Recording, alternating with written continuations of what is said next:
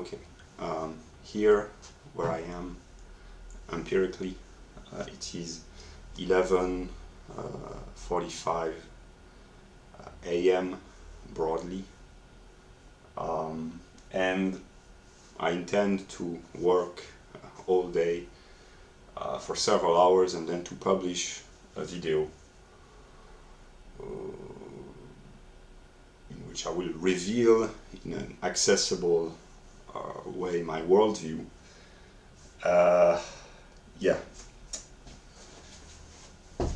I begin by giving the location of my singular self. This is where I live empirically, and all the people who have problems with whoever or whatever I am, or whoever or whatever I become, you can send your reclamations and complaints and threats and not bombs, because I need to talk a little while longer, but you can send anything else. Yeah, so it's complicated. I know myself to be God, but not just me as a singular individual, but my mind or my consciousness or my it's not very clear. I've just started. I am already trying to maybe to complexify, I don't know, but I know myself to be God basically, but also the root of all evil. So you can call me whatever you want to call me. I wanted people to call me the negative because it sounds less negative than the various names found in religious myth and stories. But call me whatever you want, because if I'm afraid of being called names, I'm not very different from those white people who would rather let their countries be ruined and be called whatever name. So you can call me whatever name you want. Yeah.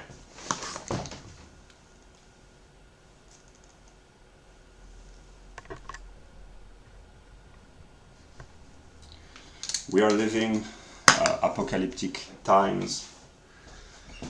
I have tried to communicate what I abstractly know to be the truth, but I have failed. So I will produce one last long video in which I share all my current knowledge in a limited amount of time. I will not develop, I will go straight to the point. Because I do not fully understand my truth and there are so many contradictions, and I will try to do what I think is correct given the circumstances. But first, I already said this in previous videos.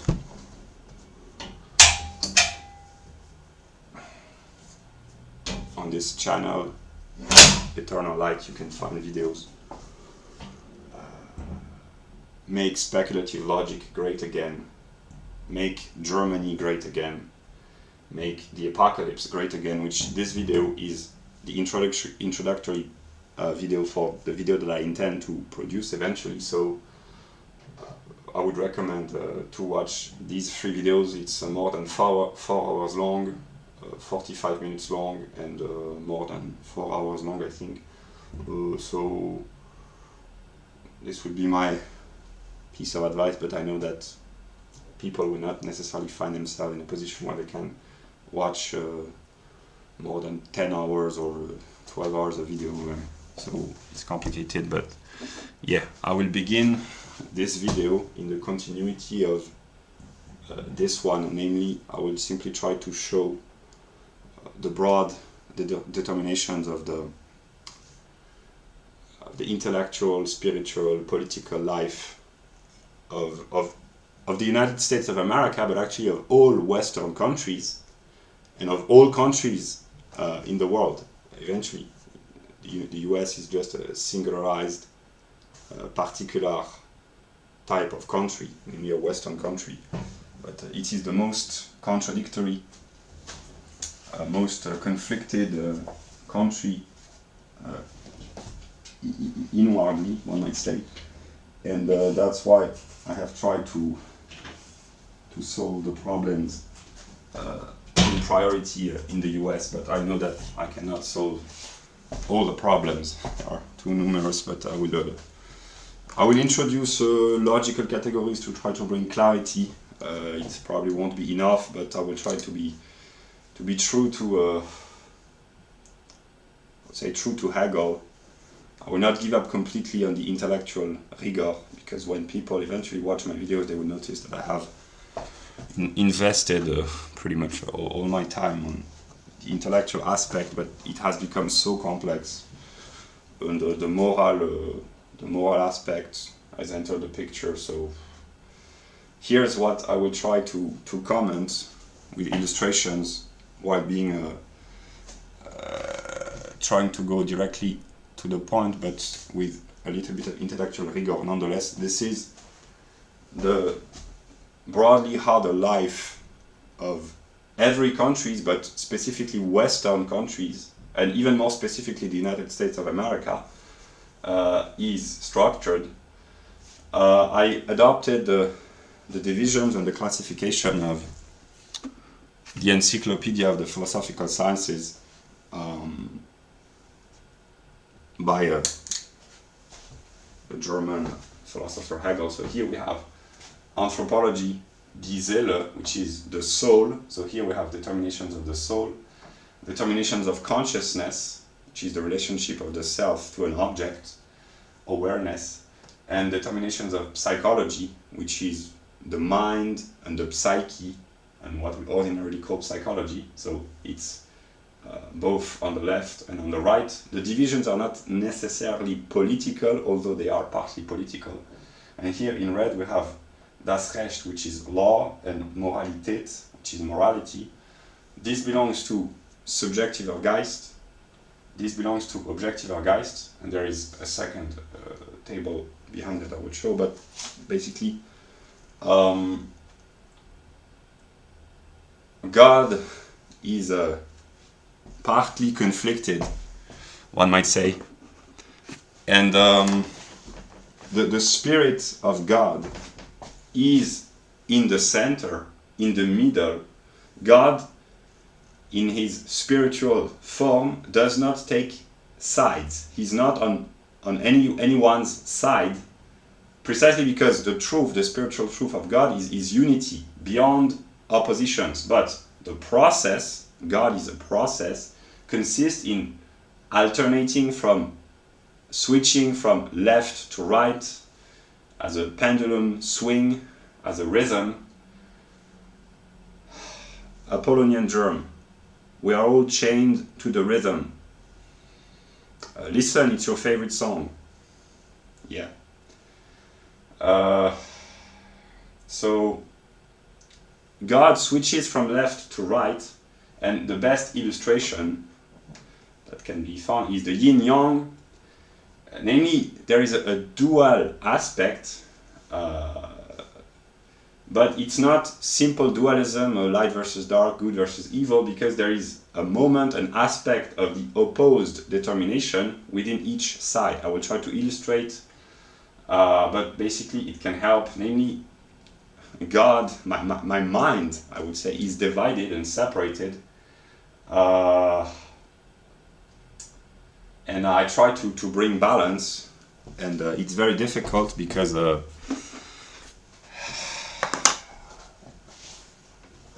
is the human element, the emotional element, and the purely intellectual element. But I will comment broadly these various determinations. Yeah.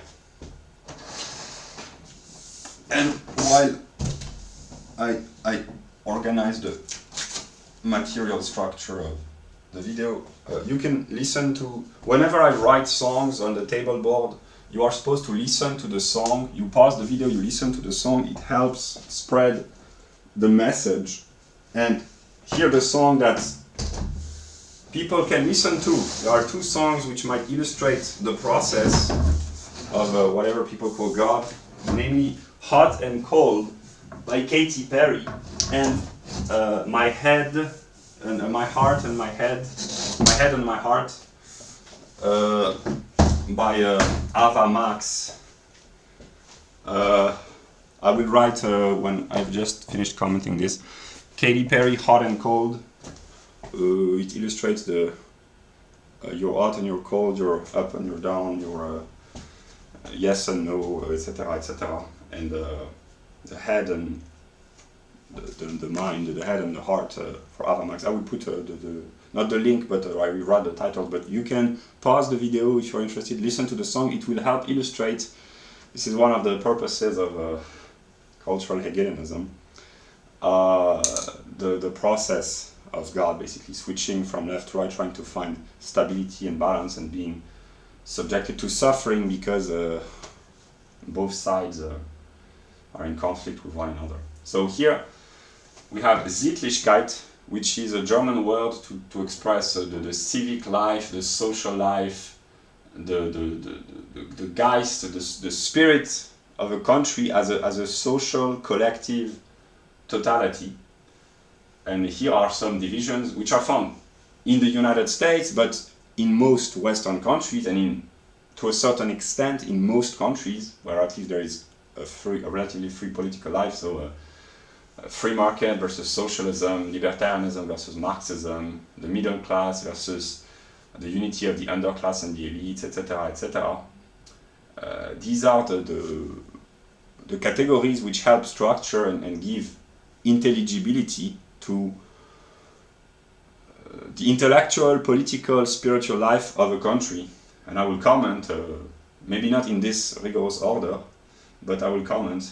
And one of the purposes that I had set myself for the past 6 months was to try to reach these two individuals because they are the smartest in terms of geopolitics. And yeah, but my mind goes way too fast or way too slow. But I still intend to reach them because, yeah. So here we have art and pop culture, religion and mysticism, and eventually philosophy, which is the totality of being becoming conscious of itself, which is the knowledge that God has of himself through self-reflecting activity. So, yeah. Okay, I will re-establish the table. I improvise. I mean, I do not improvise because I have worked many hours. It's the result of all my work, basically, my work as an empirical individual. But I've worked many hours to try to structure the video, but I will improvise nonetheless. I may edit a few aspects because I need to insert some documents, but eventually I will improvise. Yeah. So you will see if it seems like I'm not saying anything. You can listen to music. It can help spread the message. So, okay, I write the structure as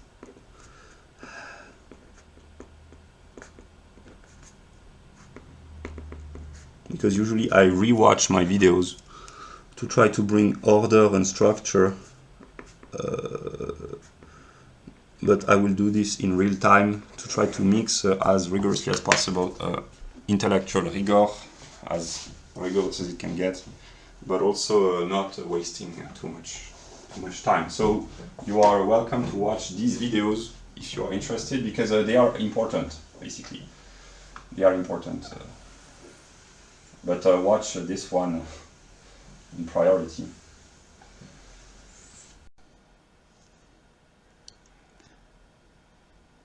Okay, this is the the way I envision being, one might say, but a country as well. And I will use this structure that I will implement during the video to help keep track of what I am talking about. So I briefly comment for the first moment, and then I will just show the picture. So nature, this is what I talked about in my video, my previous video. Nature is the realm of space and time, matter and movement, which is finite mechanics. And here in clear green are the branches of the sciences which correspond to the subdivision of the Encyclopedia der Philosophischen Wissenschaften, which presents in broad outline the process of God. And this is how nature, the physical world, is structured broadly. It's not fully determined. There may be points of argument, but it's just to present a broad structure in order to understand what nature is. So die erste Abteilung, the first division, is die Mechanik. Die zweite Abteilung, die Physik, is qualitative physics, whereas mechanics would be more a quantitative approach to physics. So this is how the natural physical world determines itself in the view of the encyclopedia. I talked about this in my previous video, so I will not insist. It is just to provide the broad context. And one could say that from a chronological perspective, the view of the official narrative, man emerges out of nature in the realm of zoology, anatomy, physiology. But actually, from an idealist perspective, it is the consciousness, my consciousness, which gives rise to nature in a way. So all these branches of the various sciences, it can be improved, more systematicity, rigor, more accurately derived, more coherence and structure, but basically it's a twofold process in a sense that this is how, for instance, the geological nature of planet Earth is structured, but these are also sciences, namely this is how human beings think about their environment. And since humans are a byproduct of nature in the evolutionary cosmological perspective, it is the cosmos thinking itself, becoming aware of its own determinations, of its own being, through the mediation of the thinking activity of man. So there are the two moments of ontology, namely how things are, and logic in a way, how things are thought about or considered by a thinking activity. And now, what is more relevant for the video that I intend to produce, die Philosophie des Geistes, and Geist can be variously translated as the soul, the consciousness, the mind, the psyche, and eventually the spirit. And here are some of the fundamental determinations of the soul. So in order to understand what a human soul is, all these particularization, all these particular aspects have to be considered from bottom up top, namely astrology, sociobiology, demographics, racial anthropology, etc., etc. And I will briefly talk about this. And these characteristics, these particularization of the universal soul, which would be the Weltseele, the world soul, it particularizes itself in the various anthropological determinations of man. So every human is determined individually by these features. In a way, he's a singularized moment of the totality, the world soul in a way, and each human is unique as an individual because of his sociobiological, anthropological, sexual, physiognomical, psychoanalytical, emotional aspects, etc.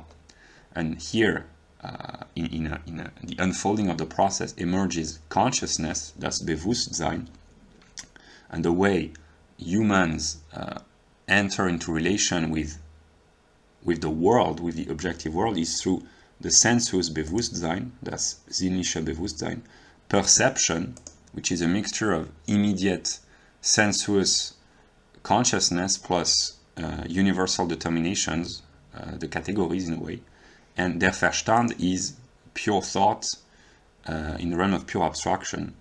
It's the ordering principle of reality through the use of the categories, the transcendental ego. Also, das Bewusstsein includes topics surrounding psychology, relationship of domination, desire, the will for the consciousness to find itself in an other and to actualize itself and to negate the divide between the object and the subject through various modes, either through destruction or through transformation, through cognitive apprehension, etc. Das Anerkennen des Selbstbewusstsein, it is the search for recognition of self-consciousness, namely consciousness first is immediate and then reflect back into itself and enters into a relationship with an other and seeks the recognition, the praise, the approval of the other, and work, art, collective behavior are modes through which individual self-consciousnesses seek to unite in a universal, mutual, reciprocal interaction. I will discuss about this later. And then we have the realm of die Psychologie, which is der Geist as psyche in a way. So here, Geist has various diverse meanings.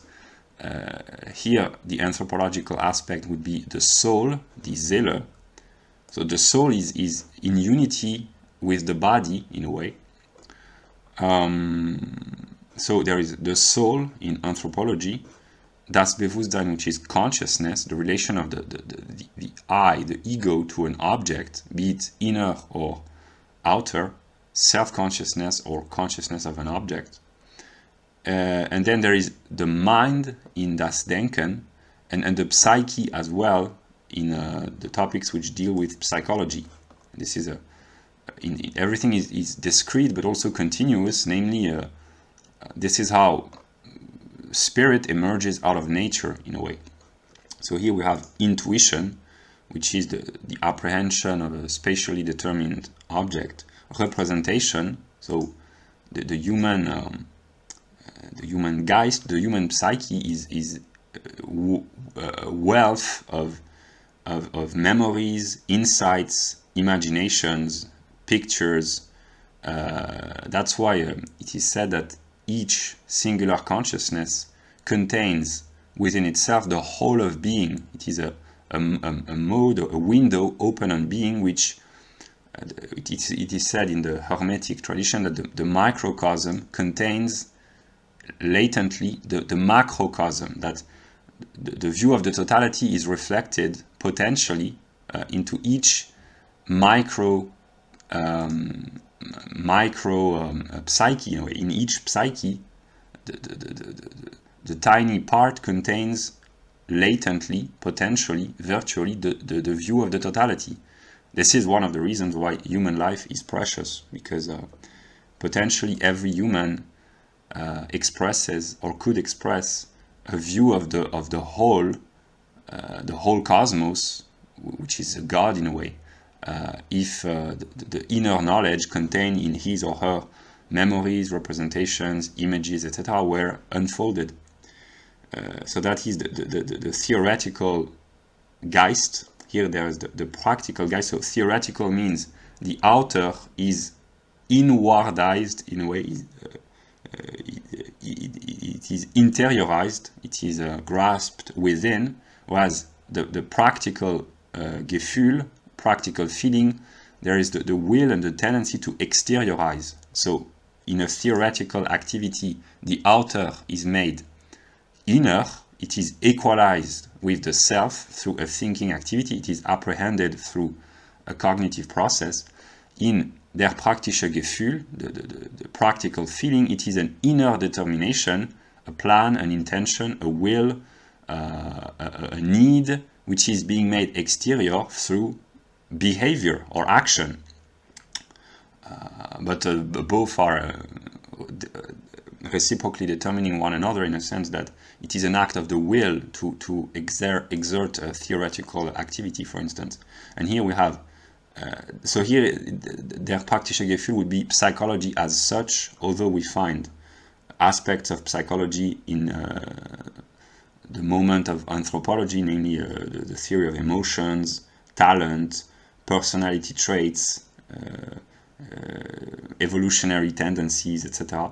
So each human being has a specific set of personal and personality traits and talent, or lack of talent, but even people who are not deemed to be very talented, they have aspects of their psyche in which they are better than others. That's what Ricardo could say to Adam Smith: even if you are not the best at anything, you are still relatively better at something, in a way. Yeah. So here is psychology in a more developed, what we would call today psychology, namely ethics, tendencies, the study of emotions and intelligence. And here, das Denken is both how humans think and the study that humans have upon their own thinking activity. Namely, the branches would be, in the realm of communication, semiotics, the study of signs, linguistics and grammar, the study of language, body language, and IQ. So the study of the meaning of signs, the way humans communicate through symbols, signs, abstract, alphabetic letters, etc., etc. This would be contained here. And their Geist as psyche, the psychological Geist, now that it has logically determined itself completely, it's not chronological, it's more a logical process, and it exteriorizes itself in the realm of institutions. Namely, here we are in the realm of Objektiver Geist, which is invisible spirit, in a way. So I already said this, but I repeat because it's important. It's a process of elevation from the more material, natural, biological, and it's an elevation of the soul which purifies itself in a way, becoming more and more immaterial. In a way, that's one way of talking. So we begin with anthropological, sociobiological determination, and at the end of the process, we arrive at communication through abstract sounds and signs, which are images and vibrations. Okay. So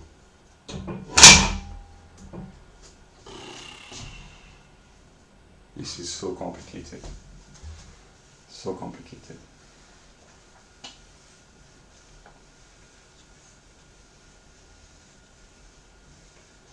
I've spent the most of the past months trying to anticipate, to think ahead for what I thought was good, but I stumble into contradictions.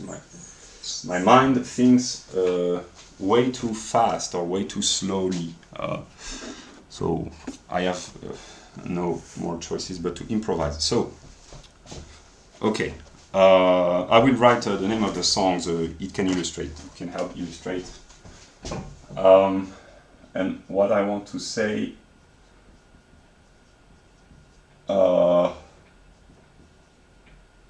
I cannot remove, at least as of now, I cannot remove evil. So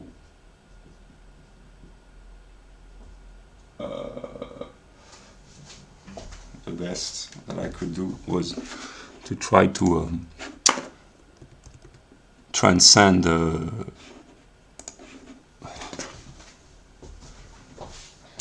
transcend, I don't know, but to alleviate aesthetically.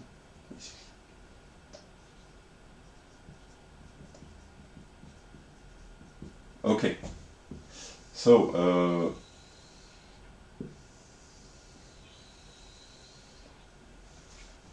yeah, in the previous video about the apocalypse, I tried to show that there is no free will. Basically, this is my plan to prove that for others there is no free will, because if I can prove, and I can eventually, when Stella gets my message, it will be proven that there was no free will until very recently, one might say. Maybe there will never be for others and for humans. But I want people to confess that they are not responsible, so that they can put the blame on me. So in a sense, I am very evil, but I am also I want others to blame me, basically. So I'm kind of a masochistic evil figure, which is I will not talk about my psychology, but basically I want others to blame me, because I might be evil, but I suffer morally. I will suffer more, but I want to take the blame, basically, but that's complicated. Whatever.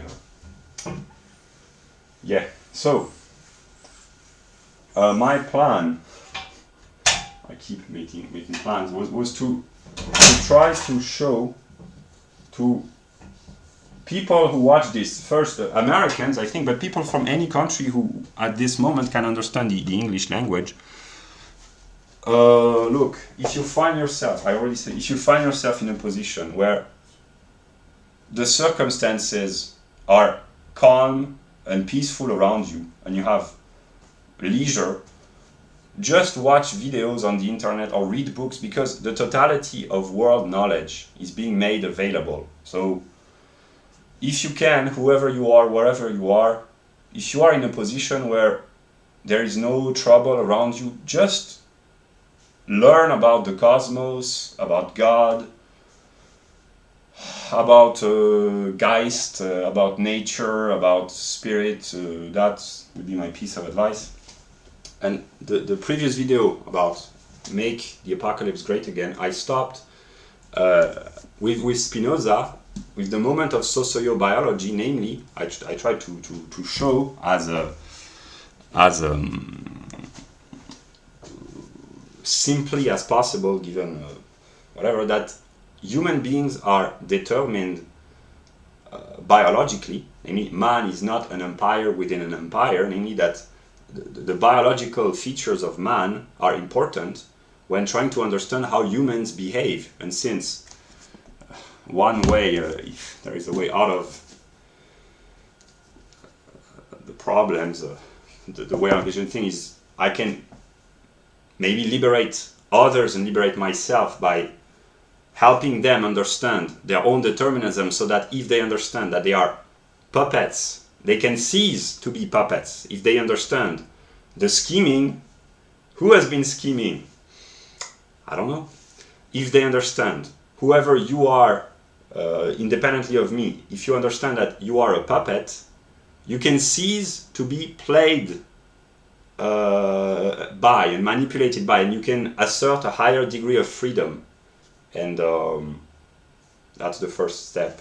Yeah. So I concluded the last part of the previous video about the apocalypse by referring to Spinoza, meaning saying that in the modern, here it's specific to the West, but the Spinozian view that humans, males or females, are determined by their natural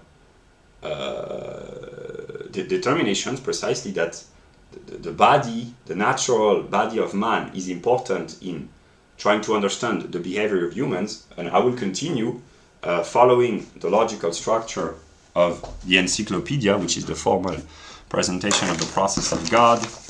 I do not have the time to make an introduction for the potential newcomers about Hegel's philosophy. I've made countless videos. If this video succeeds, because eventually I have to produce a video which succeeds, it will spread. Yeah. So I have classified my books, and I will try to introduce as much clarity, rationality, and logic as I can, because this is what I've been doing for months, for years, and I am not yet, maybe I will, but I'm not yet in a position to give up completely on intellectual rigor. Maybe I will fail and turn into a complete intellectual nihilist, but I'm not yet to this point. So yeah, I will try to go as briefly as I can, but I will nonetheless try to introduce my categories. Maybe my categories will become famous someday. So, in order to understand a country and to understand the humans who live within this country and to understand the cosmos, one has to understand the biological properties and determinations of the country, the wildlife, the plants, the animals, and the humans who are a branch of biology, and a more determined a branch of biology is what we call botanics. Yeah, and another distinct is zoology, and human beings are zoological creatures. They are political and social animals, but more importantly, they are thinking animals. It is through thought that man can reach the level of universality. And a sub-branch of zoology is anatomy and physiology. I'm just trying to illustrate that the entirety of world knowledge is being made accessible for those who have either the financial means or the leisure or both, or the curiosity. Curiosity can be a sin, but since at this point we are here, I am here, there is no other way out maybe than through understanding. Maybe we'll see that. But so here's the transition. In order to understand humans, one has to understand the anatomy and physiology of humans. Yeah. Yeah. And I will begin now the transition towards so that is the in the process of the encyclopedia, this is the transition from the philosophy of nature, namely the physical world, which includes chemistry and biology within it, the cosmos, the universe, as one totality, and man is a part of this natural totality as a biological, zoological, physiological being. But then the transition between nature and Subjektiver Geist, namely between man as a purely natural being and man as an anthropological creature with a soul, is Subjektiver Geist, and the philosophy of Spinoza can help understand because he's the thinker of the unity of nature and mind in a way, or he thinks man as being a part of nature, as being embedded within nature, not being completely independent, at least, that's the Spinozian moment, at least in a first moment, but this first moment has to be incorporated, namely natural necessity has to be incorporated within the understanding of man, basically. So, now I will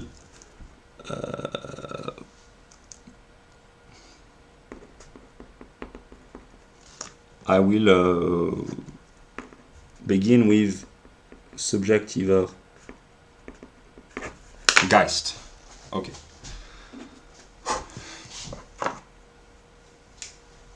I make a notes.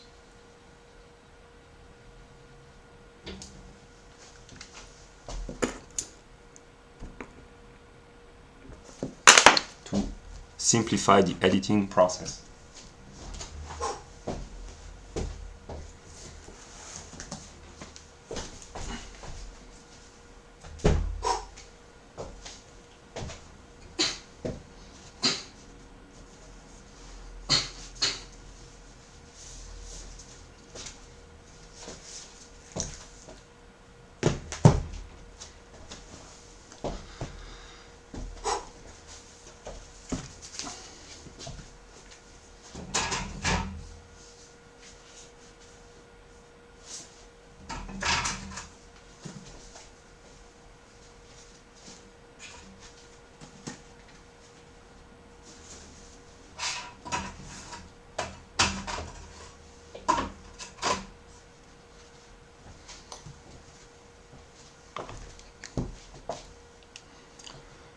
Okay, here are books about astrology.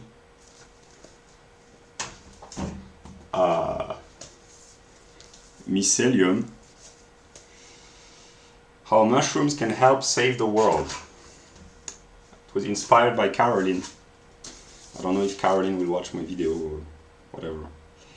The promise of the trees. How the forest will save us, maybe. I don't know.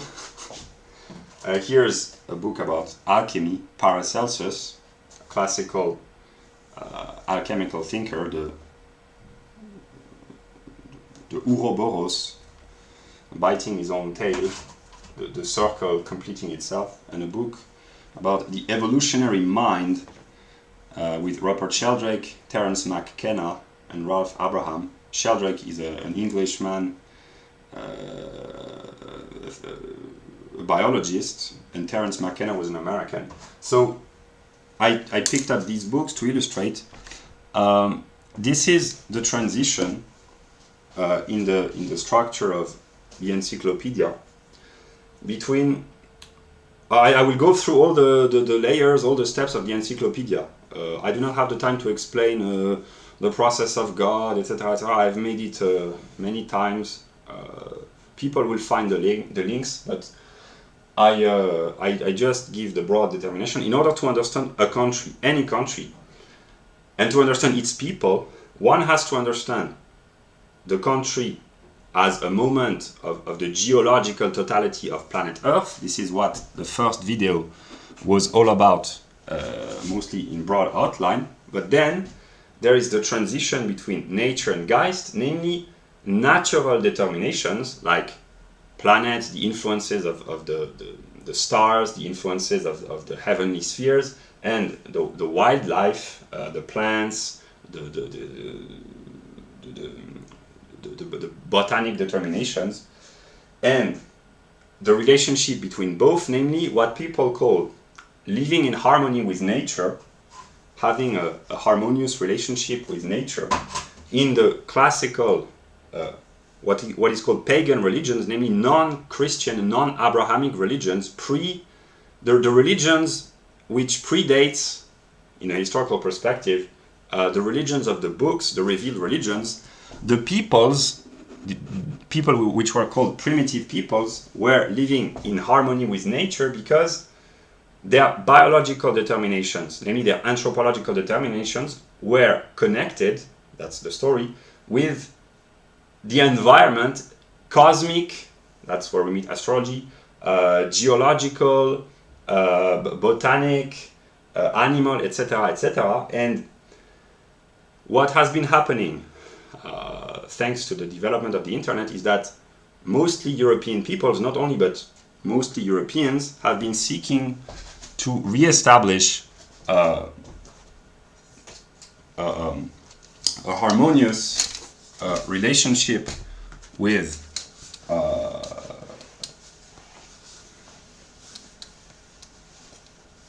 what is called nature. And I've made a video about the phenomenology of mind or Geist.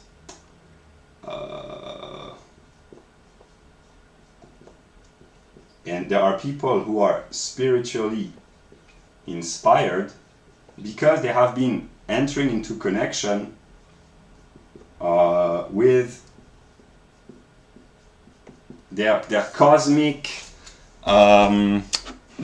self, namely they are connected, they are in unity with the natural determinations of being. And a lot of people, here I give example of female YouTubers. Some people are attracted by they are searching for their soul, basically. And since I'm talking about anthropology, the soul is not just an inner principle that would be the Christian view. It's also the connection of man, male or female, with his natural environment. And in order to understand a people and to understand the development of Geist on the internet and the publications and the search, the quest of many people in the Western world, but in the entire world at large, to reconnect with their roots, it begins with trying to re-establish a cosmic relationship with the planets, the natural environments. This is where alchemy and astrology mix together. And the reason why Mr. Rupert Sheldrake has had success in the pagan spheres is because he develops a view of the unity, the interconnectedness, the multi-layered relationship of humans living in natural environment, namely non-modern or pre-modern environments, with their biological and even cosmic environment. And here I will insert again a song. You can listen to the song. And the people who are more spiritual are those who have reconnected with their roots and the nostalgia that mostly Westerner, but not only, feel for what they call a harmony, living in harmony with nature, is the life of the primitive tribes, Native Americans, in the sense of Native Amerindians, the native tribes of the Amazonian forests, the shamans in Siberia, etc., etc. I will just search for the books.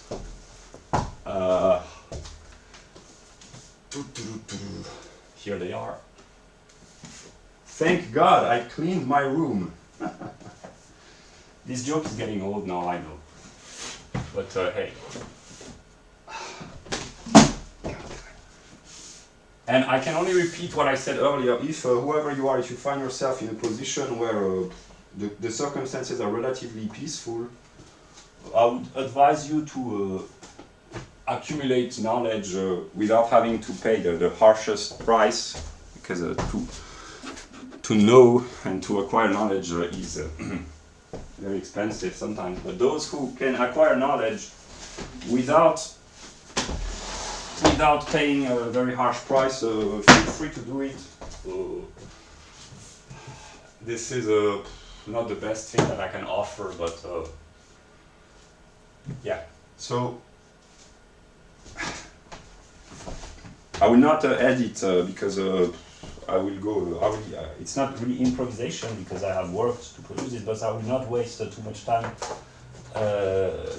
improvising. But basically, here are a few illustrations.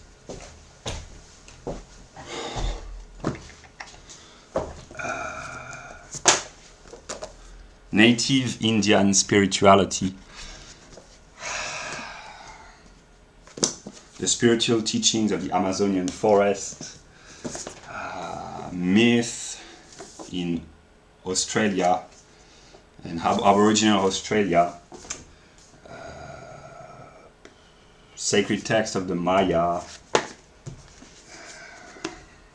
a revival of European paganism, and what all these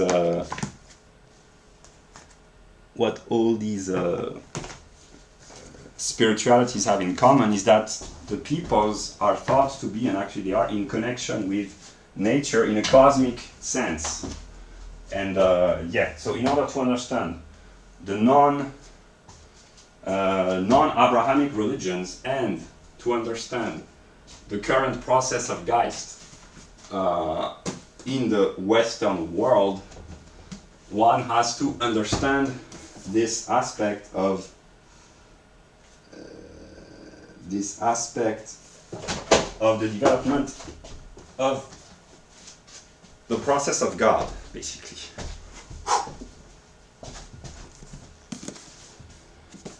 Shamanism in the Amazonian forest, tales and legends of the Inuits, classical pre-Christian, pre-Muslim African philosophy, shamanism in Siberia, and that's okay. So I will not here develop much longer, but basically one of the conflicts in the religious life historically and still to this day is between the Christians and the Muslims and the Jews, which have a view of revealed religion as revealed in a holy book, and those who produce their own homegrown brand of religion. But in order to have a natural religion, what is called paganism, there has to be a connection with the historical and cosmic, anthropological, biological environment in which the people who practice this natural religion has evolved. That's the biological perspective, and grown. And so that was the introduction. Now we will talk about anthropology, because one of the fundamental features of the life of Geist, which I started to know is actually the process of the development of my own mind, is the search for the understanding of the anthropological determinations. And here, I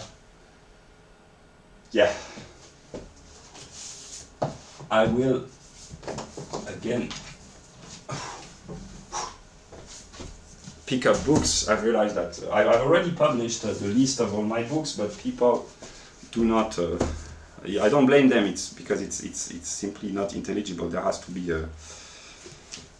illustrations, one might say. So here I will illustrate anthropology, and now I will use here it was not very clear. Now I will start to use logical categories, only slightly, just to introduce intellectual rigor.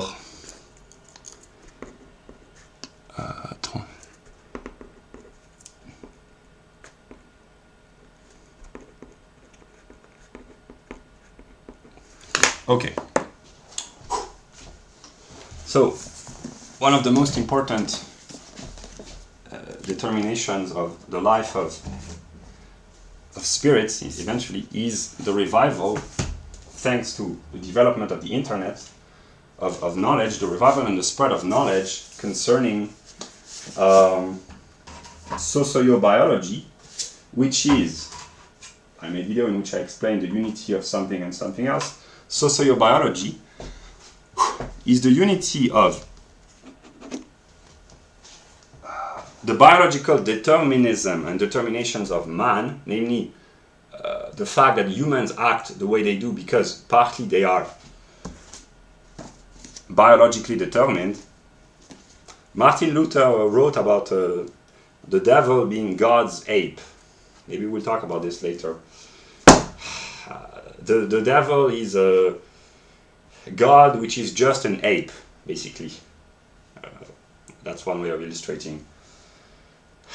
And then the fall could be the descent of man, which is actually the descent of God into the natural world. He comes from above and he descends down here. That's the fall, that's negativity, evil, sin, whatever. Yeah, I know what happens to most biological creatures. I've read the books by Dawkins. What does he say, Dawkins?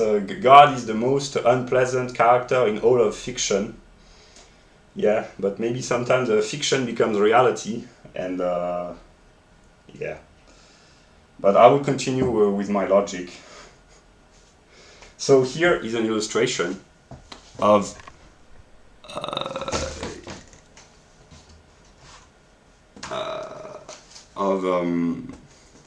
the development of, it is both the structure of anthropology and the knowledge that humans have. Hopefully it will have been clear at this time. I cannot repeat every time, take the time to repeat again and again. I said that I would trust people's intelligence because I have overestimated them. I will try not to underestimate them. So here it's a view of the anthropological determinations of man. So it is a moment in the process of understanding what the human soul is.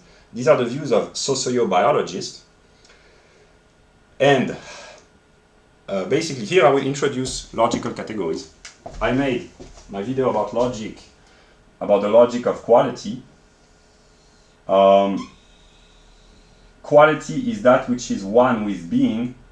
Quantity is the determinacy which is indifferent to being, namely the quantity of Dasein, the quantity of a being, the quantity of a thing can change indifferently. It can be increased or decreased without the thing which is affected by the quantitative change ceased, without this thing ceasing to be what it is. So here, this is the formal and abstract definition of quantity, and there are two moments, and here it's important. There are two moments, two logical moments in the concept of quantity, namely continuity and discretion.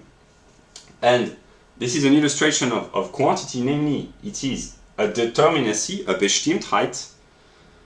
Hopefully people will be familiar with Bestimmtheit at some moment.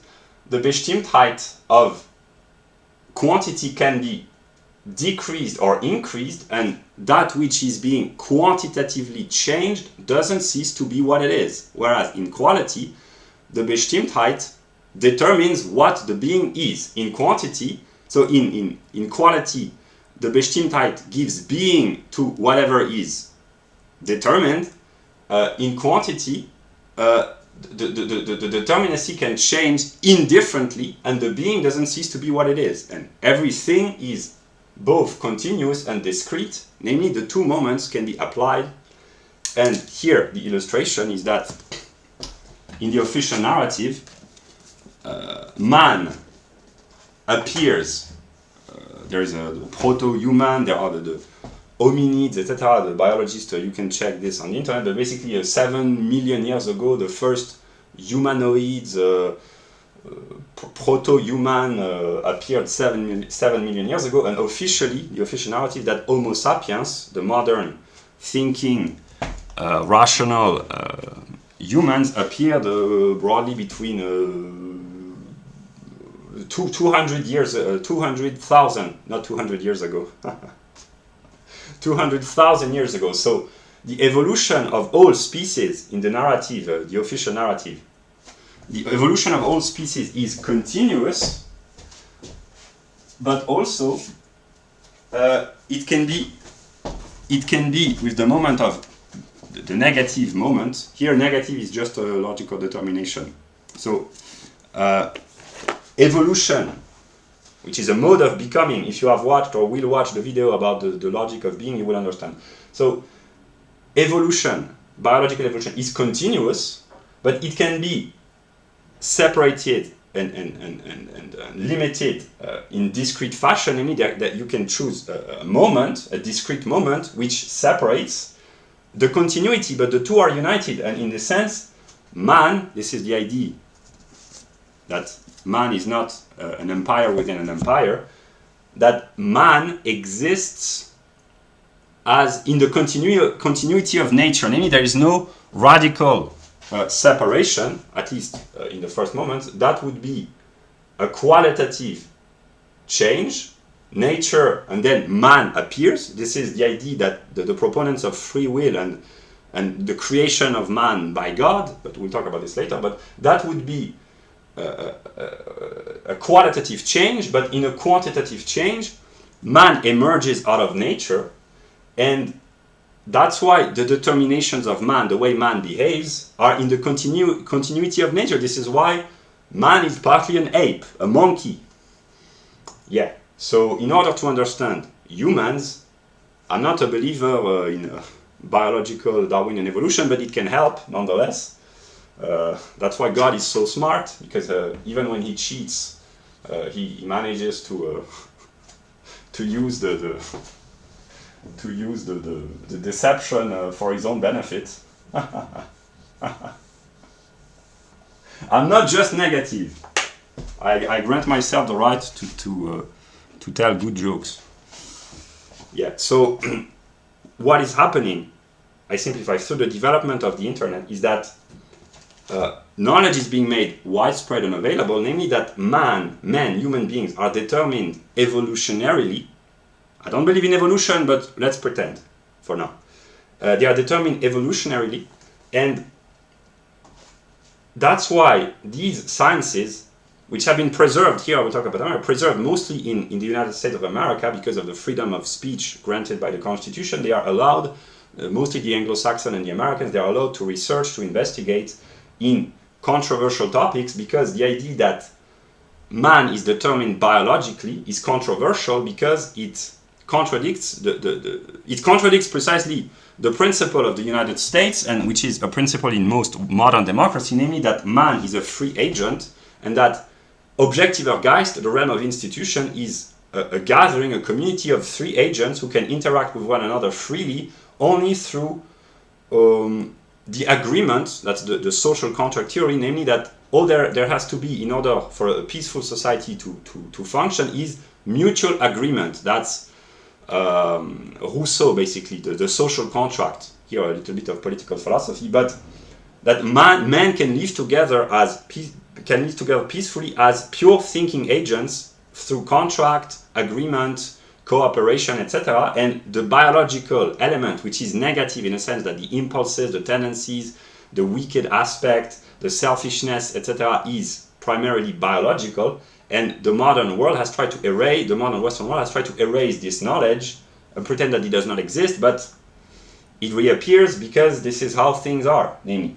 And there have been books published recently, The Biology of Gender, Race and Class, Human Diversity, which contradicts the myth, which in this case is really a myth. I mean, it's because myths, they're actually, they can be more real than science, but here it's myth in the sense that it's a fiction, in the sense that it's not true.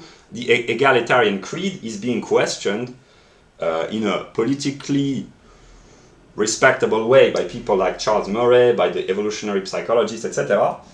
And mostly in the Anglo-Saxon world, a troublesome inheritance, namely humans, after many decades of self-inflicted forgetfulness, are rediscovering that humans are, in the Western world, we are rediscovering that we are separated by genes, race, and history, and that there are impulses, tendencies, which make us act the way we do, in a sense that human males and human females are biologically determined to act in a certain way.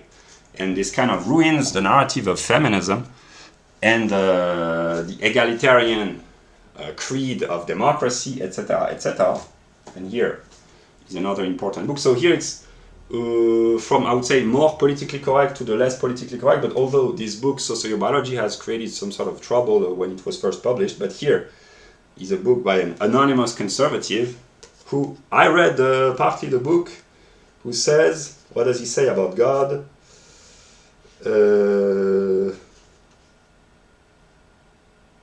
In addressing the religious issue, I myself believe in God. I see no conflict between my faith and my love of God and this work. God created an incredible world. Thank you, anonymous conservative. That's why the United States are so Hegelian, because they can mix together the most crazy superstition with the most state-of-the-art, up-to-date, modern science, and they see no contradiction. So the Americans, I will praise them, maybe I will antagonize them a little bit, but I will praise them. The Americans, they can maintain two conceptually, a priori, completely ludicrous, contradictory opinions, and they deal with it as well as it can get. So that's and here the yin and yang. What did you expect? Very intelligent, these conservatives. I might have said stupid things about the conservatives, but they can be intelligent. So yeah. So yeah, the continuity discretion, and here precisely we have the opposition, the positive and the negative, with the RK strategy. And here I will introduce again my categories. R selected means people who unconsciously, people or living organism who unconsciously produce a lot of offspring, that's a quantitative determination of number, with a low investment in their children. So a high number of offspring with low investment, that's their reproductive strategy, knowing that most of their offspring won't make it long enough, but they invest unconsciously, the animals, or it is partly relevant in the realm of human, they invest, they bet on quantity, whereas the K strategist, they unconsciously or consciously decide to have less offspring, namely a smaller quantitative number of offspring, but they invest more in each offspring in terms of upbringing, resources, training, one might say. And this is an illustration to say that quantity and quality are distinct, but nonetheless in a conceptual unity, namely an organism, let us talk about humans, who have very few offspring, very few children, but who invest an enormous amount of resources. To have one or two children, it's a few number. Having 6 or 7 is a greater number quantitatively, but the time, the resources, the upbringing invested will be quantitatively greater in the case selected, namely in those who choose to have less offspring, choose or do not choose precisely. So it might say that the case selected are more qualitative in terms of they are better, more intelligent, more competent, etc. But actually their quality, in the sense of good quality, is a quantitative determination, higher investment, more long-term care, etc., etc. And one of the divides in the modern political life can be based on the question of gender and race and class and genes and race, etc., but also the reproductive strategy, namely the right-wingers. They are more in a competitive aspect, the idea that life is a struggle to acquire resources, and that's also, I will illustrate with my categories, the right-wingers, who are mostly the case selected, they advocate competition and struggle with others, but within their own group. That would be the black circle within the white half. They promote cooperation. So there is in-group cooperation, out-group competition. The R selected, those who decide to be more peaceful because they believe that there are plenty of resources available, they promote open cooperation with all the others, the foreigners. But the problem is that their view contradicts reality, in a sense. That would be rabbits and wolves. And yeah, so an excess of one, here we enter the realm of measure. Measure is quantitative quality. Too much investment in too few offsprings in terms of biology can be counterproductive because the organism has to reproduce itself. But the opposite, namely, too few investment in terms of resources, upbringing, etc., in too many offspring means they won't be able to live long enough and to survive, and both strategies will end up failing. So here I introduce the logical category of measure. In order for an organism or a species to thrive, it has to find a proper balance between high investment and high number of offspring, and the perfectly balanced union would be the species which can reproduce itself and succeed eventually. But here I will not draw again, but the continuum between R strategy and K strategy can be found within the political spectrum, but within anthropological and genetic and racial differences as well. And this has an impact upon the world at large and upon societies, each given society. And now I will transition to the next topic.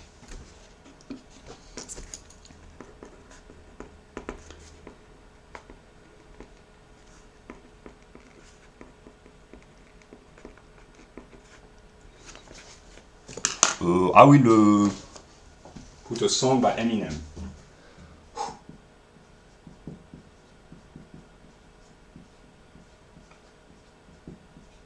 And in case it's not clear, one aspect, because here I've used the categories of continuity, discretion, measure, etc., but the positive and the negative, and the K are K because they are not R, and the reciprocal is true. So there's a positive, from the perspective of the advocate of K selection, of competition and survival of the fittest are not always the K selected. Sometimes uniting in masses of groups, quantitatively numerous groups, can be a more successful strategy. So that's the first thing. But also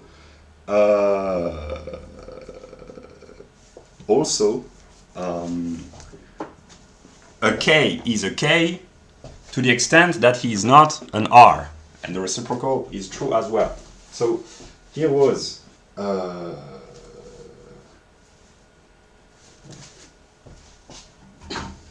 introduction, and what happens in the continuity of the rediscovery or the spread of information about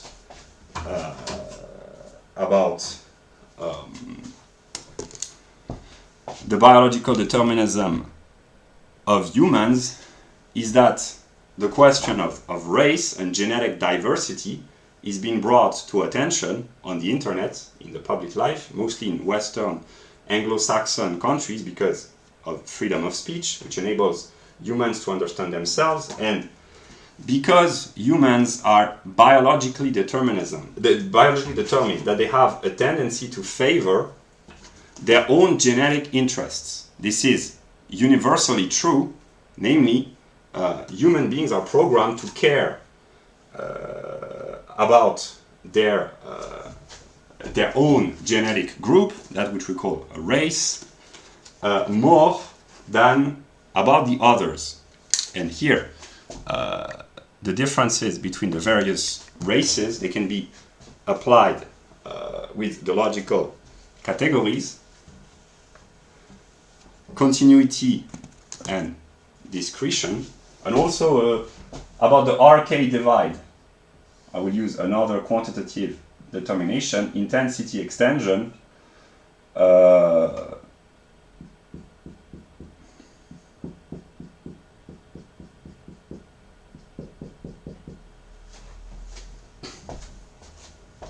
The K selected, that's an illustration of the concept of intensive and extensive quantum, which is limited quantity.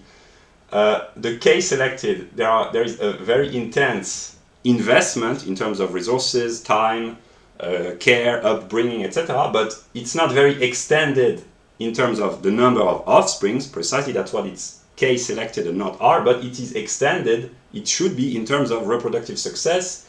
Namely, the mammals, the highly developed mammals, have extended their dominion over the globe. They can be killed by viruses and small insect bites or whatever, poisonous plants or whatever, but the high intensity of the investment in terms of upbringing is reflected in the extension of the reproductive success. But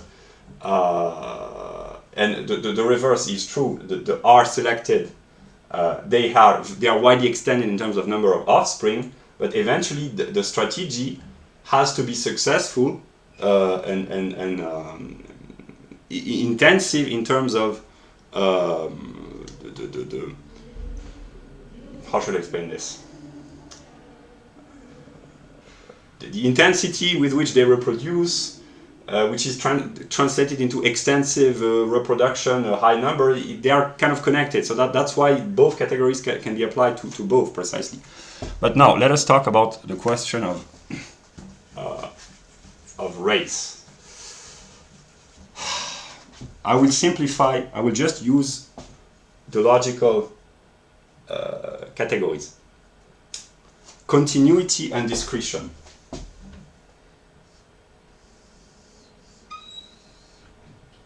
On the left, usually they claim that there is one race, the human race. So basically when they talk about race or anthropological determinism or whatever, they use the moment of continuity. All races are one continuous totality, there is no distinction, we are all the same family, etc., etc.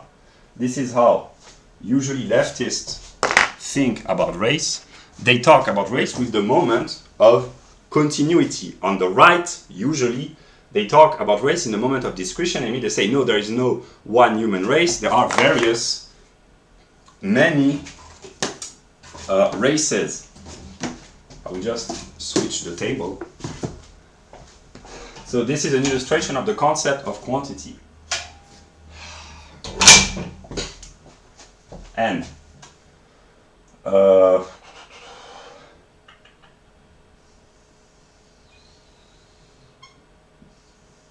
I just illustrate the importance of the categories. What is unconsciously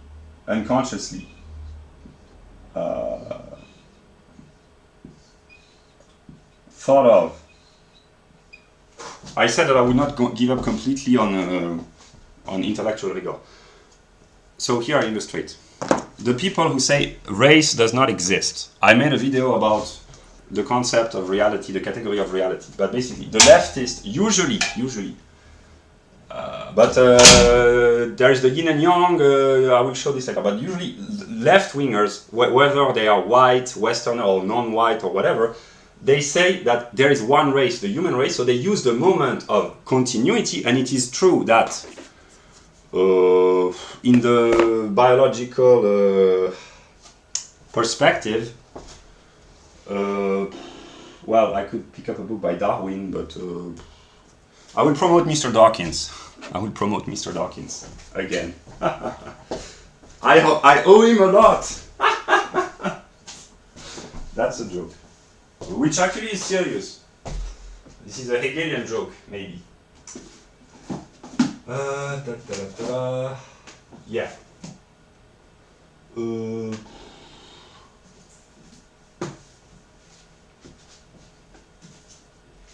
Yeah.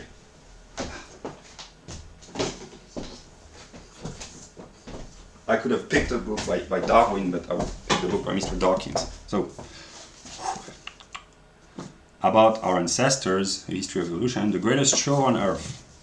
So basically, the leftists, I simplify, they say race is continuous, which from the biological perspective is true, namely life, multicellular life, much later mammals, the family of apes and monkeys, proto-humans, pre-humans, humans, Homo sapiens. It comes into, there is a continuity of evolution. You cannot pick one discrete moment and say 7 million years ago there were apes, and 6,999,000 years ago there were humans. It's not as such, it's a continuity. That's one of the problems that biologists have. When that's what Dawkins says in his books. Where does the transition from Homo sapiens and pre-Homo sapiens, Homo erectus and pre-Homo erectus, Homo and pre-Homo, mammal and pre-mammal, reptilian, pre-reptilian, dinosaur, bird, fish, non-fish, whatever. When does it occur? It's problematic because the two moments of continuity and discretion can be applied. I will put another example. People who post pictures on the internet they take pictures of themselves every day for several years. There's a continuity of evolution and a discretion as well, because each singular picture taken every day is a discrete moment. But if you add them up in a continuous flow, you can see the transition, but you cannot point to a single moment where you say, okay, this day he was young and beautiful, she was young and beautiful. I think that's a song by Lana Del Rey. And the next day he was ugly and old. That's the kind of question that the very serious biologists ask themselves, but it's simply a question of logic. So basically, I simplify. The leftists, they use the moment of continuity when discussing the question of race. It can be used. That's why the leftists can win the moral argument, because continuity means unity, it is the identity, it is positive, and discretion means separation, negativity. Yeah, that's why no one likes to talk about race, because discretion is the moment of negation. But in the realm of the logic of the concept, I will not make a full lecture, I simplify. Continuity would be the universal. It is true that there is only one race, the human race, but the universal is not just purely abstract.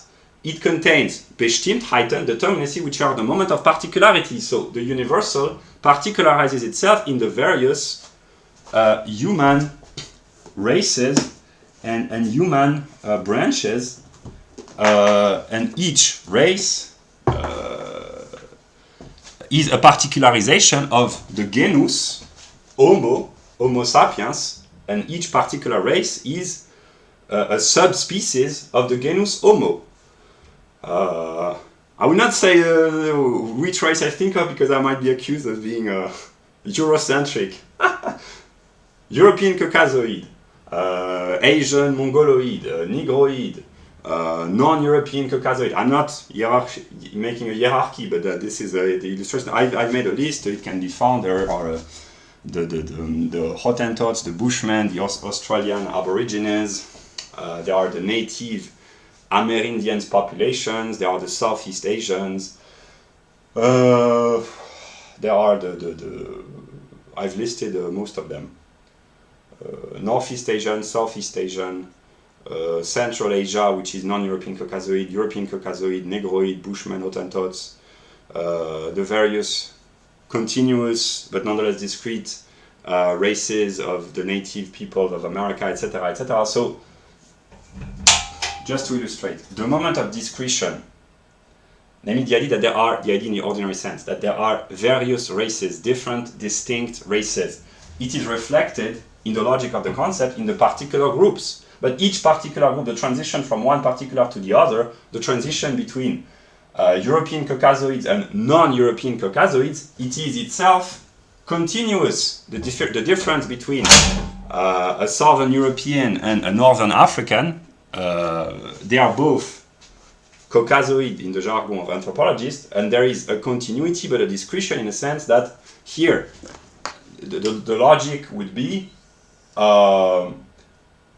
quantitative proportions.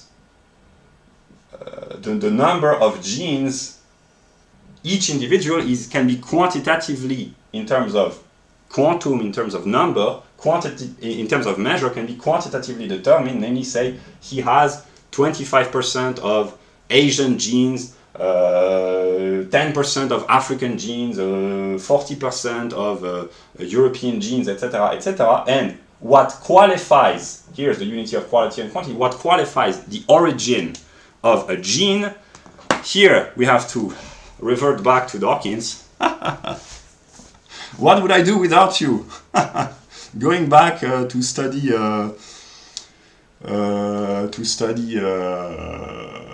creationism? No, you've changed things. You complete me, Mr. Dawkins. Seriously.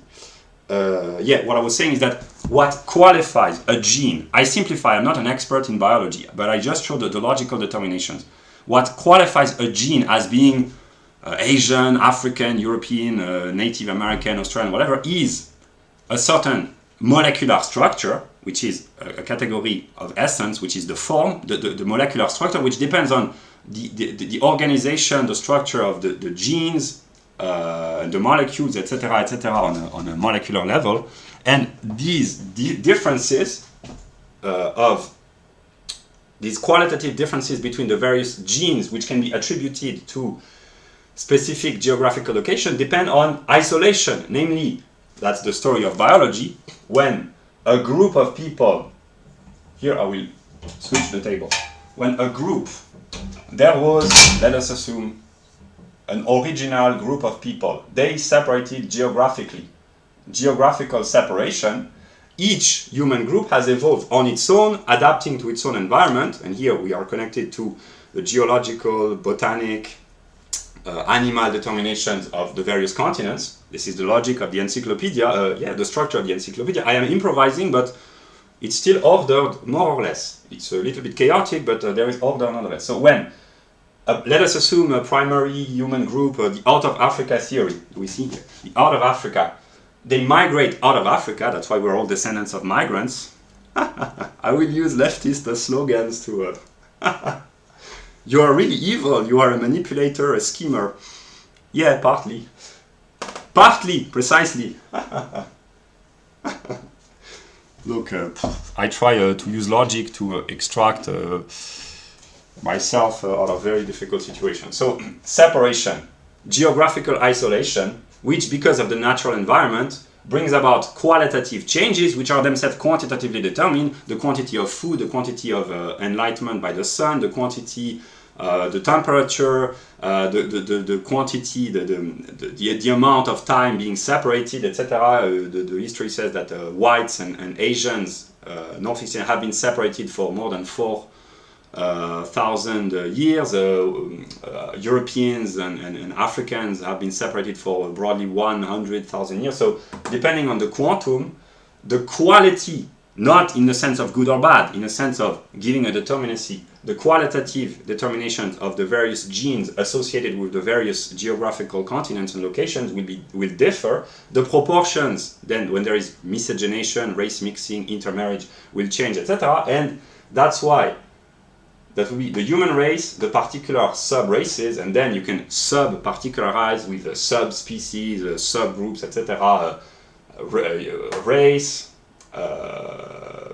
Asian Mongoloid, and then the Japanese, the Koreans, the South Chinese, the Northern Chinese, etc., the various sub-ethnic groups, etc., etc., and it can be applied to many, if not all. And the distinction between the various particulars, which is the logic of the concept, can itself be determined with continuity, discretion, quantitative determinations, etc., etc. I will stop there for now with my logical categories, but basically, this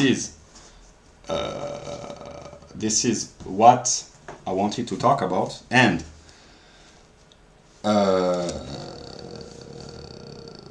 humans are programmed partly to care more about their own genetic interests, namely to care more about the people who look like them. This is the logical category of attraction and repulsion. They are attracted by the people who are more like them, and they are in a negative relationship with people who are different from them. That's why. But then it differs depending on the ethnic group. There are ethnic groups which are more or less ethnocentric, namely who care more or less about the people who look like them, who are more or less prone to open towards strangers or to welcome foreigners or to choose confrontation or cooperation with foreigners depending on the level of ethnocentrism, which itself officially is biologically determined, etc., etc. And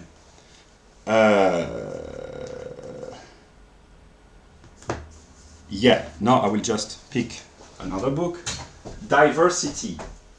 In the realm of biology, diversity, I will pick the book by Mr. Charles Murray, is a determination of the logic of essence, namely its difference. There is identity, difference, diversity, which is Reflexionsbestimmungen, and whatever is diverse is indifferently different.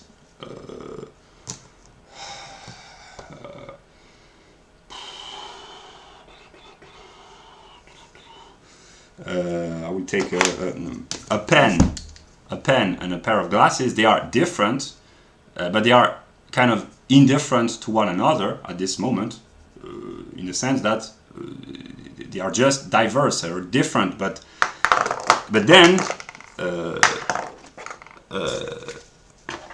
this pen and this sponge, they are also different and diverse, but actually they are complementary. Namely, this is a difference in which the two are complementary, they complement one another. And there are various different categories of difference, and diversity, difference, and opposition are differently different. And eventually, if there is diversity and ethnocentrism, Edward Dutton plus Charles Murray, there is a risk that it might bring conflict, which is another word for opposition. This is a book by Mr. Van Anen. So diversity can bring a lot of benefits, biologically, evolutionarily, etc., but it can also, and actually it does, bring opposition. And this is what has been happening in the West, namely diversity has brought opposition between the native populations and the descendant of immigrants. In the long run, we're all descendant of immigrants, but if you say, okay, my ancestors have been here for 200 years, or 500 years, or 3,000 years, it's not the same as if my ancestors have been here for the past 6 months because of a free border, open border immigration policy. So the same categories can be used. That's why it's important to care about the categories. But what I want to say is that eventually opposition is a moment of the logic of essence where what is different and diverse becomes opposed, and one of the two poles, I'm not talking about people coming from Poland, I'm talking about opposition and polarity, where the two poles reciprocally determine one another, and one is what it is to the extent that it is not the other, and they are in a conflictual situation, there are tensions. This is a determination of electromagnetism, electric tension. Polarity is a determination of magnetism. And yeah, I will make my first pause. I will just show then the do we see? So here I was talking about anthropology, etc. Now we talk about politics. What has been happening in the Western world, in America, but in most Western countries, with an important immigration policy, is that there has been diversity has brought opposition, which has consequences in terms of education, crime, economics, etc. This is one of the hottest topics in the Western world, namely the racial and anthropological conflicts and tensions. And they are in kind of a yin and yang relationship.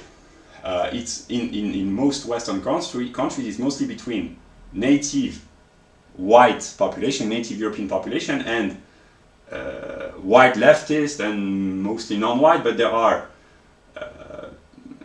non-Europeans who are more on the right side. It's not necessarily political, but actually it is. And there are a lot of white people who are on the left side, so it's not just simple dualism, it's more yin and yang. This is one of the main topics of problems in the Western world, and hopefully if some people watch this, if they can understand that they are determined, if it's easier said than done, of course, but if they understand that their hostility towards the other and their attraction for the same is biologically determined. Here I know that it's easier said than done because I suffer from this, but yeah, I just try to illustrate. And now I will conclude the part about anthropology with a book by Mr. Rushton, Race, Evolution and Behavior. The external features, what we see when we talk about race: color, skin, shape, structure, bones, size, voice, and other determinations that I will not mention here.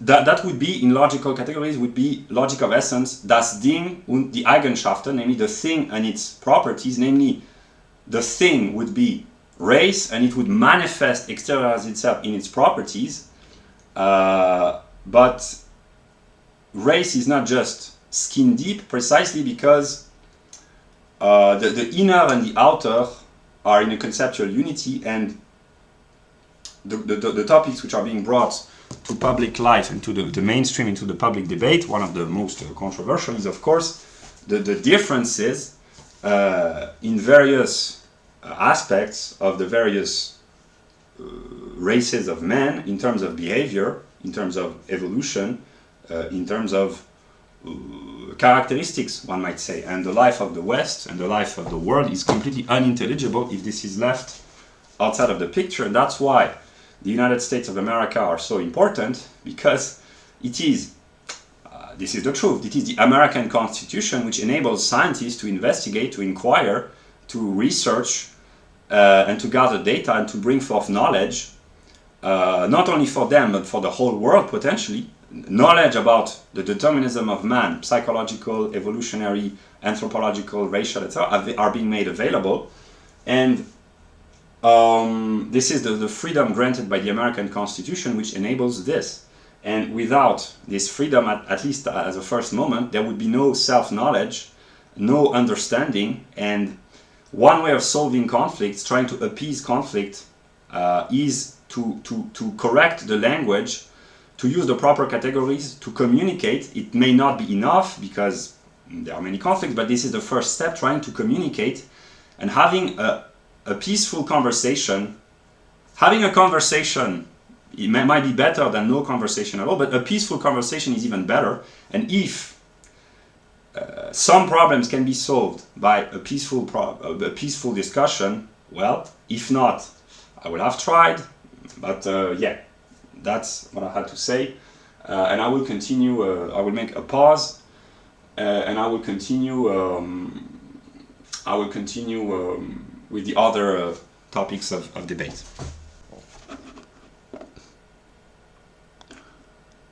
So I let the camera record. I will just drink a glass of water and try to appreciate a glass of water.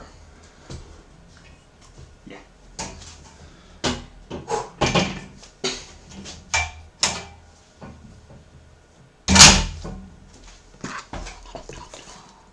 So I may cut this part.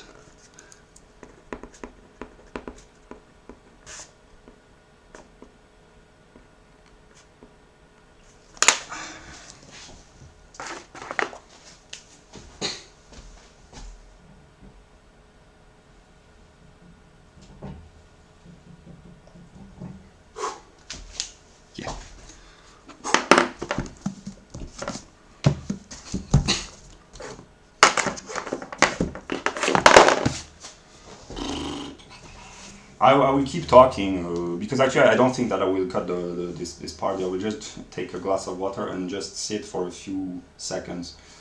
So I keep talking. Here I have no... yes, actually I do. I have a song. I already talked about this song, but...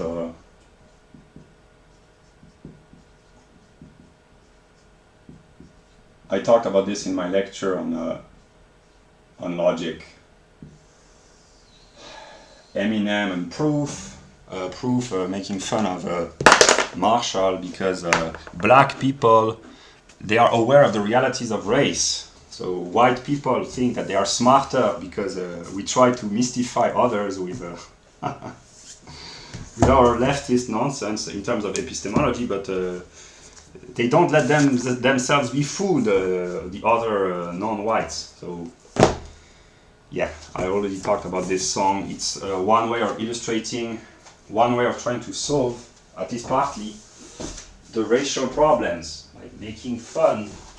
If this can solve the problem, if those who feel offended by white racial science, if they want to feel better by just having a good laugh at me or at white leftists, go ahead. But yeah, it could be worse if it can solve at least some problem for some people. There are too many problems to be solved just by in this way, but if it can help, whatever. So what I wanted to say, I will just drink water and I will keep talking.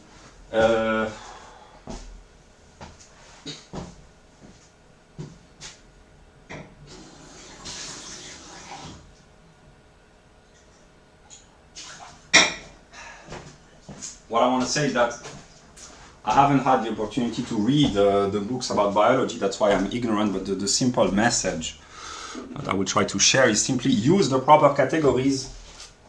I do not have the opportunity to make a lecture on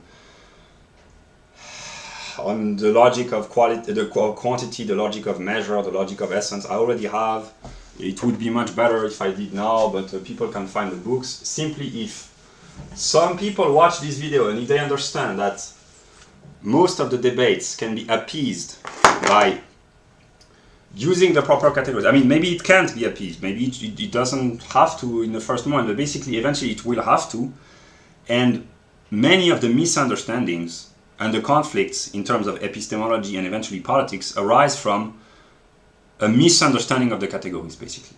It's really that simple. Because if continuity and discretion are taken as separate, they can, if you choose one moment and not the other, you can defend any vision. That's why the left, it's continuity, the right, it's discretion. And here, I've already talked about this, but I will nonetheless.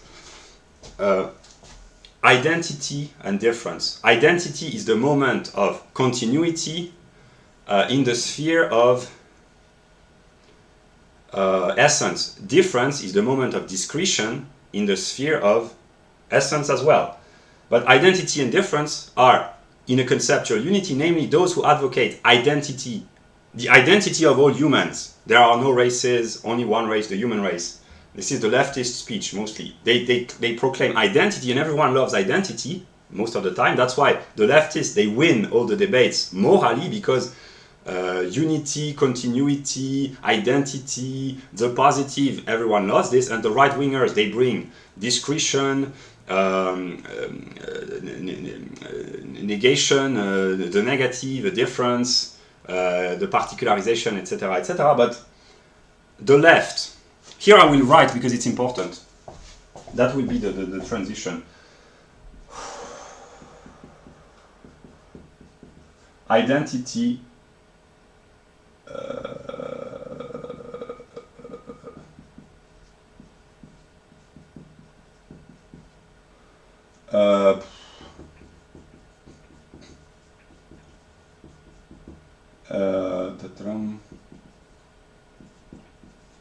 It's really important. If you, I do not have any songs to illustrate it, but if you want a religious illustration, probably the Tower of Babel. I get the broad picture. If people are superstitious, they can read the Bible.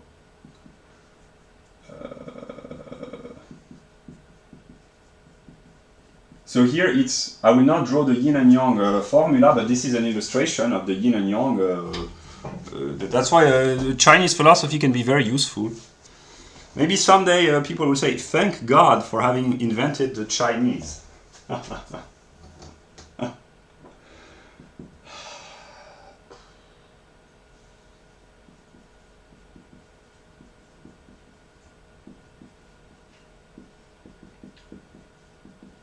Here I simplify.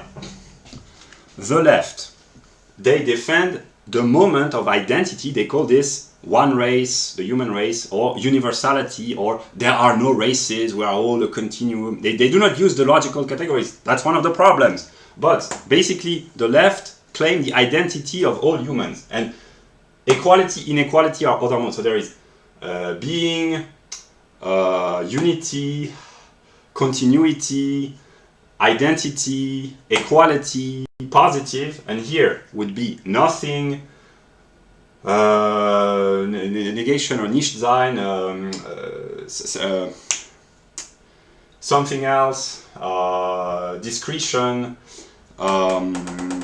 difference, inequality, negative, eventually. So these are logical determinations, but it can illustrate, and actually it does, because this is how it is structured. The left, they proclaim identity in the sense that they say all humans are equal, but that's identity, and that's why they have the moral high ground, because everyone loves identity, except in some circumstances. And the right, they defend difference. That's why there is ethno-differentialism on the right, which is just a bullshit way of talking about the return of racism, basically. That's the polite way of talking about trying to re-establish a moral reputation for racial policies, basically. Ethno-differentialism. Let's change the word, but basically, the leftists, they can be stupid regarding race, but here they do not let themselves be fooled. They understand that it's just right-wing scheming. Yeah. So, the left, they defend identity politics, mostly in America and Anglo-Saxon countries, but actually in most Western countries. And the identity politics is... no, that's not the proper order. It has to be ordered. Yeah, sorry. I made a little bit of a logical mistake. So it's 1, 2, 3, 1, 2, 3.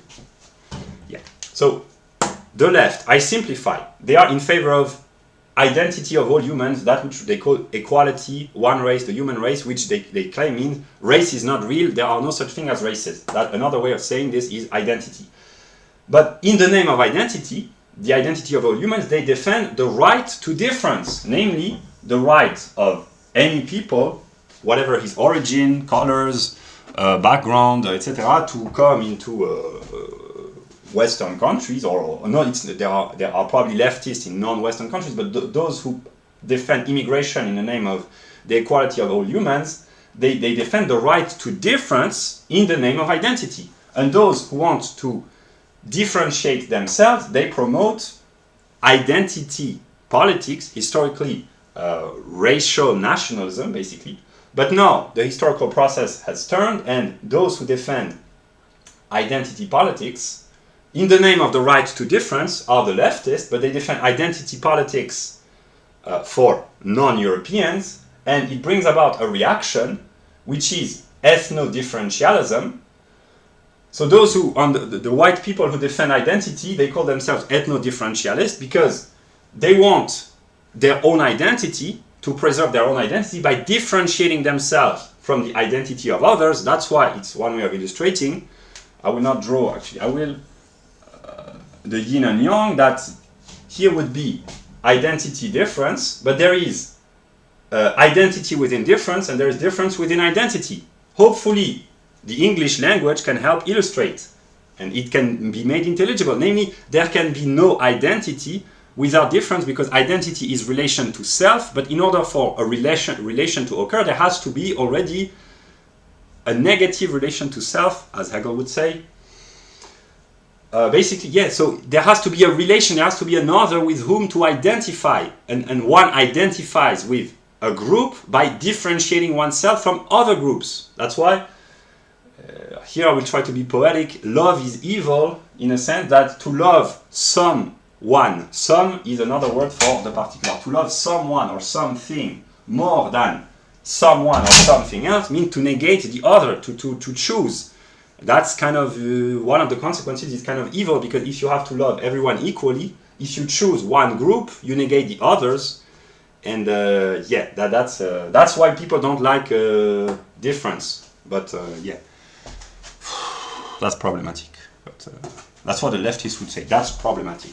But no, okay, I have illustrated simply the question of race. And now let us talk about a topic which will not bring too much controversy, hopefully. Let us talk about gender and sex. Why would there be conflict within the genders? I don't know. We shall see. Look, I will not play the role of the bad guy because maybe I'm naturally evil. Because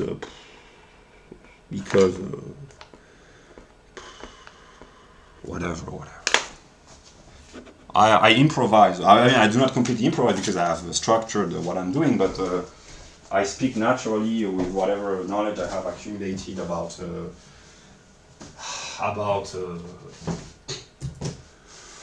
logic of Hegel, about modern topics of inquiry, etc., etc. So, we are still in the realm of Subjektiver Geist.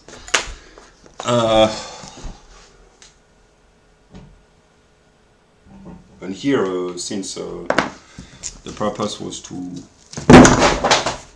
unite religion, art, and philosophy, here I could add many songs about men and women. Most songs are about male and female relationship. In the Bible, it's the Garden of Eden.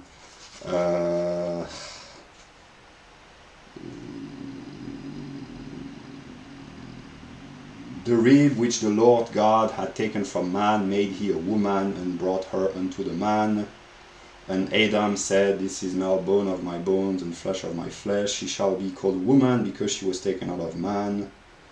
Therefore shall a man leave his father and his mother, and shall cleave unto his wife, and they shall be one flesh. And they were both naked, the man and his wife, and were not ashamed. That's the story of the Garden of Eden, basically. But yeah, let us talk about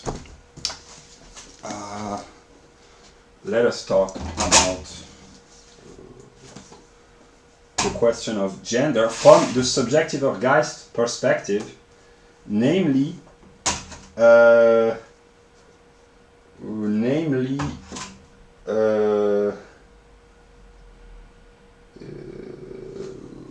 yeah, here it's kind of difficult because I've thought about this. I have thought about this. A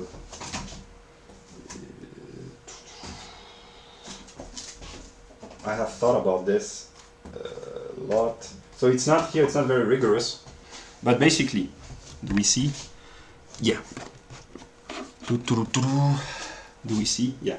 So, I am following the logic and the structure of the encyclopedia, namely Subjektiver Geist, how the soul of man determines itself. So here I will talk about sex and gender from a biological perspective, because there is the biological determinacy, namely how men and women differ biologically, and then there is the social differences, which would be men and women, which belongs to Objektiver Geist. So I will talk later about the differences between men and women from a social, cultural aspect, namely marriage, seduction, etc. But here I will talk from a strictly biological standpoint.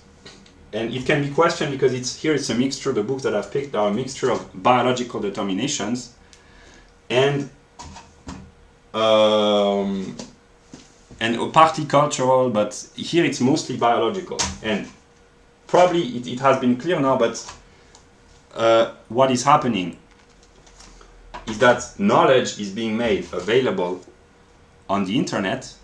I should have begun with this, but hopefully I trust people's intelligence. So when they hear me talk about Hegel all the time, they will understand.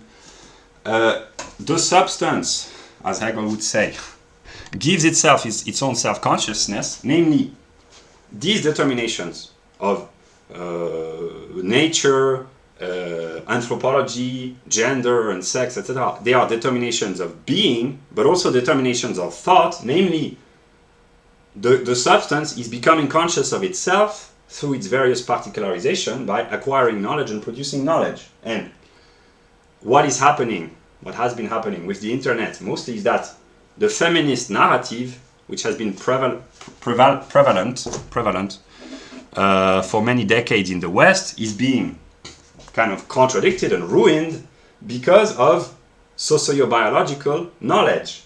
And it is becoming more and more widespread, mostly in Anglo-Saxon countries, thanks to the freedom enabled by the American Constitution and the traditional instinct of the Anglo-Saxons for independent research and a spirit of independence, and maybe the Protestant spirit of inquiry and search for freedom.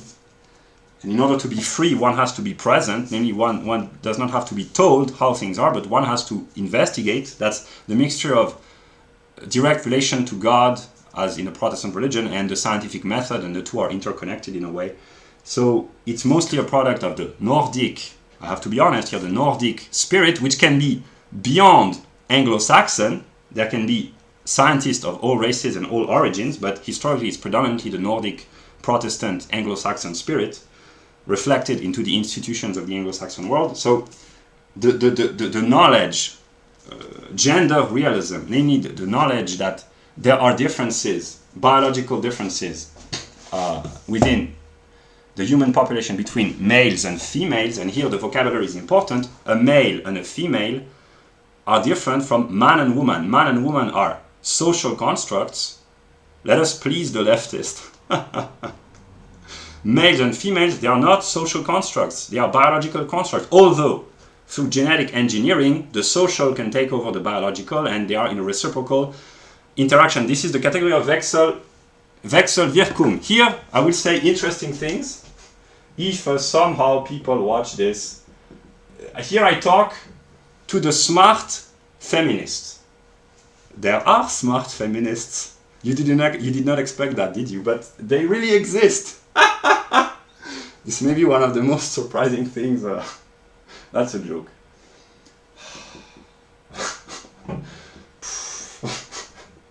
Yeah. So, no, but here really, look, I have a lot of flaws, a lot of evil, but here I am kind of joyful because I understand logic, and sometimes I can't help but feel joyful when I understand. And here it's kind of speculative, and it's really here it's important. Maybe it's not, but I think it is. I know the subtleties, the dialectical subtleties of the feminist and the gender people of the left. I know them as if I had invented them. They say, yeah, we cannot deny the obvious. The intelligent leftists, they say we cannot deny the biological differences. But let us be subtle dialecticians. Biology is the product of an evolutionary process which brought about sociology in the course of the past few thousands of years in the official narrative. And then they understand, because they are kind of smart, that biology produces sociology from a chronological perspective. The transition, there would be continuity, discretion, and the spectrum in the middle, that would be sociobiology. But eventually, sociology, which is the realm of Objektiver Geist, the institutions, the way of behaving collectively, not retrospectively, but retroactively modifies biology, because the customs, the way of life, they have an impact upon the biological structure of man. So biology brings forth sociology from a chronological perspective, but sociology actively modifies biology in a way. So the subtle dialecticians on the left who say, who acknowledge that gender is not a social construct, they nonetheless acknowledge that the biological construct itself is a construct in a sense that it is a longer construct. Here, let us say 5,000 years, and biology, let us say millions of years. So it's a difference of quantity, but there are people who are far-sighted enough to say, okay, what has been modified over the past 5,000 years with patriarchy, the state, the enslavement of women, etc., actually it's the result of a quantitative modification over millions of years. And there are radical feminists who want to implement some sort of totalitarian state control ideology to change the biology. It goes in within the mind of some people. I know. But basically, this is an illustration of the Reflexionsbestimmungen of Wechselwirkung, which means reciprocal interaction, action-reaction, a mutual interconnected reaction in a way. That's in the logic of essence. That's an illustration. That's why the right-wingers who claim that the biology of gender is real, they are smart, and they are smarter than the stupid leftists, but they are not smart enough to the point of understanding that the biological determinations are not set in marble for all eternity, like maybe some passages of the Bible, for instance, but they can be modified as well. But here the debates, again, they are logical. Continuity, quantum, Wechselwirkung, identity, difference, etc., etc. I will not make a full lecture, I just show the broad picture. But basically, what has been happening, what is happening is that the substance, I mean, humans are becoming conscious of the determinations of gender, and namely it becomes easier to manipulate or to seduce when one understands the determinations of the other gender, mostly males trying to seduce females. That's why it's strategy. Strategy is an ancient Greek word for the generals in ancient Greek who are responsible for waging war, and war can be spiritual. And the purpose of war can be to conquer another country or to conquer a member of the opposite gender. Stella, I'm thinking about you, but it's very complicated because I think I know what you are, but I'm trying to conquer you in a way. Yeah. I don't know if you will watch this someday. We might have our fair share of problems, but look what you made me do. I will not put the song by Taylor again. But basically, yeah, the feminist narrative is being ruined by the spread of science and knowledge, and it has to bring massive changes because let us imagine that time is linear. What happens is that males with access to the internet and a little bit of IQ points, they understand that women are programmed to fall. Actually, these are men who fall, but to fall for certain types of behavior. And when the female psyche is understood, it becomes a lot easier to manipulate women and for smart men to manipulate stupid men, and etc., etc. So by acquiring knowledge, here it's kind of a twisted game of inter-reciprocal manipulation, and the smartest can manipulate the others better. And that's why there are so many channels.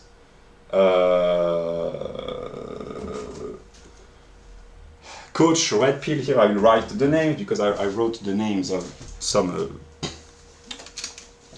channels before. There is a Coach Red Pill, there is entrepreneurs in cars, There is a Andrew Tate, is that it? I don't know, a guy I've discovered recently. There is a... I will just put two names that I know about, but basically these are the kind of people on YouTube who give pieces of advice to mostly young men of all origins about how to seduce women by using the most recent up-to-date science of biological science. So this is just what has been happening. And then the difference from a strictly materialist sociobiological standpoint between men and females is that females are more precious because of a quantitative proportion of reproductive cells. Eggs are much less numerous than spermatozoid, and here the differences would be K and R in a way, so very few reproductive cells for women and a lot for men. That's why they are cheap, that's why they are kind of worthless, and that men can be sacrificed without remorse, or with less remorse than females. So there's a connection between politics, geopolitics, etc., etc. Women are more fragile. Sometimes they appear to be fragile, but they are very strong. Sometimes they appear to be strong, but they are very fragile. They are very deceiving, these women. And yeah, basically, here we have, here it's more scientific in the middle. Here it's a little bit more controversial on the fringes. Here it's really kind of political science in the sense that these are teachings for mostly young white men, but young men in general and men in general as well, how to seduce women. And here it's kind of a leftist, genuinely revolutionary. Maybe we'll talk about this later. I wage a spiritual war. I use whatever weapons I can find to try to win by limiting the damages. Yeah, but what I want to say, basically, men and women are in some sort of a conflict with one another to try to seduce one another. It's kind of here it would be a positive war in the name of love. Sacrifices have to be made, strategies have to be implemented. A war can have very negative consequences, but sometimes love is war, and one has to wage war for the sake of love, to try to seduce the other gender. If some people can find this appeasing and laugh at me or whatever, go ahead. But basically, what I want to say is that it brings about a change of consciousness, and the narratives of the narratives of the West over the past many decades are being ruined by science. I simplify to the utmost, but here I will talk about this book briefly here, and then I will talk later in the realm of Objektiver Geist. But basically, what this book is all about is explaining that the recent development, that's a feminist leftist person, Mrs. Naomi Wolf, but here it's very Hegelian because she uses the development of the most recent forms of sciences, empirical, Anglo-Saxon, investigative science, she willingly acknowledges that feminists have been told lies and deception, and that the development of the modern sciences can enable women to get in touch with their sexuality for the better, from the perspective of women. And basically, she's an inner negation of feminism in the name of feminist ideal, namely the emancipation of women, but while using right-wing science. But science precisely is not supposed to be right-wing, but basically this book teaches women that the reason why there have been so much frustration for women is because of a falsification or lack of understanding of the sciences. So basically this is feminism plus right-wing science, but it is only on the right because it is morally condemned by the left, but actually science is beyond sides. It is what transcends the divide. It is universal. It is valid for all, whatever one particularities are. So it's a unity of leftist ideology plus de facto right-wing science because of the political context, although science is supposed to transcend the divide, and this produces a new brand of leftism, so that's a dialectical process, which basically teaches women that if you want to get in touch with your femininity for the better, you have to accept the development of science, basically. So that's a trick to trick women into accepting controversial ideas in the realm of gender, but eventually maybe in the realm of race and other topics. Yeah, I will say what I think about this book a little bit later, but here it's broadly the presentation of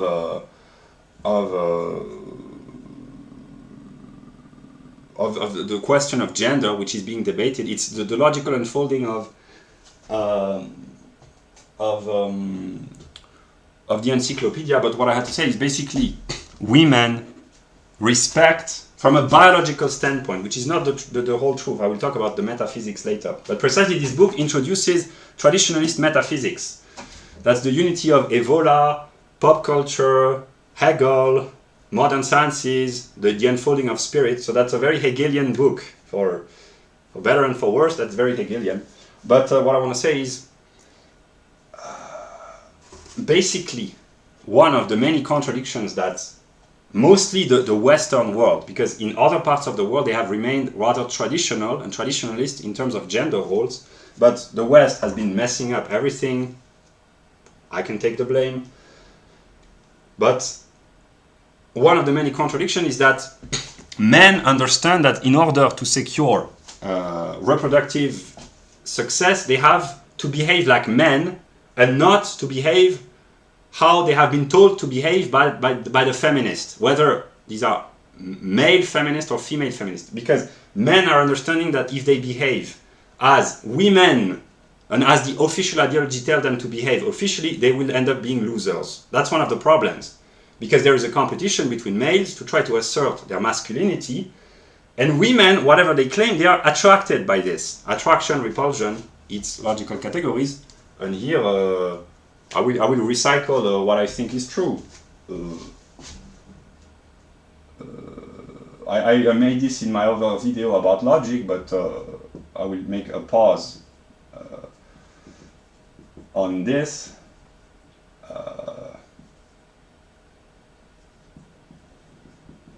Jordan Peterson. He's Mr. Peterson. I imagine that maybe you will watch this, I don't know. You are such a womanizer because you embody the re-emergence of masculinity in the Western world. You're not the only one, but maybe you are the most masculine at the moment because you have the perfect balance of character and controversial idea, while in the envelope of being a gentleman. Because there are people who are more masculine in terms of the radical aspect of their ideas, but they are repulsive to women because women respect strength, and if you are insanely radical, you are repulsive. But if you have the perfect mixture of smooth gentleman behavior, like you do, Mr. Peterson, when you are inspired, and kind of a strong character, and that's why you exert fascination onto a lot of women, although they do not dare that they are attracted by you because, oh, he's so controversial, he talks about IQ, he talks about race a little bit, he talks about masculinity, we were told in the educational system that it's wrong, but actually they are kind of attracted because you embody a masculine presence with the perfect balance of character and smooth gentleman manners, in a way. And the people who have more radical ideas, Mr. Peterson, they resent you because they are losers and you are the winner, as of now, in the competition for female attention. And their ideas are more radical, but women dislike those who are too radical because they are weak, usually. But you embody the perfect balance, as of now, in the unfolding of the zeitgeist. So that was my lesson of psychology for Mr. Peterson. Never expected that I would have anything interesting to say, but whatever. So that's the relationship between Britney Spears, Jordan Peterson, Hegel, science, the substance, whatever. I will make here a pause. I will reorganize a little bit my working environment, and I will continue. Activity. And now, what is more relevant for the video that I intend to produce, die Philosophie des Geistes, and Geist can be variously translated as the soul, the consciousness, the mind, the psyche, and eventually the spirit.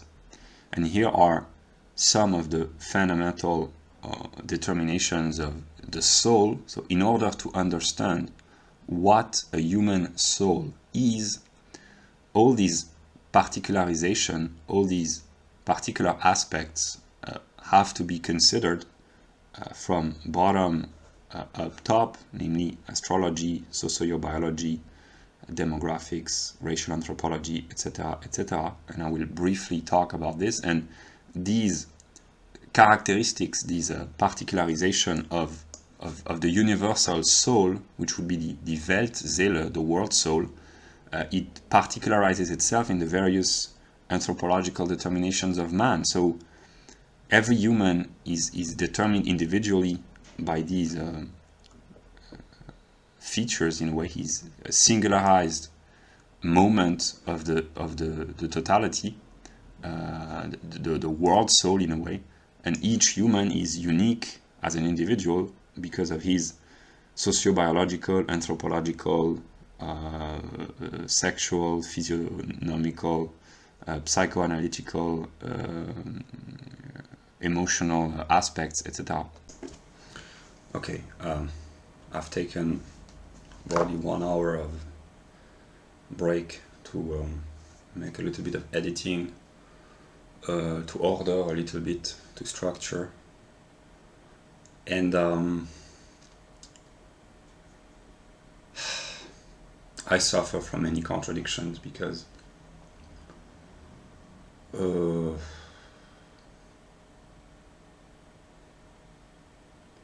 I know that I have to take the blame for all the wrongs,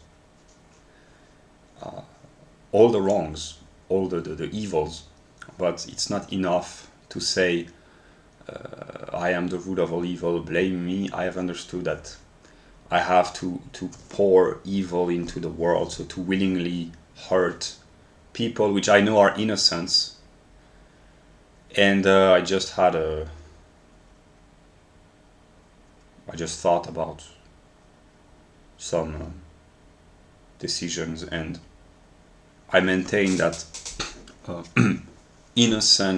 the possibility of experiencing innocent love is the most sacred gift, the most holy, and everything has to be subordinated to this end, for the simple reason that on a metaphysical level, in order for love to be experienced, there has to be separation, and separation from God on a metaphysical level enables love but also produces evil. And as of now, I don't know why the metaphysical evil takes the form that it has in the empirical world, why it is being made manifest through the various horrors that we see in history and in human behaviors. But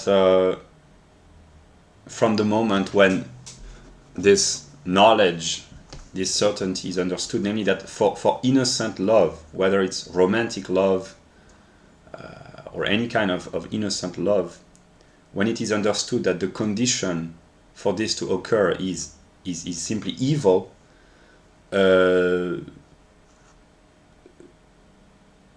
it has to be erased, or to be negated, to be forgotten, to be transcended, whatever. But that's why this is the most sacred, and I chose as a truth, my own personal truth as an empirical individual, and the most noble love that I can think of was my teenage romance, the first few months. But I want this this is my truth as a singular individual, but it has to be universalized in a sense that what most, if not all humans cherish and value the most is innocent love, whether a romantic relationship or the love that they have for their children or their wife or whatever, or their friends. But simply this knowledge probably drove me crazy, or at least insane in a negative sense. Will drive me insane, but I know that I have to accept all the evils of the world as being manifestations of an aspect of my soul, in a way. But there are evils that I know from an abstract point of view are part of me, but that I refuse not to pretend that they don't express an aspect of me, because the truth is that they do, but that I really think they are really negative and degenerate and disgusting, and whatever I accuse the others of doing, they can accuse that back on me. But there are really aspects of me that I accept from an abstract standpoint, but that I refuse to accept because this is really not acceptable, and I have to wage war against myself, basically. And there are some kinds of evil that I simply refuse to consciously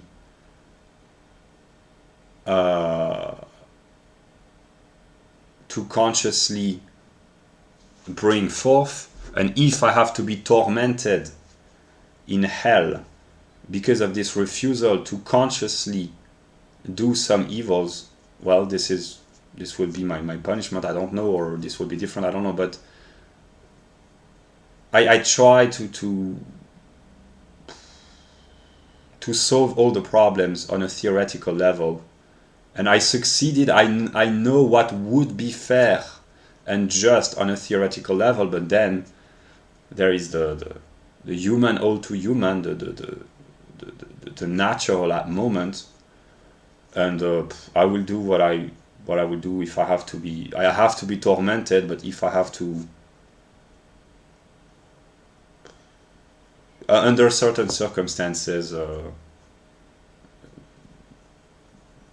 it's very easy to break. Basically, I experienced this intellectually, so I have tried, not as hard as I could, but I have tried to be honest, sharing informations which might hurt me.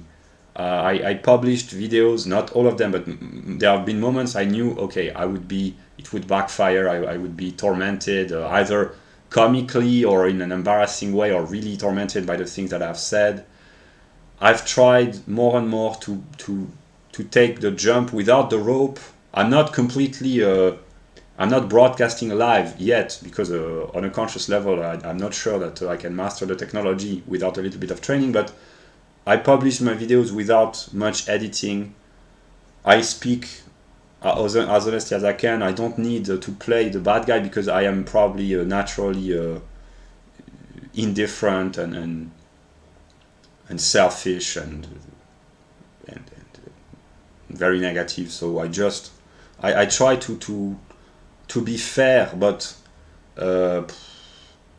I suffer from so many contradictions. I know that I shouldn't blame anyone, and on a theoretical level I can't. I mean, I can empirically, but on a theoretical level I can't, because there's only me to blame. So I am being dishonest, but knowing how to be honest and succeeding in being honest and just and fair, so I try my best. I don't know, but I try to do what I can, but I suffer from so many contradictions. I understood this yesterday and this morning, that basically I have to betray. I already have betrayed people which are innocent and which I care about, although if I really cared I wouldn't have betrayed them, probably it could be said, but I understood that I have to betray people that I think of myself as loving them, or being attracted to them, and this drives me kind of insane.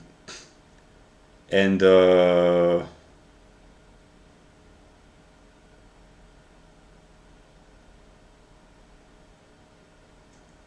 yeah, so I will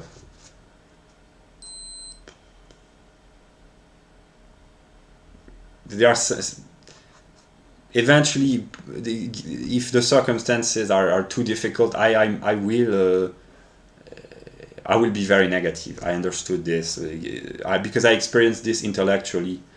If you experience this morally and physically, there are situations in which, okay, the noble principles, there's the suffering, there are the contradictions, and yeah, I will not blame this, or maybe I will, but I try to play fair, but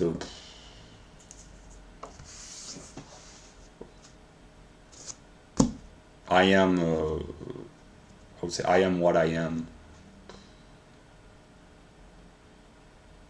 I don't know.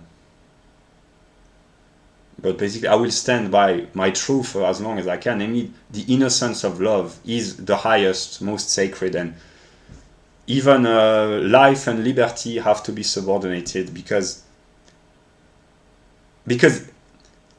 liberty and life are very important and they are sacred, but the knowledge that for love to occur there has to be evil, it has to be forgotten, erased, transcended in one way or another. Either love can be re-established at some moment, or it has to be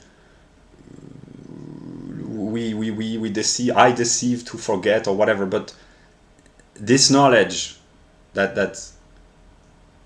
love is evil, basically. Spell it backward, I'll show you. It's not just a play on word, it's simply that without evil on a metaphysical level, namely separation of God from himself, there could be no love, because there could be no other. In order to love, there has to be an other. One can love the self through the mediation of the other, but there has to be an other, and this othering of the self on a metaphysical level is self-negation, and then, for reasons that I do not fully understand, at some moment in the process, it turns into real negativity, evil.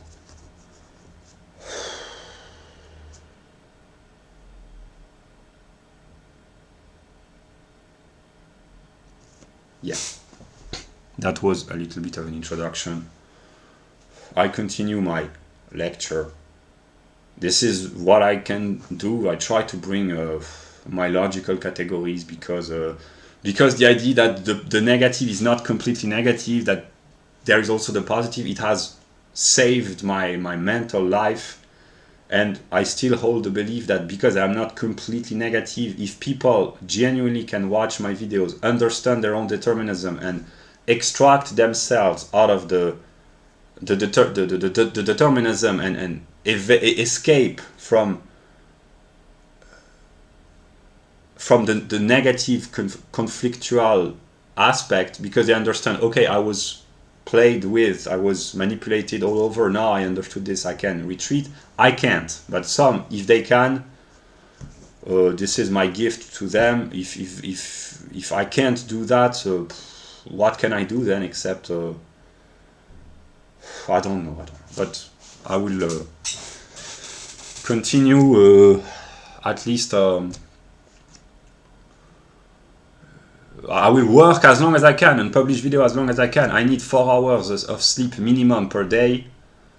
Now I will finish Subjektiver Geist because I have things to say. Then I will take a pause. Maybe I will publish the video and then I will keep working to produce another video. But I understand that there are contradictions and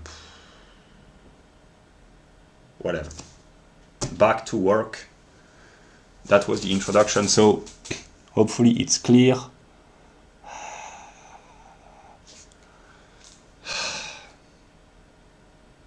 Let us talk about psychology and psychiatry.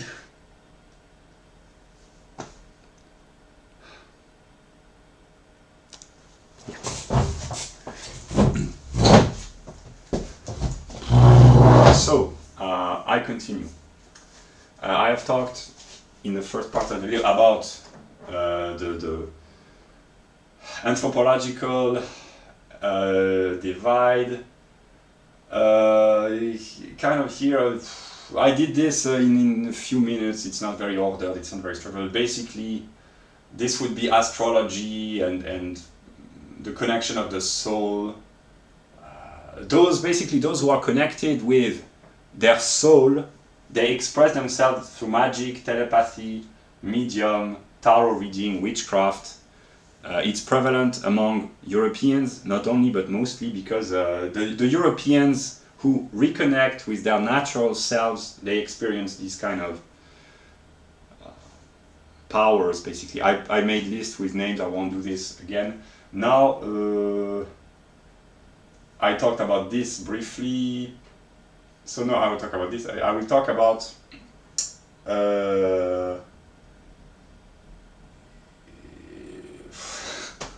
the documents that I have in mind, and the view, it does not coincide really, so the symbol of the yin and yang was the most important, and the idea that the spirit of God in its truth is in the middle, beyond the sides, but the process consists in switching from one side to the other. So now we'll follow the plan of the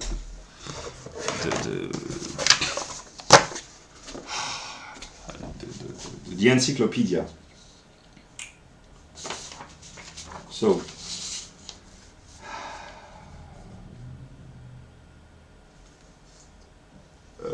yeah, I will take a note.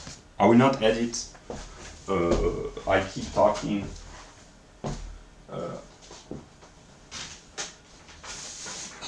Basically, what I am trying to do is to express the phenomenology, the encyclopedia, the logic at the same time. And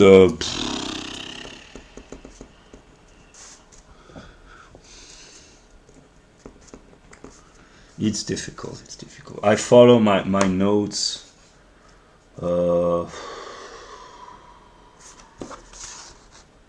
Now I will talk about magic, psychoanalysis, psychiatry, and the psychology of emotions.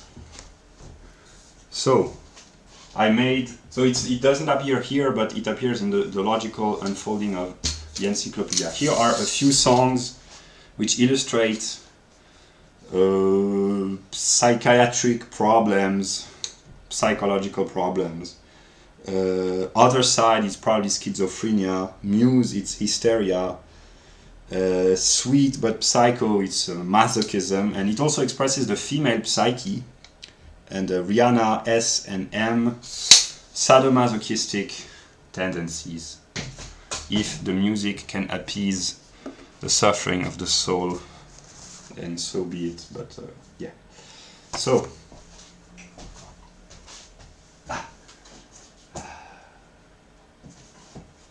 Yeah, what I want to say is that I had planned. I still do intend to implement the short-term plan, maybe to talk about language. But now I will talk while I listen to the songs for the next few minutes. If they inspire you, if you feel connected. I will just write a few names, because what is happening basically in the US, but in the Western world at large, through the mediation of the internet, is that people acquire knowledge about themselves, about their soul, and basically the Europeans who have spiritual experiences, it happens because they get in touch with their soul, one might say, and it's, as of now, I don't know if it's specific to Europeans, because there is a magic maybe in the European soul, but there are people of various anthropological origins,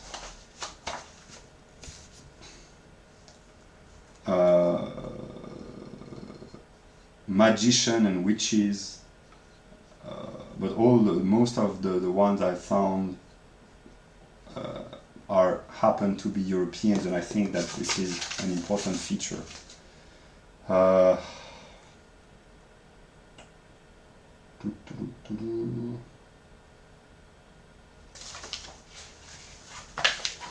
Because my experience of life until this point has taught me that somehow mostly the European females, they are interested in witchcraft and magical powers, and they are spontaneously drawn towards this. And since I have to be a little bit evil, at least consciously, I may be very evil, but here to be a little bit evil, I will talk to a Christians American, because one of the plans of making this series of video was to antagonize a little bit of everyone, so that people could antagonize me, so they would not fight against one another, or maybe they will, but eventually they will fight against me, and my noble aristocratic aspect, at least theoretically, I would find this fair, although I might not enjoy it. But so here I will talk to Christian America. Dear American Christians, there are magicians and witches and psychics and mediums who use their powers to threaten Christianity. Can you tolerate that, Christian America? The return of the witches and the wizards, can you tolerate that? Can you tolerate that? I think that in the Bible they say that magic and witchcraft, it's not good, so what are you gonna do? I'm also a wizard, for better and for worse, maybe, yeah, but basically, the two names, masculine names that I've put, there is tarot readers,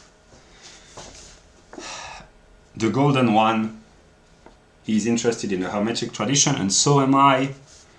I'm not gonna sing the song by Ava Max, it's dark and twisted, we're the sinners and the blessers, etc., etc.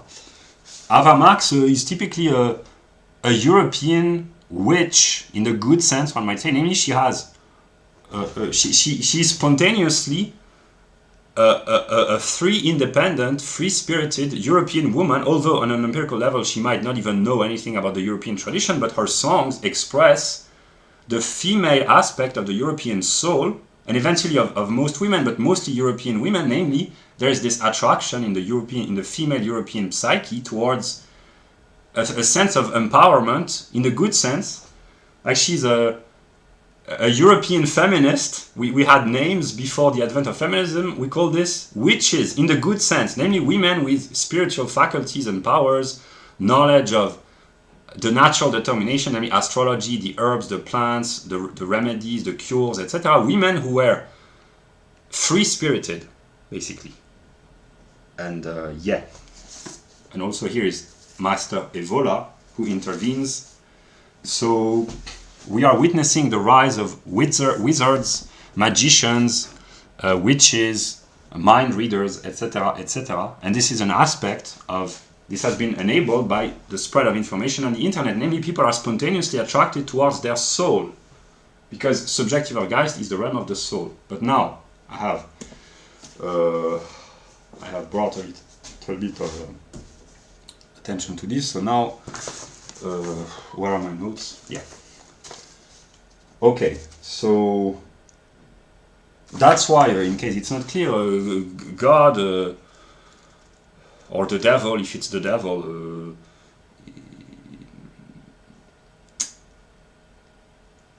feminists, typical white liberal feminists, they want female empowerment, but the women that I have listed here, and the males, but here I talk about the women, they are empowered not by adopting the nonsense of the educational system and the ideology about feminism, etc., which has been debunked, as you call this, by the previous moment in the video where I talk about the biological determinations of males and females, but it is being negated by a spontaneous attraction towards the spiritual realm. Tarot, magic, card reading, rituals. There are good ones and yeah, and bad ones, I guess.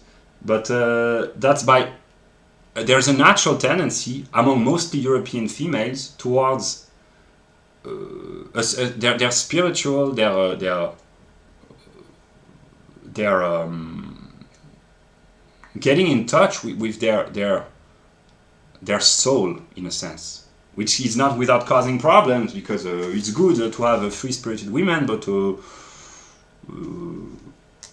don't become too confident women, because I'm an Evolian, partly. It's good to promote female empowerment, but misogyny, a little bit of misogyny has to that's the yin-yang. There has to be a will to empower females, but with a misogynistic element. The proper balance has to be found. Okay. And here I will make a serious comment. The reason why it is prevalent among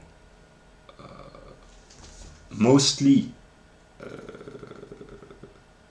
basically, these are just illustrations, there are many more, but these kind of people,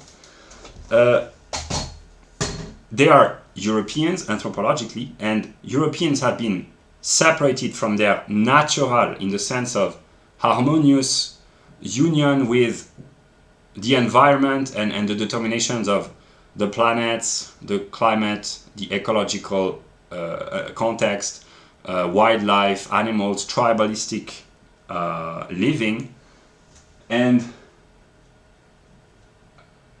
basically the most modern Europeans in highly developed technological societies, they have nonetheless a tendency towards a primitive mode of living, which is thought to be preserved in the reservations of some primitive tribes whose traditional lifestyle has been torn asunder and destroyed historically by white people, native of Amazonia, the Northern American continent, Australia.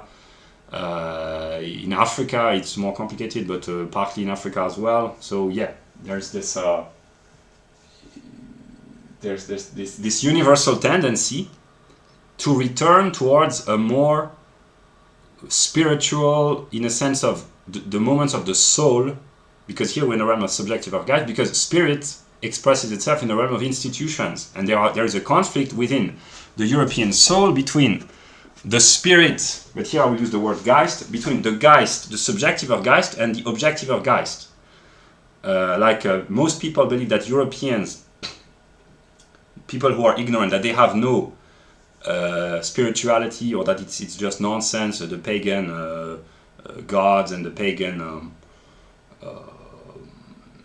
tradition, but actually historically the European Geist has expressed itself through institutions, through impersonal sets of institutions, rights, law, economics, science, politics, etc., etc. This is another aspect, another logical moment in the development of Geist, and it's a form of spirituality, not as it is understood the religious sense, but it is spirit in the sense that it is immaterial.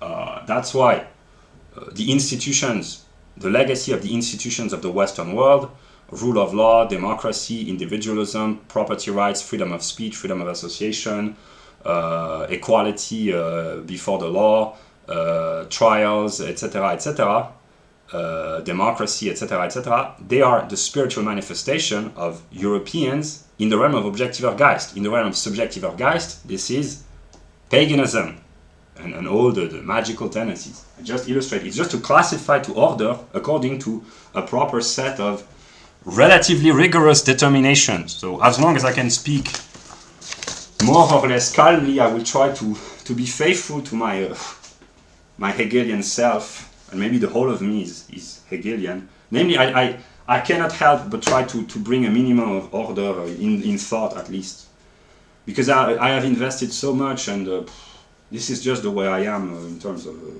whatever. So yeah. So put it in another way, the witches are back. Christians should worry, or maybe witches and wizards should worry. I don't know. Maybe both sides are reciprocally in conflict with one another if they can understand the reciprocal determinism, namely that Christianity is a religion which encompasses all other religions within itself, in case it hasn't been made clear. So there's enough room in Christianity for paganism, witchcraft, etc., and even for the darkest modes of spiritual tendencies, whatever.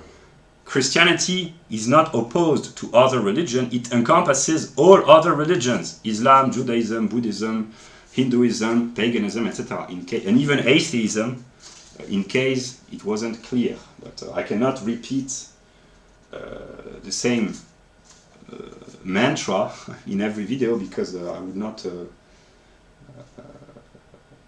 progress. Yeah, so let us talk about psychoanalysis, which is a moment in the development,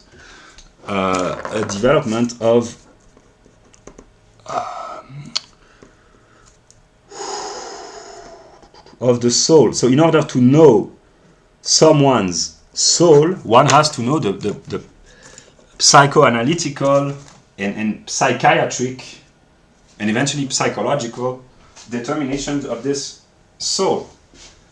And yeah, so I will take the board, and at this point I think that eventually my videos will have to be famous. Eventually, I don't know who will watch them, when, in what state of mind or what mood, but if I really am what I think I am, maybe okay, this was about language. This comes later. This is my view of language. I made a little bit of a lecture about language because it is a moment of psychology, but actually I need this is a language in the United States of America, as far as I understand this. I will talk about this later, but I just needed to find a place to set books. So in order to understand someone's psyche, the soul of someone, there's a lot to say about multiple personalities. There are the psychiatric, psychological, psychoanalytical problems, psychosis.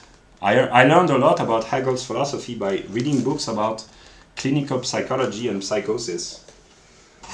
Maybe I'm just trying to cure myself. But yeah, here's a modern neurobiologist, Mr. Damasio. Spinoza was right. Namely, here I will sit. Let's sit and have a talk about your psychology. I never thought that I would have an interesting psyche. It can be interesting for good or bad, but I will talk what I want to say.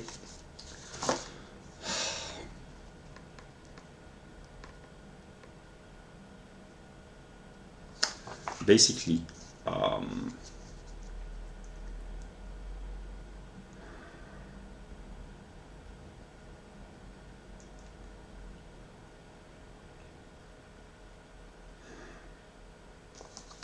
I've put the link towards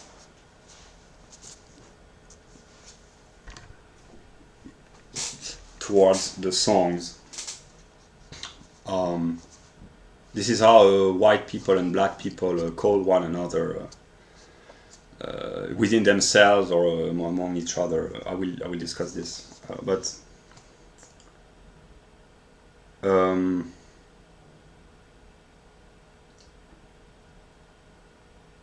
maybe God suffers from psychological problems. Maybe.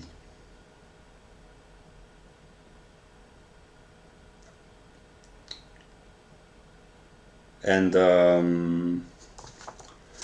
Eminem, Marshall Mathers, he's such a genius of an artist because he has probably psychoanalytical problems, but psychiatric also, but he has multiple personalities, and these are named Eminem, Slim Shady, and Marshall Mathers.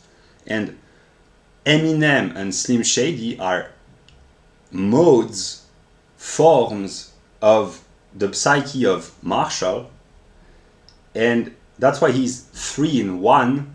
That's why he's so divine, because there is the creative genius Eminem, there is the twisted, very dark, very negative aspect Slim Shady, and there is Marshall, who is just Marshall Mathers. I'm just Marshall Mathers, a regular guy. I don't know why all the fuss about me, etc., etc. I know this is a change of measure. When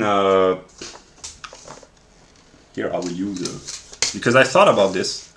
Artists they often wonder. The fans of the artist they often question one another about the psychological changes brought about by success. And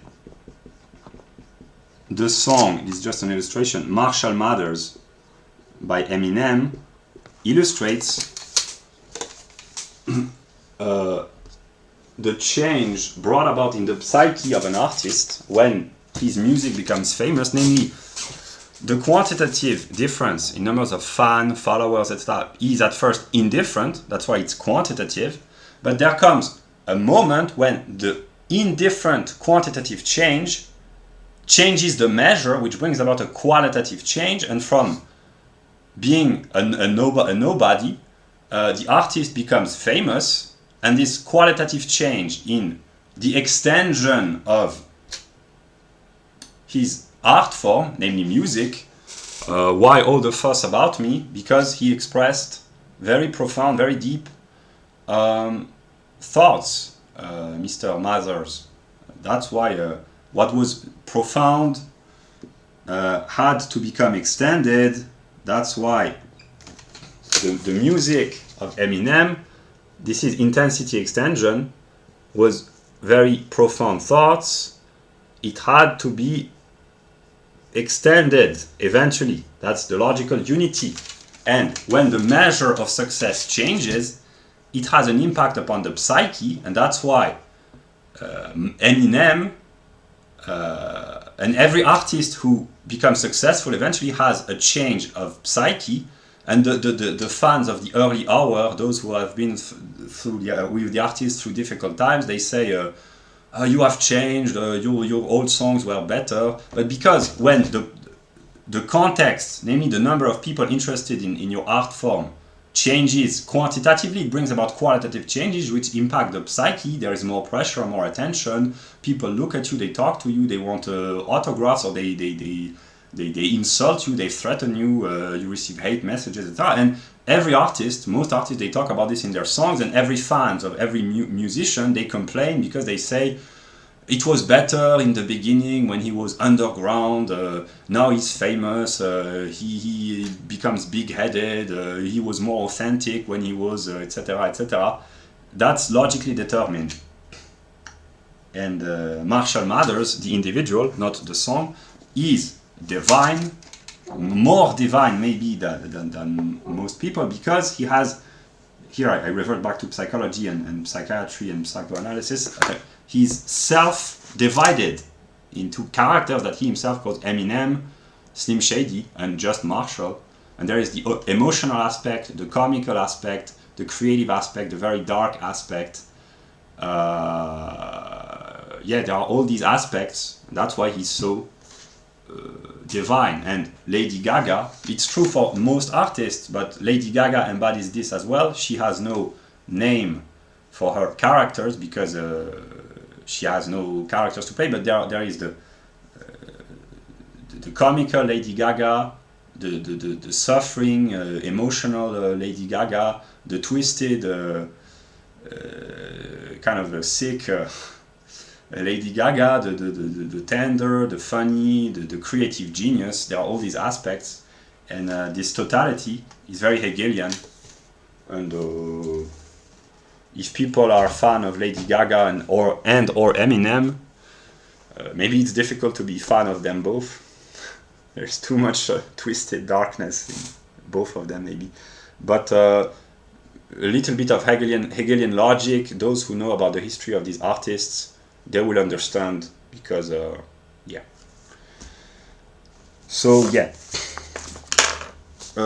Also, I can talk about Zizek and Peterson, a great psychoanalyst and a great psychologist.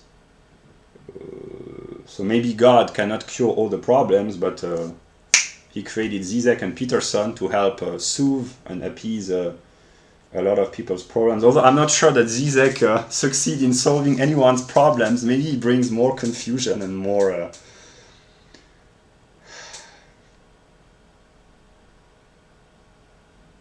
problems, but whatever. I had a song. At this moment, I don't know who will watch my video or when, so I share most of the ideas that I have accumulated with the hope that someone will be interested. I had a song for Mr. Peterson and Mr. Zizek. I want to shake the system of Hegel. I want to destroy my ego. Yeah. Also, about people in America, Stella and Caroline. Caroline, I don't know if you will watch this or if you're just I don't know, but there are people who suffer from PTSD, bipolar disorder, multiple personalities. That's the case for Stella. So yeah. And finally, Mr. Damasio. What people seek, what people call happiness, is mental psychological balance. When the hemispheres, the neural structure of the brain is balanced, like the yin and yang, when there is not one side who takes over the other side, but when both are in harmony, chemical peace can be found within the brain. Chemical releases are being produced, and this brings a feeling of peace and joy within the brain, which is experienced as happiness. This is the materialist chemical perspective, but actually it can be interpreted in a sense of these are ideas which bring balance to the mind, and Hegel's philosophy is simply an attempt to unify the opposites and to find balance in the midst of conflictual, opposing, contradictory tendencies. The unity of neurobiology and Spinoza is probably Hegel. That's why Mr. Damasio writes very good books. Like most of the books I haven't had the time to read, but in order to understand a human being, one has to understand his emotions, feelings, his neural structure, and I know myself to be unbalanced, imbalanced, to be excessive, to suffer excesses of measure in one side or the other, and I try to find balance and stability. It's very difficult, but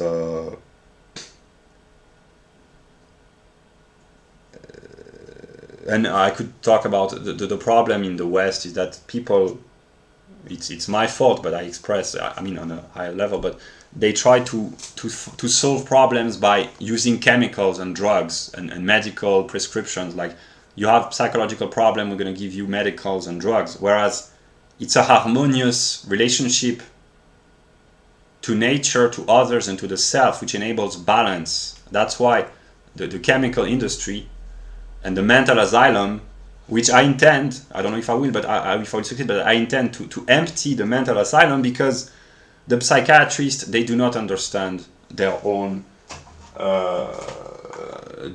science, and the insane, they are as insane as I am, maybe less insane, and maybe I belong in a mental asylum, but they don't. So I will do what I can to try to free the prisoners of the mental asylum, because it's not by using chemicals and drugs that one can cure people. It can help partially, but the real cure is through cognitive understanding and dialogue between people who know themselves and who understand themselves and who understand one another. So that's one of the ideas, to bring peace through. I don't know if it can be achieved, but to bring peace through dialogue. Okay.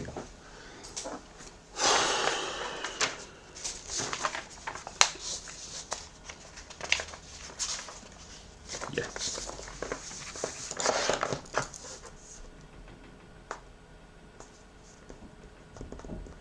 The people that I feel spontaneously attracted towards, they are mentally unbalanced. Caroline, Stella, Zizek. Zizek is balanced, but he talks about. But Eminem, yeah, yeah. In one of his songs, he says, "It's difficult to balance my dang self, guts over fear." Yeah. The problem is that when Slim Shady is just an artistic expression, it causes suffering and controversy. But when it's really the manifestation of one's own inner psyche, probably made manifest in reality, it's much more difficult to live with a Slim Shady. But yeah, I will try to deal with the problems. Now I will talk about, according to the structure of the encyclopedia, I will revert the board. So for the question of psychiatry, clinical psychology, I have visited mental asylums, and my vision of how to cure is simply through dialogue. But the so-called specialist, maybe that's when I started to doubt the knowledge of the educated people and the people with a degree, because philosophy can help understand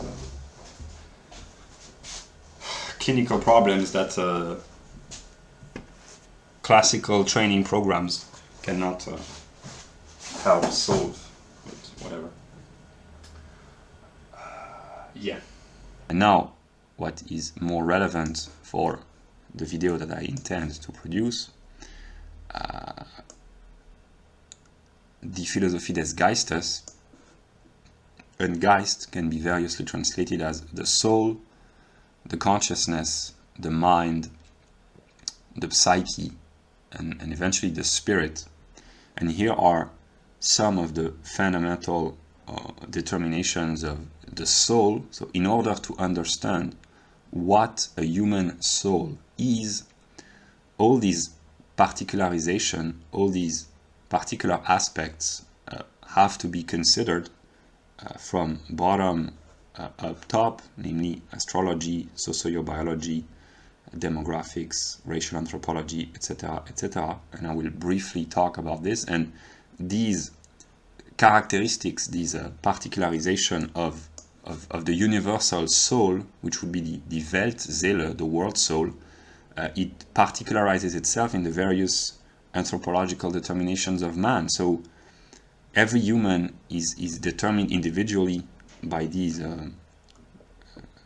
features. In a way, he's a singularized moment of the totality, the world soul in a way, and each human is unique as an individual because of his sociobiological, anthropological, sexual, physiognomical, psychoanalytical, emotional aspects, etc. And here, the unfolding of the process emerges consciousness, that's Bewusstsein, and the way humans enter into relation with the world, with the objective world, is through the Sensuous Bewusstsein, that's sinnlicher Bewusstsein, perception, which is a mixture of immediate sensuous consciousness plus universal determinations, the categories in a way, and der Verstand is pure thought in the realm of pure abstraction. It's the ordering principle of reality through the use of the categories, the transcendental ego. Also, das Bewusstsein includes topics surrounding psychology, relationship of domination, desire, the will for the consciousness to find itself in an other and to actualize itself and to negate the divide between the object and the subject through various modes, either through destruction or through transformation, through cognitive apprehension, etc. Das Anerkennen des Selbstbewusstsein, it is the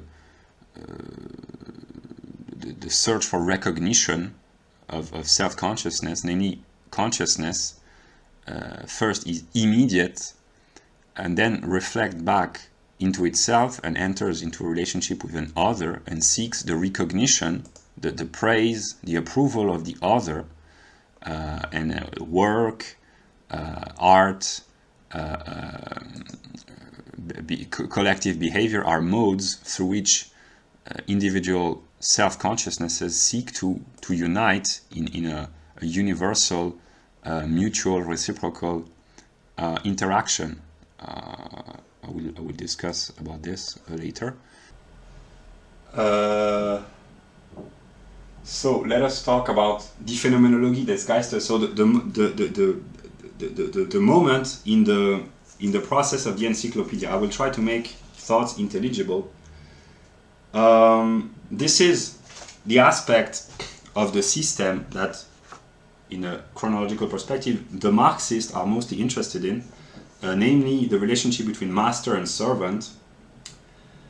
And here we enter there are four fundamental determinations which help explain human behavior, the human psyche, and the political life of every country, but mostly Western countries. First, let us talk about pure philosophy.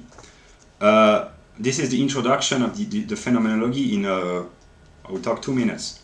The relationship of humans, my relationship to the world, is sensuous consciousness. Namely, I am aware of a world through my senses.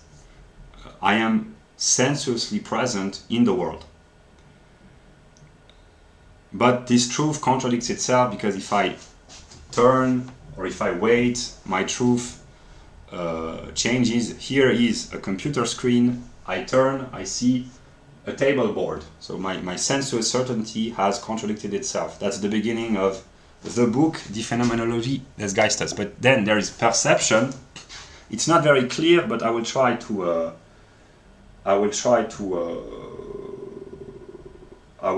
illustrate. Let us take a book about left-wing economics, a conservative socialist in Britain. Yeah.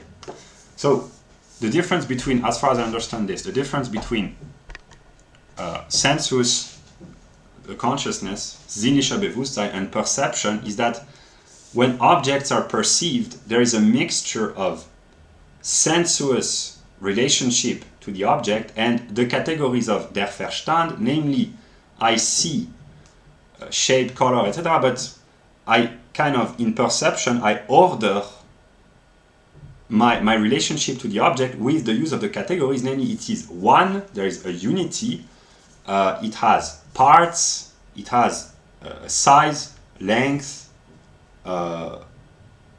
breadth, width, it has a cause that I cannot see, but there is a cause, there is a reason why this book exists. It has a purpose, an end goal. It is identical with itself. That's the law of der Verstand. It is different from others. It is a universal, particularized in this edition, this book, etc. I will take another book.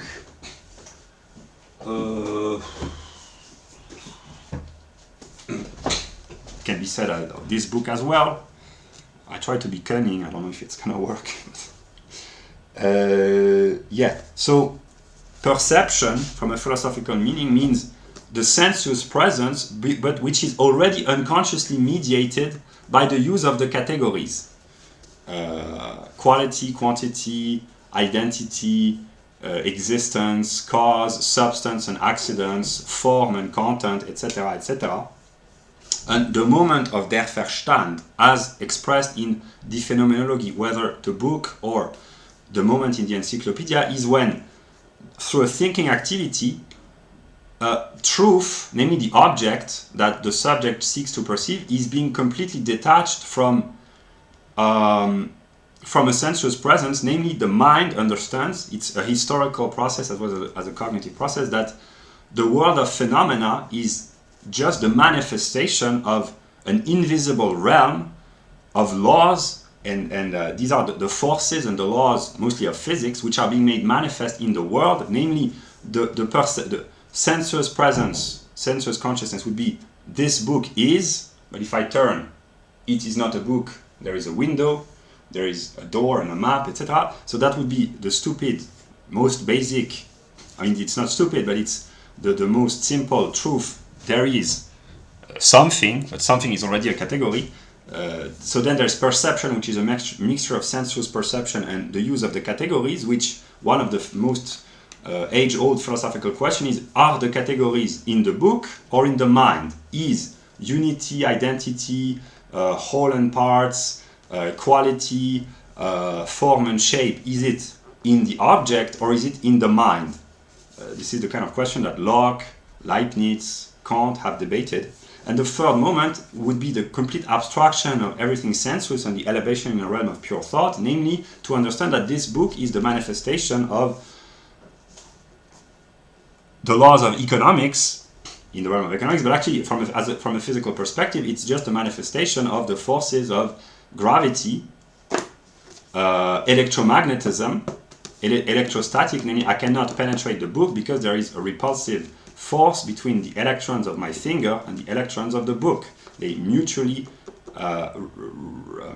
reject one another. That's why it is solid. That's why it is experienced as being solid, although it is made up of 99% of emptiness, basically. So the moment of der Verstand, which is actually the mind of scientists, der Verstand perceives the world as being the moving image of an immovable set of laws, the realm of laws. This is what the writings of Hegel talk about. And to elevate oneself in the realm of der Verstand means to access universality, and that's what every scientist does, either the hard sciences or the human sciences and social sciences, namely the economic events, the political events, the sociological events. In the mind of the sociologist or the economist, they are just the manifestations of a substratum. Substratum means that which stands under, but actually it's that which is thought to be above, namely the laws of business cycles, supply and demand, etc., etc., which are being made manifest through economic events or social success or social failure.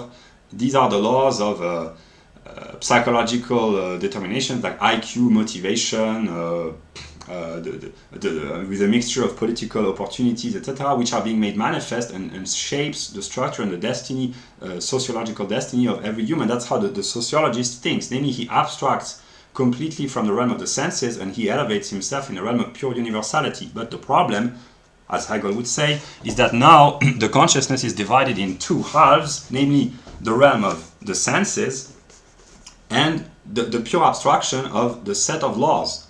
And the two sides have to be reconciled in a way. And also, this is what I have understood, that when one thinks about the invisible. The structuring, ordering principle of the realm of phenomena, which is constantly moving and changing, but to elevate oneself above what is in flux, in movement, in perpetual change, and to grasp through a cognitive process the laws at work, the categories, the forces, the mathematical determinations of the fall of objects, the movement of the planets, the changes in the economy, the evolution of life in an ecological niche or whatever. The mind implements his own categories. So I will not draw a picture because it's already filled, but basically that's the picture that I drew in a previous video about the Anglo-Saxons.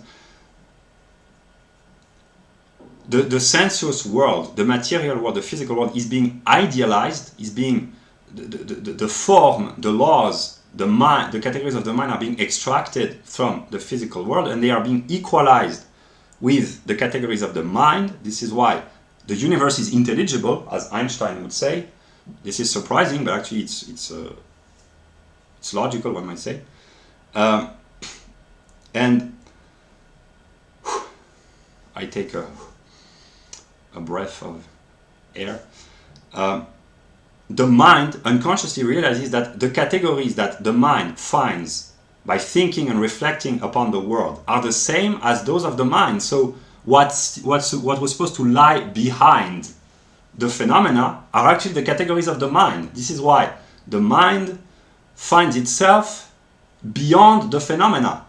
And that's why the mind becomes infinite with reality.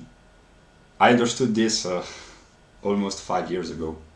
Through a thinking activity, one can predict and understand the movement of the planets and the sun. Actually, the movement of the Earth around the sun, the movement of the stars in the galaxies beyond. So that's why astronomers know that astronomy, the movement of the heavenly spheres, is rational.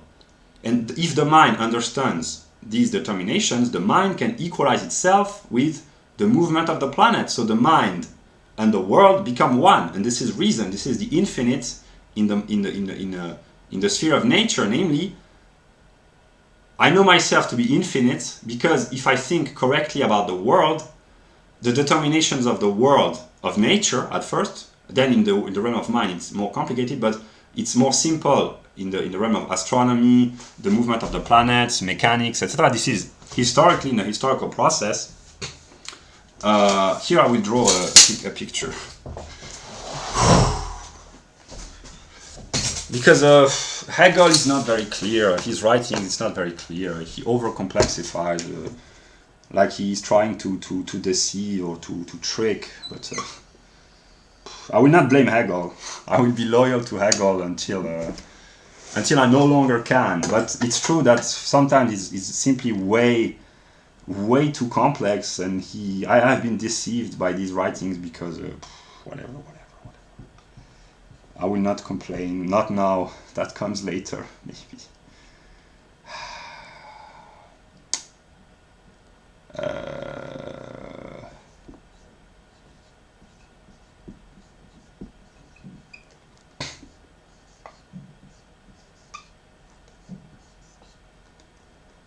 Yeah. It's not very clear, but basically, do we see? Yeah. Here is a thinking subject. Nature is the realm of phenomena, so the thinking subject is plunged within nature. Through a thinking activity, the thinking subject can divide nature into a realm of laws, the laws of the movement of the celestial bodies, the fall of objects, mechanics, electromagnetism, the meteorological processes, and eventually thermodynamics, the fluid mechanics, chemical reactions, etc., etc. And it goes into ever more complexity with more complex systems like biology, and then it's even more complicated. This is true of nature, but this is true of also of economics, sociology, psychology, etc. It gets ever more complicated because there are ever more determinations, and eventually the laws of the historical development are maybe the most complex, or the laws of creative or maybe there are no laws, I don't know, in creative achievements, but to understand what determines an artist to produce such a work of art in these given circumstances, it's almost impossible. But understanding mechanics is relatively easy, astronomy, then physics is relatively simple, chemistry is more complex, it's more empirical, it's more random apparently, biology ever more complex, psychology even more, consciousness, sociology, politics, etc., ever more complexity, but they are all intertwined and interconnected with one another. But basically what der Verstand does, I made videos about this already, so I will not comment longer, but it's to divide what is immediate, to mediate the immediacy of sensuous perception or sensuous consciousness, and to bring forth a second world, which is a purely abstract, invisible world, the world of laws or forces or categories, but then it is mediated through the use of the categories of the mind. So what is extracted from nature, the realm of phenomena, are the categories of the mind. That's why the mind finds itself in nature. That's why nature is rational, in a sense of verstandisch, but also vernunftisch, and this infinite relation to the other, namely to understand that the laws of nature are identical with the laws of the mind, but one has to think properly in order to understand this. It's an infinite relation to the cosmos, basically. That's what I could say. So, yeah, this is der Verstand. And now,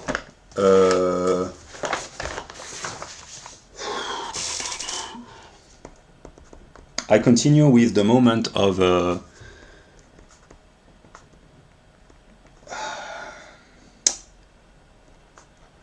phenomenology. I just give the broad outline. I trust people's intelligence. Maybe I shouldn't, but the other moments are the master-servant dialectics.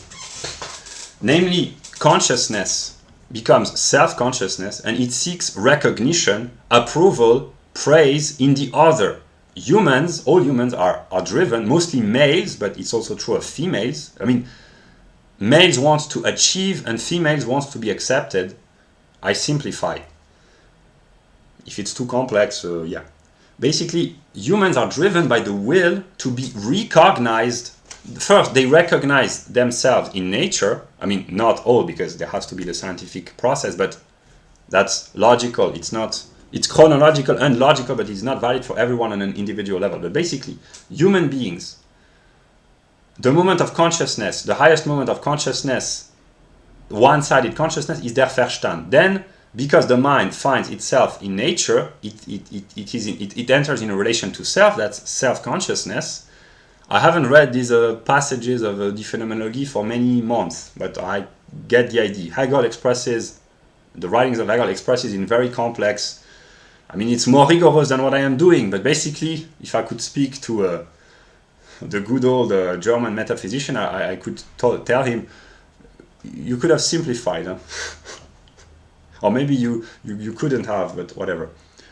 Consciousness finds itself, this is relation to self, self-consciousness, but now self-consciousness seeks to recognize itself in an other self-consciousness, and this is what drives the will to seek praise, approval, achievement, recognition, status, hierarchy, honor, domination, bonds, ties, kinship, etc., etc. Kinship in the sense of not biological, but social kin, so social castes and classes, not economic, but moral in a sense of a common group sharing similar values, basically.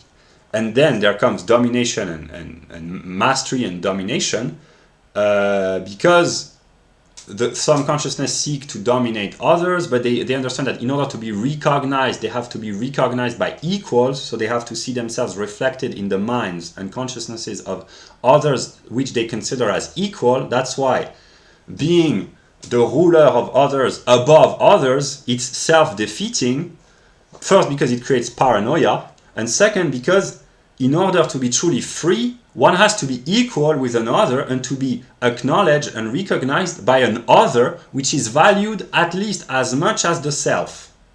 a little bit less. But let's pretend. No, more seriously. That's why equality, liberty, and recognition are so important, and that's why on the right wing they don't like equality, but actually they do because they want to be equals among unequals. The aristocrats, they plot to to organize together to steal the wealth of the workers or the lower class, etc. So even in the most unequal, that's a common known. Even among thieves and criminals, there are codes of honor in the mafia, etc. There's just the Joker who breaks all rules, but he obeys his own rule, which consists in breaking all rules. So even in disobeying all standards of honor among criminals, he's still true to his own set of standards. But basically, even gangs of criminals like the mafia or some governments, most, one might say, I don't blame you, you can put the blame on me. But basically,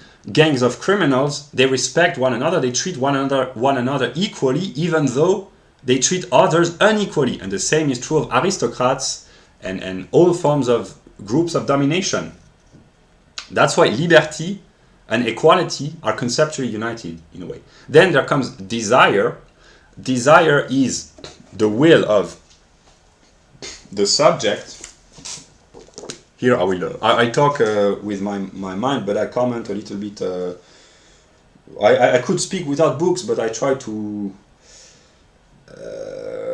What does this book has to say? Basically, desire is the will to negate the other, whether the other as a physical object or as a consciousness, to give a greater sense of self. But there are various modes of negation. I can negate by drinking water or by shaping. So the first negation is negative negation. The object of desire disappears completely, and the more evolved, the more subtle, the more refined, the more elegant, the more complex forms of negation implies transformation, namely Aufhebung. The other, the object, is negated in its immediacy, but it is being transformed. So the other is negated while being preserved. This is Aufhebung. That's why teachers usually want their students to succeed. Whatever stupid teenagers who think that they are bullied by their teachers, it can happen. There are really bullies, and that's problematic. But the ordinary teachers who kind of a little bit of jerks, they bully a little bit their students. The students take this personally, but they have to understand, if they are smart, that it's not in the interest of a good teacher or any teacher maybe to downgrade his students, because the teacher can only succeed if he sees his own mind reflected in the mind of others. So he wants to negate the other. That's why he bullies them a little bit sometimes by making negative remarks like I expected better, you're kind of lazy, you could do better, I expect more, etc. You are worthless, etc. But actually, he projects his own lack of success onto others. But if he's honest, any teacher should say, I might bully you a little bit or a lot, but I want you to succeed, because he wants to have his own mind reflected in the mind of his students. That's the logical, phenomenological determinism. And to conquer desire is a will to conquer the other. That's why love and war, in the best moments, maybe in the worst as well, but in the best moments, love is war. You have to conquer the other. Stella, before I became completely insane, my plan was to conquer you. Because you possess a treasure that I want to recover, basically. So if you watch this, I don't know what you will think, but one of my initial plans was to conquer your soul, to conquer the whole of you. There are aspects that you can say the same about me, but basically, whatever. Yeah, so more seriously, it's serious, but the will to conquer, there has to be negation, but also Aufhebung, in the sense that great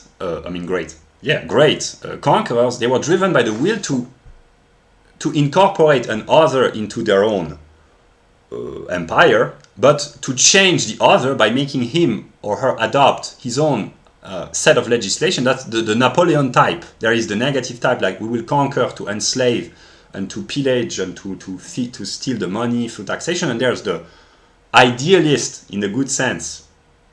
I mean, in the ordinary sense, but with a good connotation, namely the will to conquer, to expand. I mean, that's the official narrative. Actually, it was for stealing the money, of course, but the narrative was we will expand to promote the noble ideals of the French Revolution, for instance. And there was a will to negate the other in a good sense, in a sense to make him, the other peoples, which included the German, but their own set of legislation, and to make them adopt a legislation, the ideas of the French Revolution in the case of Napoleon, or the Romans conquerors, which were thought to be superior. Then that's the same story with colonialism, namely there was the will, that's always the official narrative, but basically desire, it works on a subjective level, on a base animalistic level, eating, drinking, reproducing, the most basic animal needs, and then there is in a higher level the will to conquer through seduction in a romantic process, the will to seduce in a complex, refined, articulate, developed, elegant forms of way. And basically Meisenberg, in one of his books, In God's Image, he says that basically the difference between monkeys and humans is that monkeys, when they want to have sex, they take a rock and they knock down the other monkey, female monkey, but humans, they go through very complex seduction processes.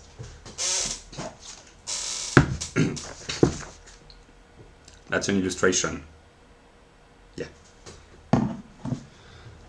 So yeah, this is desire. So desire is ambiguous because there is the negative moment. What is the object of desire has to be negated, but it can be negated in various ways. It can be transformed, enhanced, perfected, embellished, made more beautiful, etc. Or it can be negated, and the purpose, of course, is to cancel while preserving, and with the purpose of enhancing. That would be the good aspect of desire.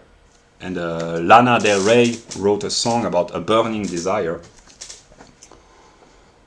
And there are also songs by Rammstein about, yeah, maybe we'll talk about this later. Yeah, and here what it says, by implication, this drive, this desire is simultaneously a will to remove the divide between subject and object, for by cancelling otherness, it seeks to exalt the self. It is the vocation of mankind or spirit, Geist would be the proper translation, to transform the given world, to make it conform to ID, to remove the distinction between real and ideal, subject and object. And this is what drives most of human activity above the level of the purely animalistic eating, drinking, sleeping, and reproduction. This is really the animal level, but the more evolved, the more complex forms of human desire implies the will to change and to transform the world, either on an individual level through work. Education is the will to transform the mind of a child. Work is the will to transform either the self, it can be self-development, or the external object by shaping the object in craftsmanship, industry, agriculture, or in a more developed jobs, etc., to transform an externality to equalize it with the self. Political moves, being involved in politics means the will to remove the current state of being in politics and to implement new determination. It is a desire to transform. And for Hegel, it is not enough for spirit to change the world, it must interpret it. So one way of acting is through action, and the other is through contemplation. It is not necessarily passive Buddhist contemplation. I mean, the Buddhists do not contemplate, but it's not necessarily, I mean, maybe they do, but it's not necessarily passive contemplation. It can be scientific, because science is ambiguous because it implies an activity. It has to bring forth an effort, a strenuous effort, the patience and the work of the negative, as Hegel would say. But also it's contemplation in a sense, not of peaceful amazement and wonder, also it can also provide this. It's simply the will to interiorize the external within the mind, but it's the product of an activity, a will to understand, a will to categorize, to classify itself. So there are both aspects, action and passivity, theoretical work and practical work. It is mostly found in Indian philosophy, Chinese philosophy, and Hegel's philosophy as well, namely the idea that theoretical and practical, at some moment they coincide. And what in cognition, what has to be done is all a matter of stripping away the alien character of the objective world that confronts us. With that which is external becomes spirit through internalization, idealizing. All modes of consciousness, Hegel says, are forms in which we strive to overcome otherness. Freedom is only present where there is no other for me that is not myself. And there are two ways of liberating oneself, either through transforming the external world. It can be self-transformation, it can be a work on the self. This is what the Muslims call the holy spiritual war, the holy jihad, namely a war, an inner war against the self. So it's waging war against one's lower self in order to bring about transformation. This is the greater war, I think. Hopefully I'm not mistaken. But this is an example of a spiritual war against the self in the Muslim religion, the will to transform the self through action. And so this is the active part, and the passive, but not in a negative sense. The passive in the sense of theoretical means the world can be changed either by exteriorizing the inner or interiorizing the outer through a thinking activity. But most people, they act without thinking. They do not understand the laws at work in the world, so the results of their actions produces the opposite or a different result from what they expected. That's why those who study the workings of the world are more efficient. Then it's the difference between time preference, high investment, low investment. But acting without thinking, it may seem noble and courageous, but actually it can be quite dumb. Thinking without acting, it may seem wise, but it can be cowardly or evil as well, because it can be a refusal to act. So the proper balance is to act in a thinking way, not completely recklessly, but to accept a certain level of indeterminacy. Maybe that's where Heisenberg comes into play, I don't know. That's what I'm trying to do with this series of videos. That's what I've been trying to do over the past few weeks, namely to accept uncertainty, but not to the point of being completely reckless. That may be the proper balance, I don't know. So that's desire. And humans are driven by desire on various levels. This is the Maslow pyramid. I will draw this. Abraham Maslow, he says that humans are driven by a 5-level pyramid.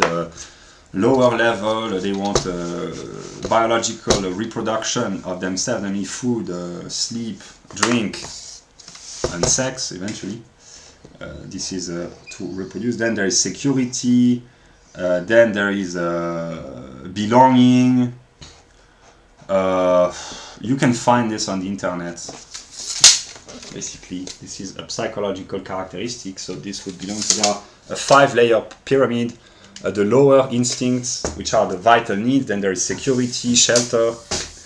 Then there is belonging, achievement, I think, and then self-realization. And in most developed societies, what people seek is the highest level, but it's a degree. In order to realize oneself, one has to fulfill all the previous layers, at least in most cases. So someone who is starving or who is under direct threat for his life, it's very difficult to find satisfaction in these circumstances.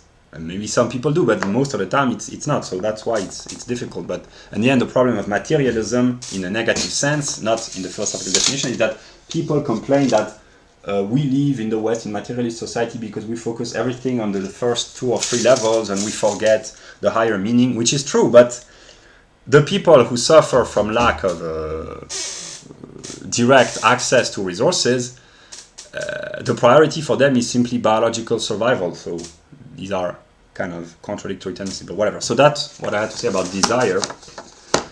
And desire contains a moment of negation within, of negativity. And the desire always re-emerges. When a desire has been fulfilled, a new desire emerges. It's endless in a way. That's what the Buddhists call I will seek Evola.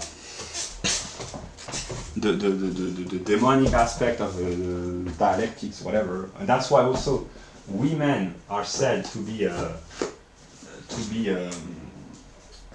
restless, not in the same way as men are. Men are restless because they constantly want to achieve, and women are restless because they constantly desire. And maybe men constantly try to satisfy women, and that's why both are restless, because the men seek to satisfy restless. I don't know here. I will not make a lecture on female psyche, but whatever. Yeah. Evola about Buddhism, the fundamental restlessness of the demonic dialectics, as they call this. Namely, the Buddhists seek self-mastery, which is the extinction of desire. It is a kind of a wisdom in a lot of religions, in Buddhism, partly Hinduism. This is partly the Zen Chinese philosophy, namely to extinct desire. Yeah, but yeah, that's one aspect. And then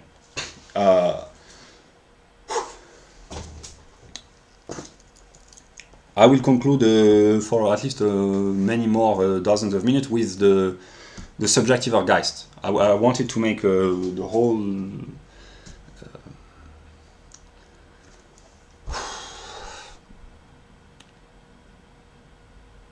whole process, but I will only have the time to make a Subjektiver Geist, and I will take a rest, and I will continue working until whatever ends. And now, what is more relevant for the video that I intend to produce, the Philosophie des Geistes, and Geist can be variously translated as the soul, the consciousness, the mind, the psyche, and eventually the spirit. And here are some of the fundamental determinations of the soul. So in order to understand what a human soul is, all these particularization, all these particular aspects have to be considered from bottom up top, namely astrology, sociobiology, demographics, racial anthropology, etc., etc. And I will briefly talk about this. And these characteristics, these particularization of the universal soul, which would be the Weltseele, the world soul, it particularizes itself in the various anthropological determinations of man. So every human is determined individually by these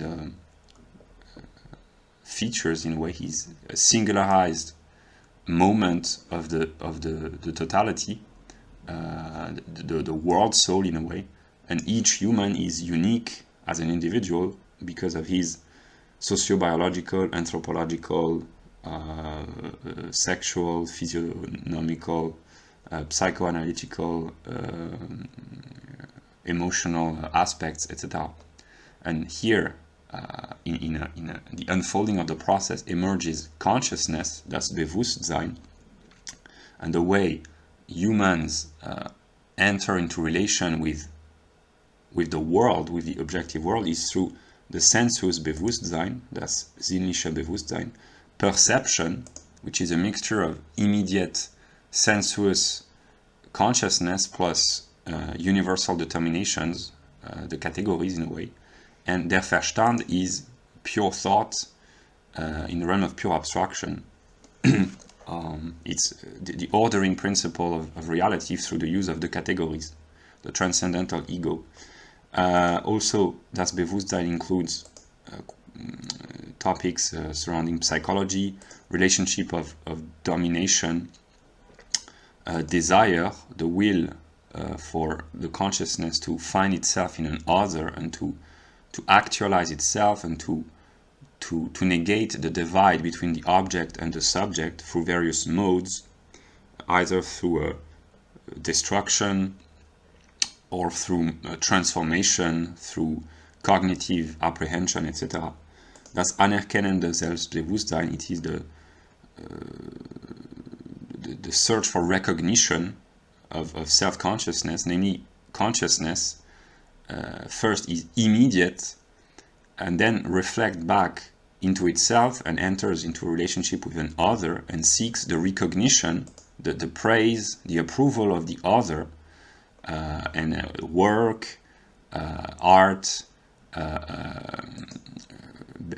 collective behavior are modes through which individual self-consciousnesses seek to unite in a universal, mutual, reciprocal interaction.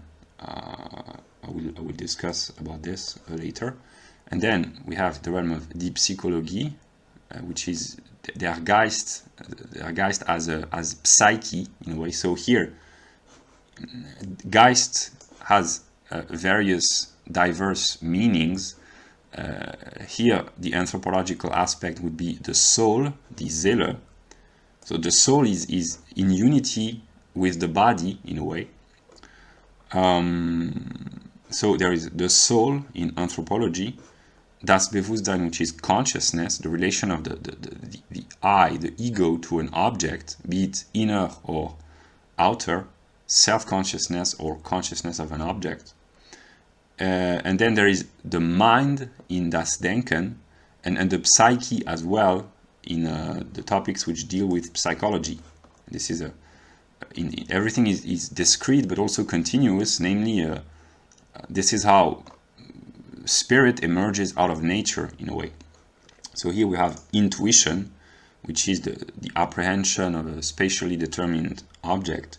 Representation, so the human Geist, the human psyche is a wealth of memories, insights, imaginations, pictures.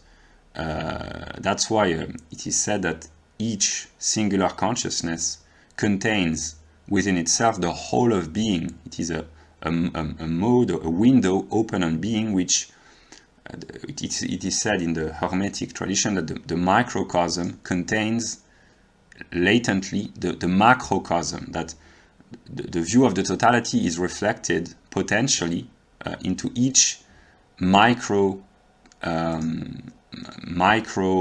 psyche. In each psyche, the tiny part contains latently, potentially, virtually the view of the totality.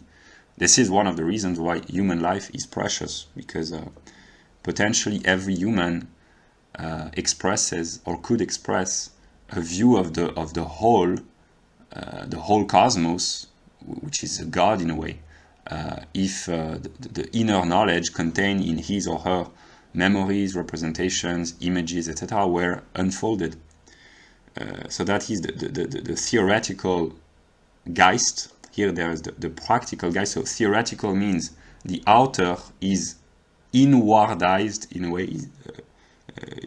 It is interiorized, it is grasped within, whereas the practical Gefühl, practical feeling, there is the will and the tendency to exteriorize. So in a theoretical activity, the outer is made inner, it is equalized with the self through a thinking activity, it is apprehended through a cognitive process.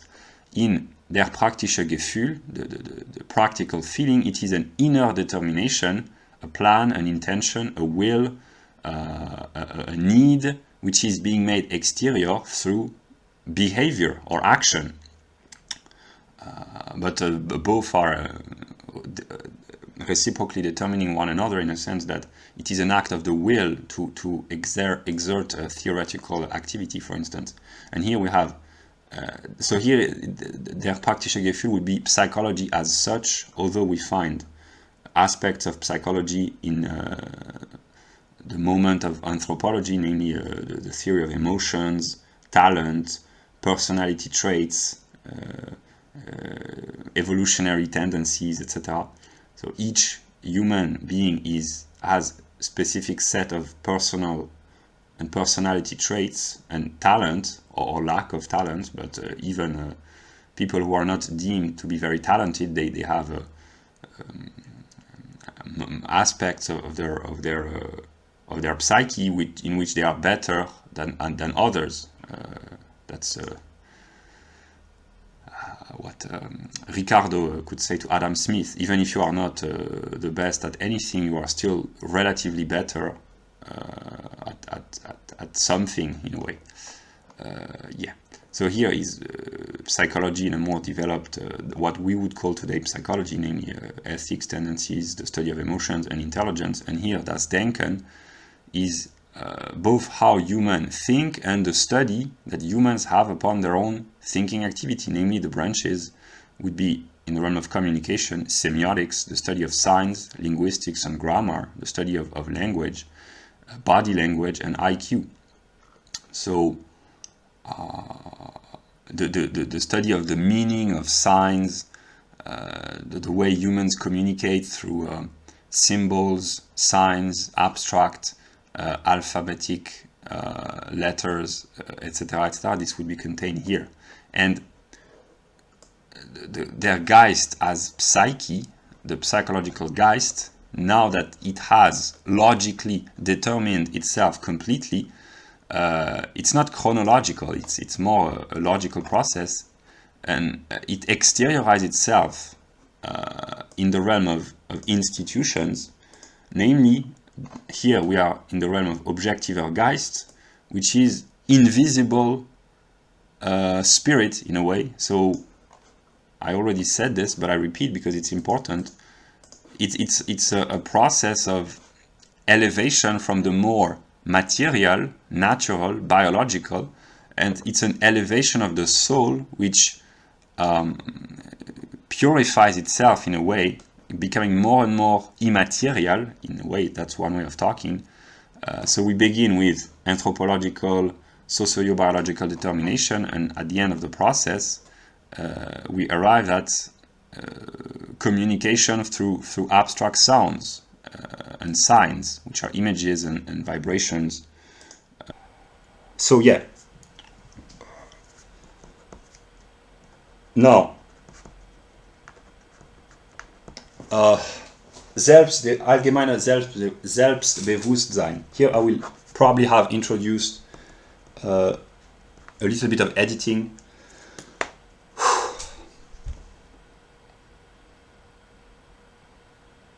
I will just make a personal remark. I grant myself 1 minute to talk about myself. I suffer from an enormous amount of contradictions and wickedness, darkness, twisted aspect, but there is an aspect of me which is kind of negative, but that I consider positive, is that I feel worthless because I have never achieved anything and I want to achieve. Is it evil? I am frustrated because I have never achieved anything worthy of being praised except my teenage romance that I consider a success for the first 2 months. And on a higher level, if I had to identify with God, I wrote this and I will stand by this, maybe not as long as I thought I would, but the American Constitution is not a failure. It has brought about negative consequences of all sorts, but the idea of the American Constitution, it cannot be said to be a failure. This is a noble idea. That's what I think. That's why the two most precious things that I have as of now, whoever or whatever I am at this moment, my teenage romance and the American Constitution. Basically.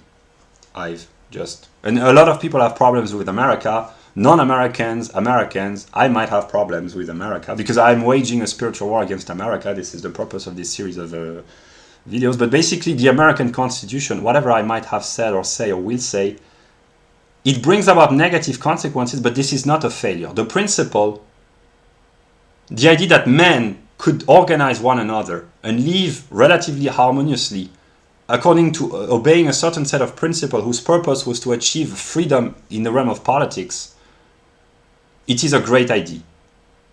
There can be negative consequences, but the idea, it is not a failure. And I will stand in front of God and I will defend this idea as long as I can, because there are ideas which are maybe more important, like the innocence of love, but the American Constitution is a great idea. There can be greater idea, but it's great nonetheless. Yeah. So now, allgemeine Selbstbewusstsein. Here we enter the realm of identity politics, one might say, because every thinking human seeks to identify with a group, and the group with whom or with which the self identifies determines a lot in the psyche, in the political life and the psychological life of individuals. And basically the difference between the left and the right, what did I write? Virtue signaling, identity politics, and recognition, country, family, civilization. So basically the entire life of every political group, every country, but mostly in the West, but because this is what I know most, but it is true of every country, people are attracted by they want to identify with a group in which they recognize their own identity, and this is what is called in the writings of Hegel allgemeine Selbstbewusstsein. And usually on the left they identify with the whole of mankind. I talked about this earlier in the video: abstract universality, one race, the human race, equality for all. So they identify with the universal, and because the universal is good, that's why the left has the moral high ground, because they claim to be on the side of the good, and they are in words. But the right, they are considered evil because they reject the universal and they retreat within a particular, namely not global communion with the whole of mankind and universal equality and brotherhood, but my country first, my people first, my civilization first, my guns and my my family, basically. This is how right-wingers in America think, and this is how right-wingers everywhere think. But it's more, the divide is more prevalent, maybe I'm deluding myself, but in the white race, because in the white race, the tendency towards universality, which we call the left, and the more normal, here I could pick up the book about ethnocentrism, but basically the specificity of the white race is that the left-wing tendency of the white race is more attracted towards universality than the right wing. And there are universalists on the right as well. Economists, scientists, they may be conservative, moderate conservative, but their ideals and their ideas, like science for all, economic prosperity for all, education, I mean, it's usually on the left, but the ideals of the conservative, they are universal. The libertarians, they are globalists. They want economic prosperity, gold standard for everyone. That's why they are on the right, but they are universalist. That's why there is the yin and yang, because usually if the right is the black sphere, right-wingers in every country, but here I talk mostly about the West, right-wingers, they are more centered towards the particular. Leftists, they are more centered towards the universal, but the black circle could be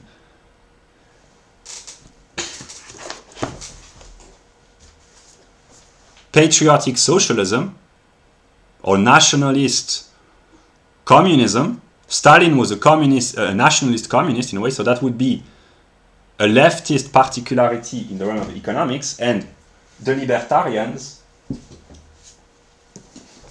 they would be right-wing universalists because their economic principles or their scientific principles are universal. And hopefully this idea has been clear, but someone like Charles Murray, he's considered to be a right-winger, but the science that he helps share, he's not a scientist as such, but he vulgarizes in a good sense to make popular. It's not vulgar in a sense of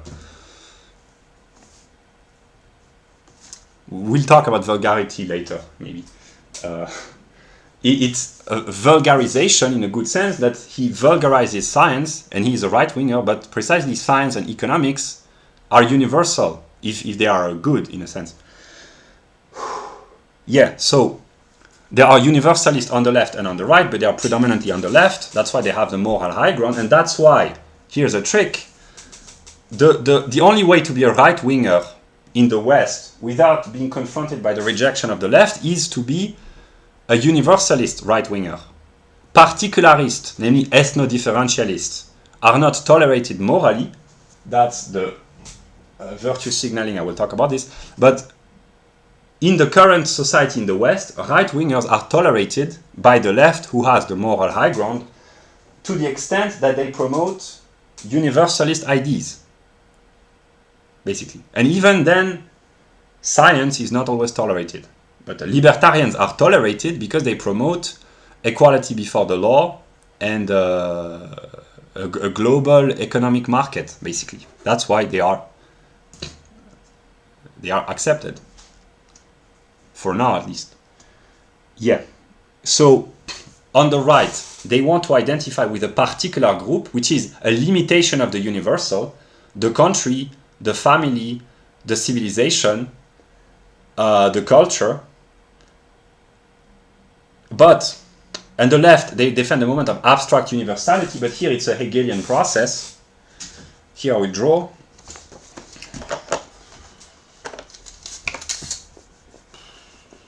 Look, my only way to survive whatever catastrophe I will encounter is to spread knowledge, basically, and to try to accept the difficulties, which is very difficult, but basically I have no other plan. All my plans have failed. I implement whatever resources I have left. I have not run out of light yet, because maybe I'm just Lucifer, the light bringer. I have not run out of light yet. And Lucifer might be evil, but God said light is good. I will use the Bible against my enemies. I am my own enemy. I will use the Bible against me. God damn it.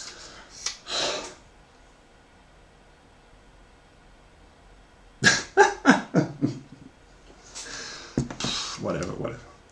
Okay, so the good old, the same old trick, abstract negation concrete.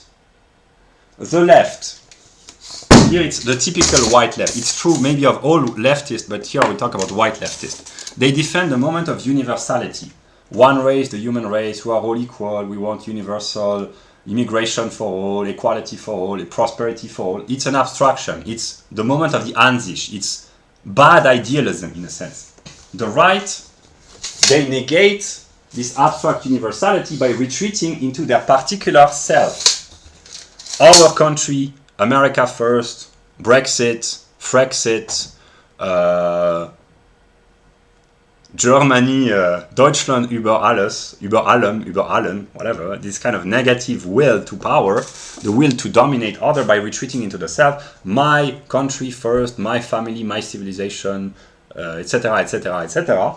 This is selfish, this is retreat into self, this is negation, and that's why people hate or dislike the right.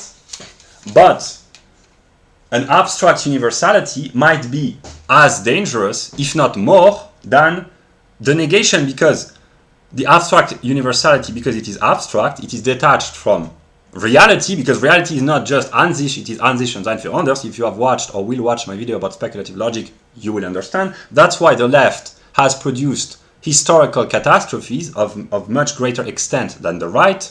Communism, let's just talk about communism. Although, in spite of the failures of communism in terms of basic satisfaction of human needs in terms of preservation of one's life and decent living conditions, communism has been a complete failure from this perspective, but it still has the moral high ground because it promotes universality, whereas the right-wing policies of the past, 20th century or even further, the aristocratic policies, they have not produced as much damages in terms of destruction of life, exploitation, etc. But they are viewed negatively because their principle is the principle of negation, which is seen as evil. So that's why there is a problem, because the left produces more damages than the right, but they have the moral high ground because they stand for universality. But it's abstract universality, so that's why it doesn't work. I mean, from an ordinary perspective. And the concrete moment of the dialectics is the unity of both. And if the left, white left or universal left, promotes abstract universality, the right will revolt against this because it is abstract, so that's dialectically programmed. But if everyone revolts against the abstract universality, if everyone does this, the universal will have been made manifest through each of its particular instances or particularization, namely, the universal will have realized itself through the totality of all its particularization. This is the trick in globalism. It was supposed to happen that people revolt against globalism, not to negate globalism, but to fulfill globalism, because globalism is abstract universality. Nationalism, patriotism is negation, but if most people revolt, if all people revolt against this abstract universality, the universal is made present throughout all its particularities, and that's the real universal, that's the concrete universal. That's Hegel philosophy for dummies, one might say. I'm not accusing anyone of being dumb. Maybe I do. I laugh because this is so mind-numbingly complex to express very simple ideas. Hegel should have left a note in his writings. My philosophy is very simple. Here in a few sentences I explain everything. But no, he goes through an infinitely complex... When I'm dishonest, I blame Hegel because I know that Hegel is strong enough to handle whatever negativity he's confronted with. Whatever. So yeah, that's what I have to say. And that's identity politics, recognition, etc. That is what structures. I will not go into full detail. If people are interested, if someone watches this video, you follow the news of the Western life over the past 10 or 15 years, the books, the social media, the mainstream. This is what happens. You have an abstract universality on the left. You have a negation, retreat into the particular on the right.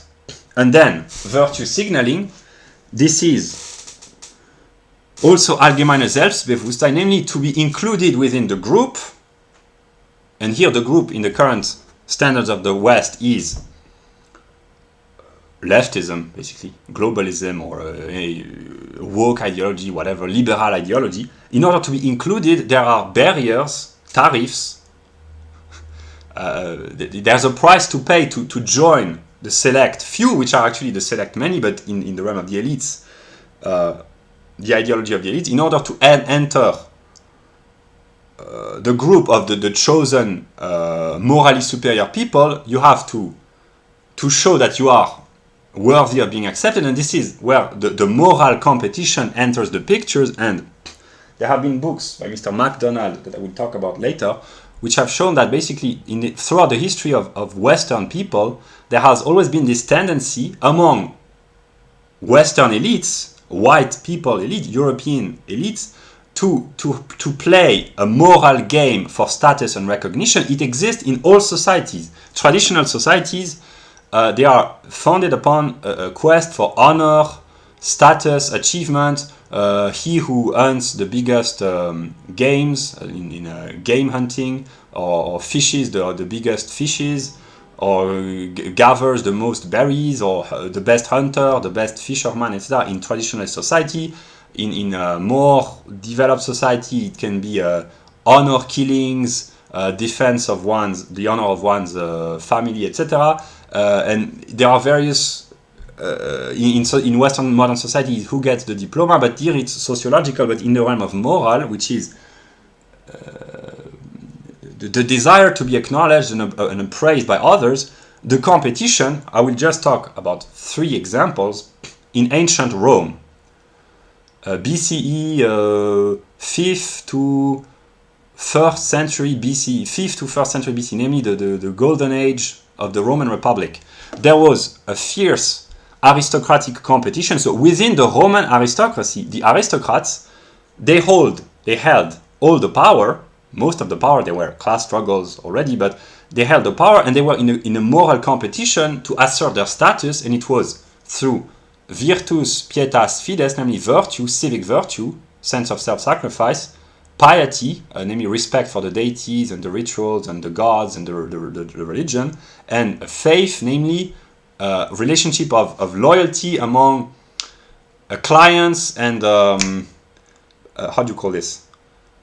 I don't have the proper, but basically the men with prestige and their clients, people from lower classes in league with the aristocrats. I don't know the vocabulary because it's Latin, then English, whatever. But basically, there were a competition for who would be the aristocrat who would bring more prestige to Rome by either conquering new lands, which brought about Roman imperialism, the will of the aristocrats to always expand the territory of the republic to gain status and prestige and wealth in order to redistribute the wealth to the masses, to gain clients and followers, etc. There was a very fierce aristocratic competition which brought about some sublime disposition within the Roman psyche in terms of dedication, self-sacrifice, but also it brought about the corruption of the republic because they became greedy. First, it was an aristocratic quest for status, but then it became a quest for money and the expansion of the Roman Republic to gain ever more wealth and steal the gold and the jewels and the sculptures of the provinces, what would become the provinces, etc. And this is Caesar who put an end, symbolically, continuity, discretion. This is the Caesar and then Augustus in 27 BCE put an end to the aristocratic struggle which had brought about the inner conflict between the aristocracy, which had degenerated into civil wars between Marius, Sulla, what's his name, Pompey and Caesar, etc. During the 1st century BCE, the Roman Republic had degenerated. The aristocratic competition, which had brought so much prestige and strength and honor to Rome as a republic, had degenerated into factions and opposed aristocratic tendencies, and this is the story of the Roman Republic and its fall in a few minutes. And then in the Middle Ages, the same white people, they struggled among aristocrats, again among knights or the aristocratic elites for the ties of it's always the same, not to gain clients, but the feudal bonds, the feudal kinship, relationship based on honor, reciprocal, face-to-face interaction, duty, respect, loyalty, etc., etc. But it brought about wars and conflicts, and the kings had to interpose themselves to stop, at least in Western Europe, in some countries, to stop the conflicts between the various princes, dukes, lords, etc., landlords. The kings had to assert their authority to stop the fightings, the infighting between the aristocrats. That is at least the story in France with centralized power, etc., etc. And this exists throughout the history of the West, namely these conflicts within the aristocracies, whether warrior aristocracy, economic aristocracy, religious, moral, etc. And in the modern West, the struggle is between the white elites and the right-wing elites for moral superiority, but moral superiority is not gained through conquest because of the problems brought about by the wars of the 20th century. It is not through face-to-face interaction because of the oppressive aspect of and the emancipatory aspect of anonymous life in cities, etc., etc. It is through a moral competition to assert who is the most virtuous in terms of acceptance of the other, welcoming, being open, helping those who are considered to be equals but are nonetheless treated as inferiors morally by the white elites because they think non-whites are morally inferior Unconsciously they think this. That's why we have to struggle against one another, the right and the left, to see who can bring the most benefit to non-whites through economic policies, legislative policies, welcoming migrants, improving their standard of living, teaching them the values of homosexual liberation, feminism, repentance, self-flagellation of whites, etc. This is what structures the psyche of whites. That's why I intended to talk about this later. Someone like, but I will briefly mention this, someone like Peterson or Di Lorenzo. Peterson is a conservative, Di Lorenzo is a libertarian.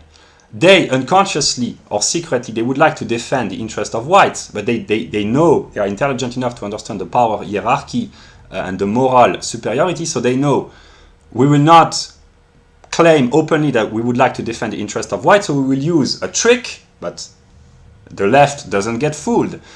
Peterson, he says, anti-racism hurts black people. He's a very intelligent Hegelian when he wants to be Mr. Peterson, because he knows that he would not be allowed to say anti-racism hurts the white working class, although it kind of does. So he uses a mediation. He says anti-racism hurts black people. And now he's accepted. He can talk with blacks. He can be respected more or less by leftists. The most intelligent, they do not get fooled by such a cheap trick of mediation. But Thomas Di Lorenzo, let me pick up my books. That's the same trick. Mr. Di Lorenzo, he understands the psychological game. He knows that if he openly advocated the economic interests of whites, he would be rejected and classified among despicable libertarians. So, in his books, he wants to denounce the ills of economic leftist ideology, but he knows that in order for his ideas to be relatively spread, he has to use the trick of the mediation, namely to say minimum wage hurts black people, which is partly true. It also helps them partly, but it degrades morally and economically the condition of the poor, mostly blacks in America, but all poor eventually.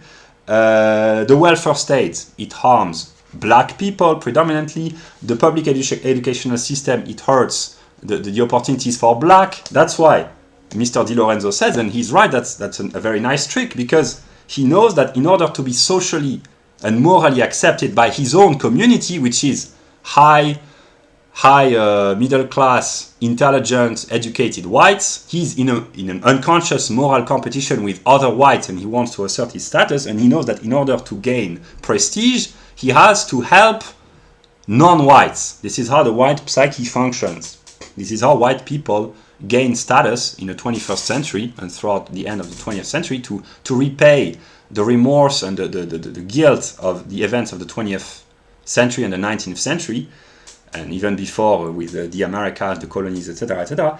White people can only gain prestige among themselves by negating themselves in a way. That's why they use non-whites to gain prestige, to help non-whites. It's very complex, but actually it's very simple. It's simply the logic of mediation.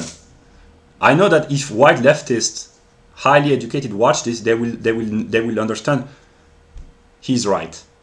He cannot. We cannot fool him. He sees right through us. Yes, I do. I would prefer not to. Next time, I will be an Asian person or a black person, but no longer white.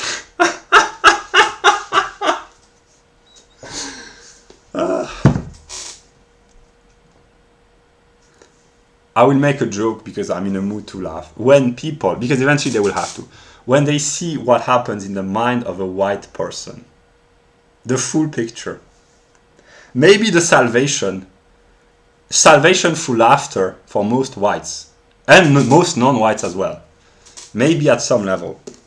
But more seriously, this is really how it functions. Namely, there is a competition within the factions of the elites in any society. But here I'm talking mostly about the West. But it's true in every society, Eastern, Southern, Northern, Western, past, present, whatever. There is always a competition to assert the status. This is virtue signaling.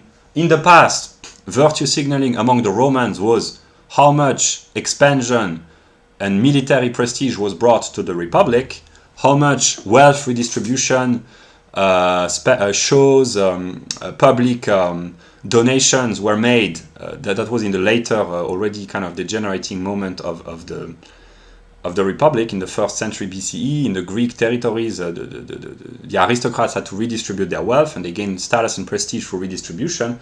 And yeah, in the Middle Ages, this was the aristocratic knight, K-N-I-G-H-T, the knighthood mentality. Then in the modern era, it became commerce. Whoever can bring more prosperity and invention and creativity, that's the 18th and especially 19th century mentality. Namely, in order to be praised, one had to create, to be an entrepreneur, a self-made man. This was true in the 19th century, classical liberal century in Western Europe, but mostly the US. And now, in the second half of the 20th century and early decades of the 21st century, among whites, the competition is who is the most moral, the most willing to accept the other, to self-negate, to renounce one's own pleasure for the sake of bringing pleasure to others. Here's the song by Rihanna, S&M. Again, here it can express the white psyche a lot, white leftist psyche. This is how it works, basically. But it can be universalized. Here it's the context of 21st century Western life mostly, but in other civilization, one does not gain status by self-negating. This is just a particularity of the modern West. Okay, I will drink a glass of water and try to appreciate. And then I will conclude on language and then I will make a pause. Yeah. I will just drink a glass of water.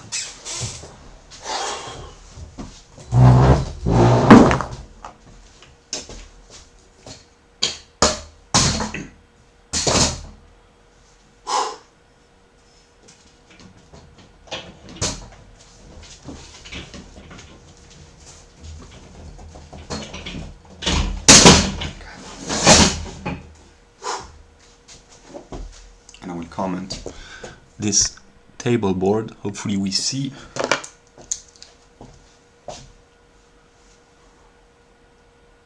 Yeah.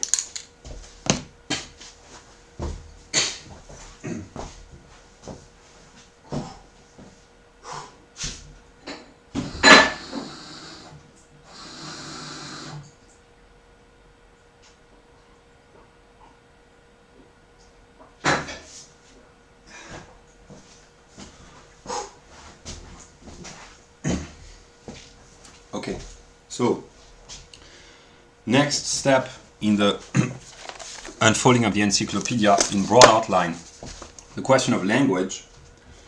I have books by Mr. Pinker and Mr. Chomsky and Mr.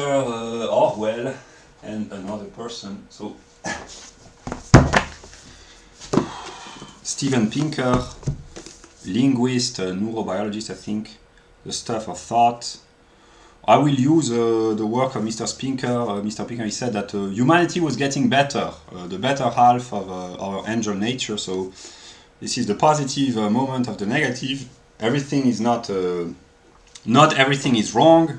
There is also kind of progress. I mean, it cannot be maintained forever maybe, but there has been progress, at least from a liberal, classical liberal perspective. So here's a book by Chomsky. And also I wrote Lena Boroditsky, the people who have the leisure, the opportunity, the time, the context, the situation, whatever. I will put the name of Mrs. Boroditsky. Because she made very interesting lectures about the relationship between language and reality. I think it's Lena Boroditsky. Yeah. How language shapes thought.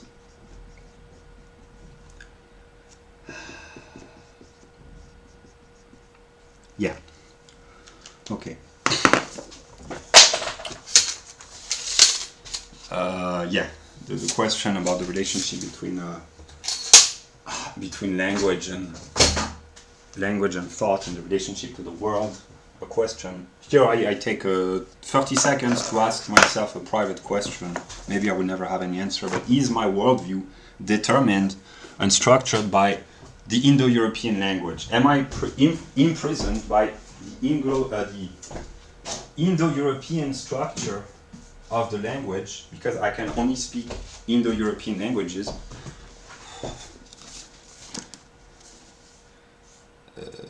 The triad means a triadic, like a kind of trinity: thought, speech, action in the Indo-European tradition. Am I determined completely by? Does my language completely determines my worldview? Would I see the world completely differently if I spoke, if I had spoken a different language? A non-European language. And here I will make a brief comment. I have noticed that people who speak several languages, they are usually spiritual. I can think about Hermetic Kitten and also another person whose name I forgot. People who speak at least 3 or 4 languages fluently, they are usually spiritual, even though they may not study spiritual topics as such, like religion, mysticism, esotericism, etc., etc.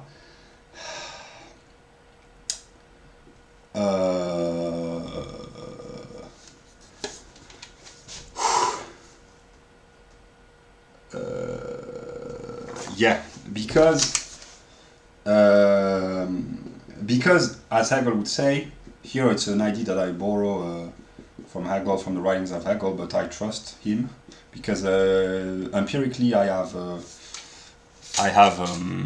validated partly this, namely that the spirit of a people is being fossilized in a way in its language.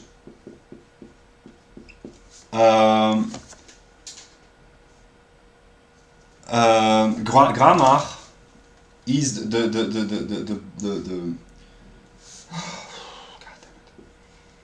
grammar is the structure. How should I explain? The spirit of a people is being fossilized in a good sense, preserved so here Hermetic Kitten, and here is a trailer about Metal Gear Solid. It is no nation that we inhabit, but a language. Since ancient times, every civilization's ruler has had the same idea. I let you watch the trailer. Yeah, linguistics. The plan that the boss envisioned. Yeah.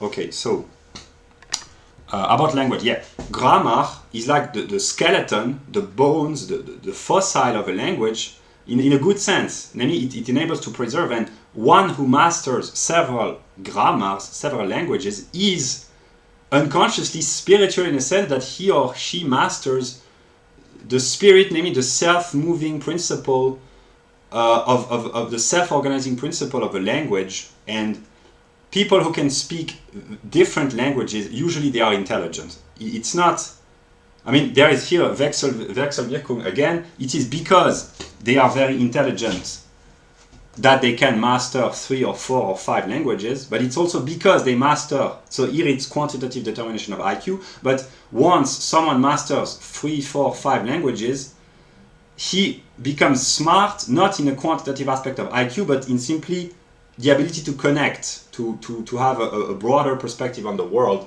And people who master several languages, they are very spiritual, yeah. So I showed the book about Pinker and Chomsky.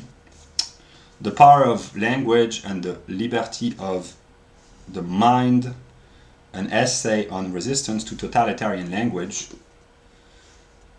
And of course, here is 1984 by George Orwell with Newspeak, political correctness, and I will talk about this now. Political correctness is a form of Newspeak, and here I will finally illustrate.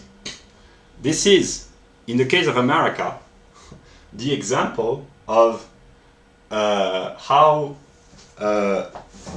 whites and blacks interact with one another, and there is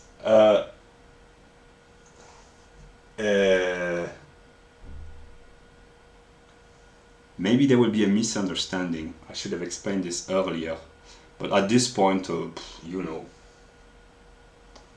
yeah. I should have explained earlier. Misunderstanding. Whatever. Yeah.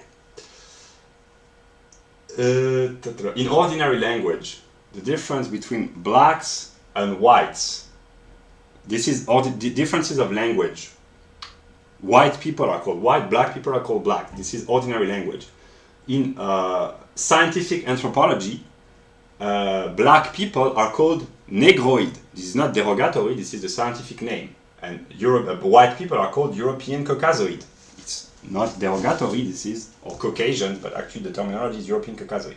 In the realm of vulgarity, black people are called the N-word, which was tolerated up until a few decades ago, and white people are called, when they are called in a vulgar fashion, rednecks, hillbillies, these kind of words, and when it's really insulting, so here it used to be tolerated and not even considered derogatory. It's still being vulgar, but it's kind of a kind of vulgarity which is partly tolerated to call the white people rednecks or hillbillies.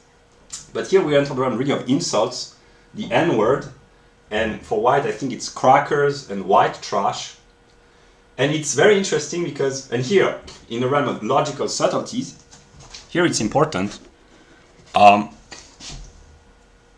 Black in America are called Afro-Americans. Here we'll talk about this because this is important. Whites call themselves Euro-Americans, and at the highest level of leftist hypocrisy, black people are called people of color, and white people, they have no name. So maybe they are transparent people, maybe spiritual people, because spirit is transparent. Maybe that's the trick. So what I want to illustrate with this view is that IQ and status are a reflection of those who use these words to describe the same reality, in a sense. So that's the relationship. Here it seems like a play on words. It's very important. The relationship between ontology, this is anthropological ontology, and sociological ontology, basically, and language. And here I will comment because I find this very enlightening. It may seem like a stupid play on words, but actually it's very important, so I will comment seriously, as seriously I think as it deserves. Usually, in these spheres, namely high IQ, high status, we find mostly white people, white leftists. Here we find mostly white people as well, white conservative. And I will express what this means.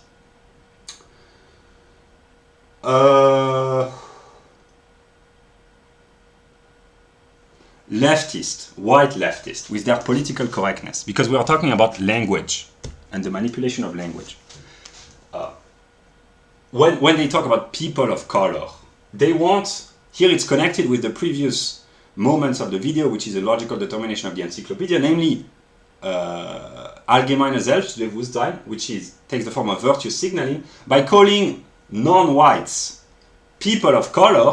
White people send out a message to their fellow whites and non-whites, they're saying, I am virtuous, I play by the rules, I am respectable, I am educated, I want to do good, trust me. This is a signal, that's why it's called virtue signaling, by calling non-whites, non-European Caucasoid, by calling them people of color, it sends out a signal that I am sorry for colonialism, slavery, I am anti-racist, I'm a good person.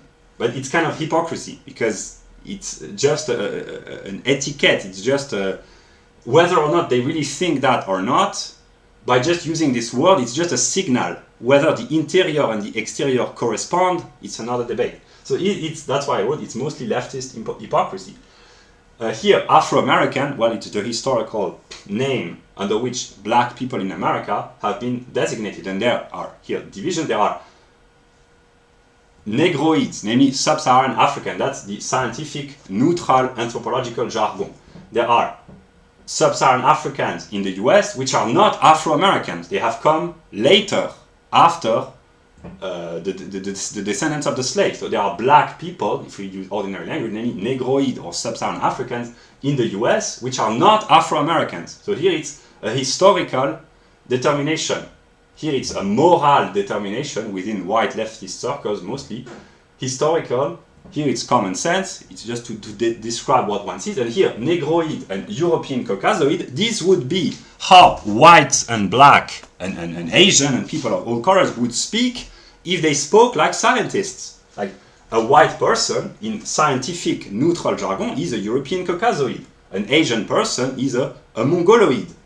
It sounds funny, but actually it's very serious. This is purely neutral. This is the middle. This is where maybe the spirit of God stands, namely in the realm of science and neutrality. And a Negroid scientist and a European Caucasoid scientist, if they were honest, and while being a little bit comical but also serious, they would talk to one another. Hey, my fellow Negroid colleague, what do you want, my dear European Caucasoid fellow man? Of course, that would be a conversation between two scholars, black and white. This is the comical aspect of science. Namely, science is supposed to be objective, in ordinary sense, namely independent of any subjectivity. And for a scientist, an Asian is a Mongoloid, a white is a European Caucasoid, a native Australian is an Australoid, and a black is a Negroid or a Sub-Saharan African. So this is purely neutral. And scientists, if they spoke in a purely scientific way, they would address one another with these words.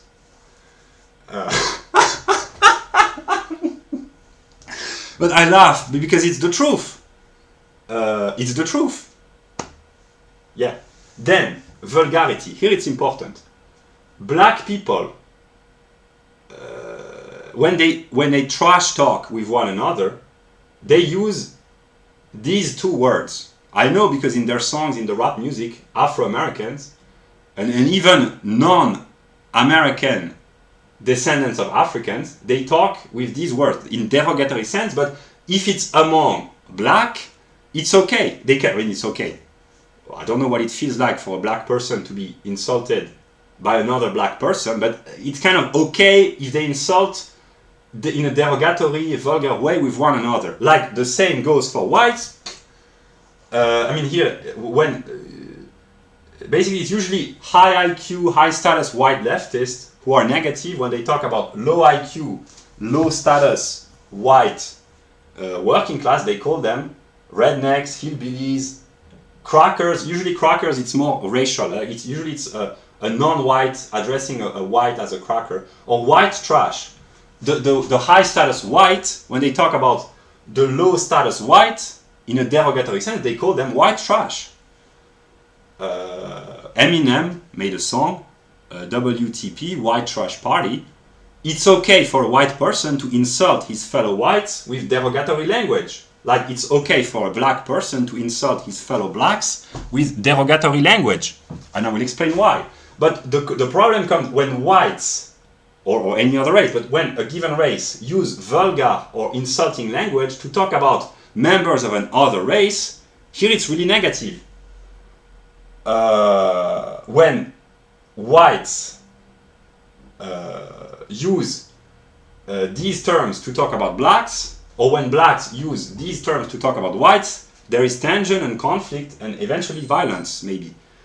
So here it's actually complex because here you would have low IQ, low status blacks, middle and high IQ status blacks, but also high IQ whites and high status whites. And here you would have low to high IQ and status whites only. So here you have blacks and whites, and here only whites. And depending which word, and there are many more, I'm not an expert in English language, but there are many other words which are used to describe, it's not just random use of words, each word describes a certain sociological, historical, psychological, scientific worldview and sets of relationship. It's very important, and here I drew the very simple distinction, logical distinction, universal, particular, singular.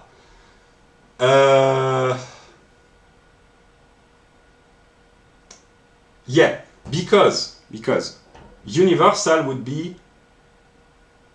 American, for instance, particular would be Afro-American, white American, and no, sorry, what was I saying?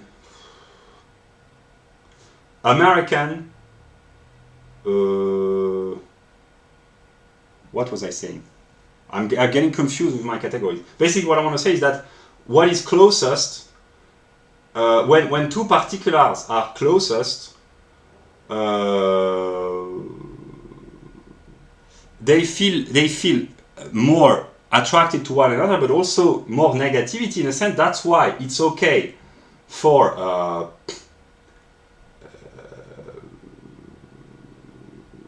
yeah. That's one. Americans, low status Afro-American, middle status Afro-American. It's okay for Afro-American to trash talk with one another because they are closer as particularities, but also because they are closer, they are also more divided in a sense. That's why basically what he was supposed to illustrate is that it's okay for people who look like one another, black people, to insult one another, like it's okay for white people to insult one another because they are closer, they have more freedom to insult one another in a sense. But when the line is crossed from one race to the other, it becomes really negative. But if it's kept within, so for instance, black rappers, Afro-American rappers in their hip-hop music, they insult one another constantly and no one complains, not even themselves. When Eminem trash talks low IQ, low status whites, no one complains, except those who feel hurt. But basically, if there was a crossing, this would be problematic. Yeah. And now, let us talk about Euro-Americans. Here, it's very important. So here, I hope that it's clear, Lenny, that depending on the IQ status, which are psychological and sociological determination, depending on the history, the knowledge of science, depending on the political biases and the political mood, the language changes, which the language is just a reflection of being in a way. If whites start to talk about Afro-Americans using these kind of words, that's bad. If whites start to talk about other whites with these words, it's also bad, but maybe it's less bad because it's within the family, so to speak. So yeah, and I will talk about Euro-Americans because it is important, actually, very important.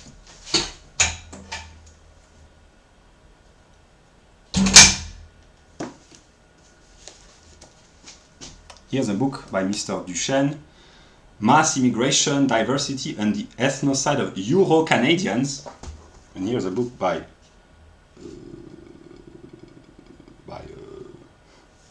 someone, Promoting European American Heritage.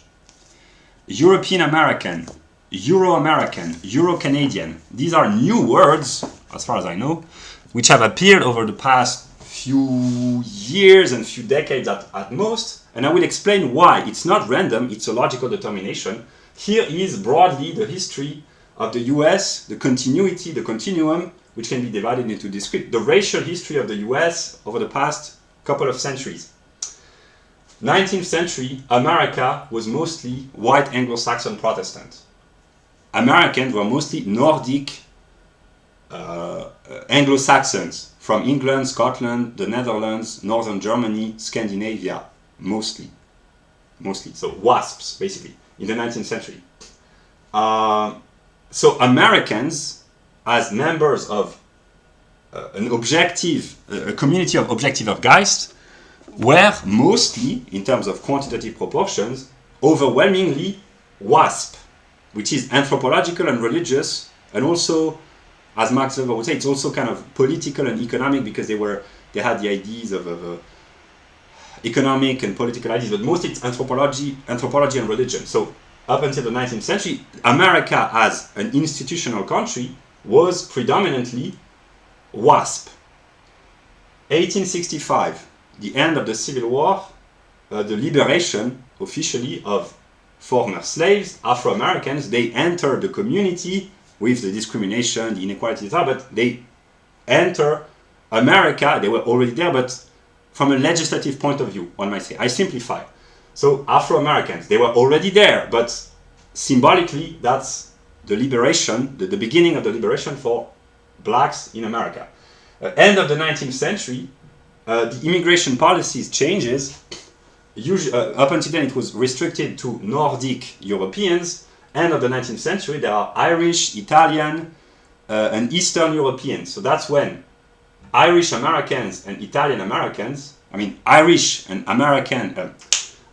Italian and Eastern European immigrants enter America and would later become Italian Americans, Irish Americans, Eastern European Americans, etc., Polish Americans, etc.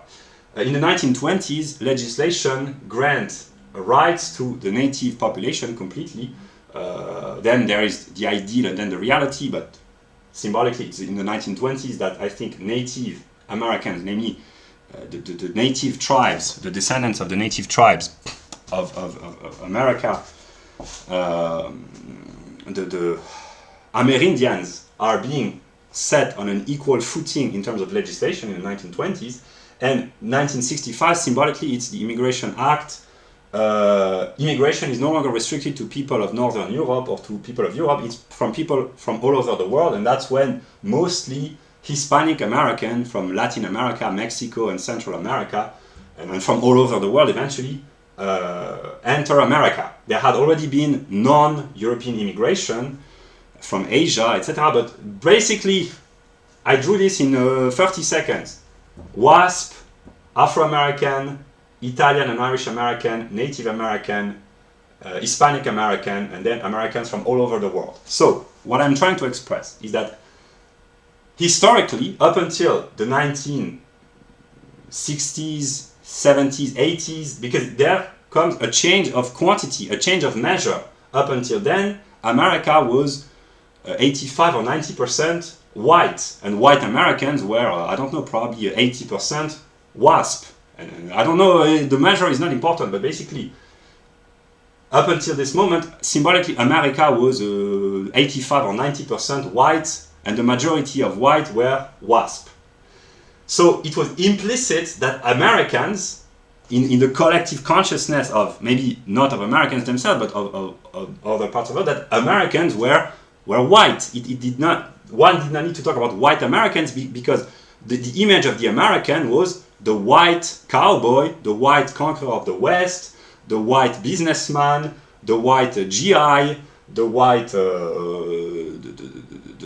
the white American. It was implicit that he was white because it was thought, because through Hollywood publicity, the movies, already in the propaganda, the television, etc., up until the 1960s, 70s, even 80s, in the collective consciousness, American meant white.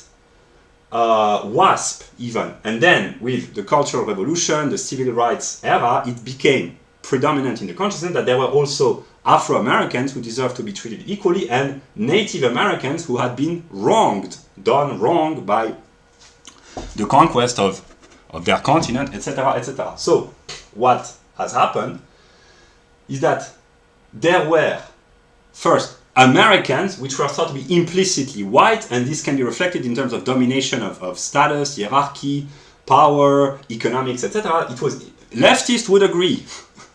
Whenever I say something dubious, the left, they would believe this. They would believe this because it is true. Maybe I do not formulate as rigorously as it should be, but basically, up until the 1960s, American meant, in the wider consciousness, meant unconsciously white.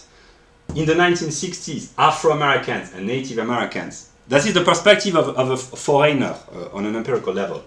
Afro-Americans and Native Americans enter the picture, so we have still Americans, but now we have a particularization, Afro-American, Native American. Then the Italians and the Irish, they assert their identity in a different way than the native white population, because they have to struggle with immigration, being accepted, being rejected, finding opportunity, etc. So they cling to their traditions more than the vast majority, which start to question its own tradition because of discrimination, segregation, slavery, etc., etc. So they assert their particular identity. Hispanic Americans start to come into quantitative number since the 1960s. So they all assert their particular identity, and there is only the universal American, which was implicitly white, which has no longer any identity of its own because every other group particularizes itself.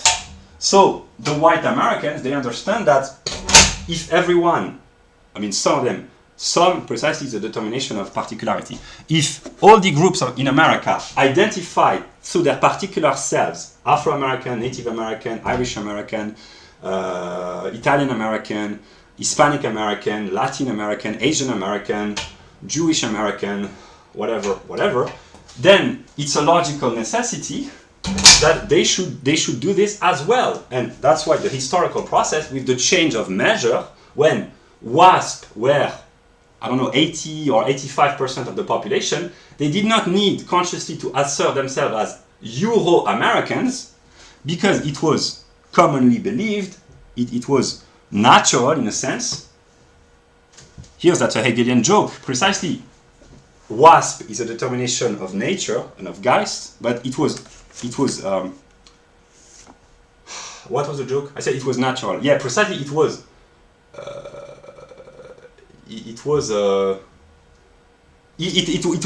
natural, but actually it wasn't because it was universal, and here it's falling back into nature because Afro, Native, Italian, I mean Afro is a determination of nature, Native as well, Hispanic and Asian partly, Italian is more cultural, but it's also, so it's a regression into the realm of the particular, but actually it's necessary because it means that the abstract universality, which was implicitly white, hopefully it's clear, has to fall, but actually it's a good fall, there are bad falls and good falls, that the implicitly universal American, which was implicitly white, has to fall as well, so that all the particular are being particularized. This is what we call a disjunctive judgment, namely a totality is divided into all its parts. So in the example of America, an American today is either an Afro-American, a Native American, an Italian American, Irish, Hispanic, Asian, Jewish, or Euro-American,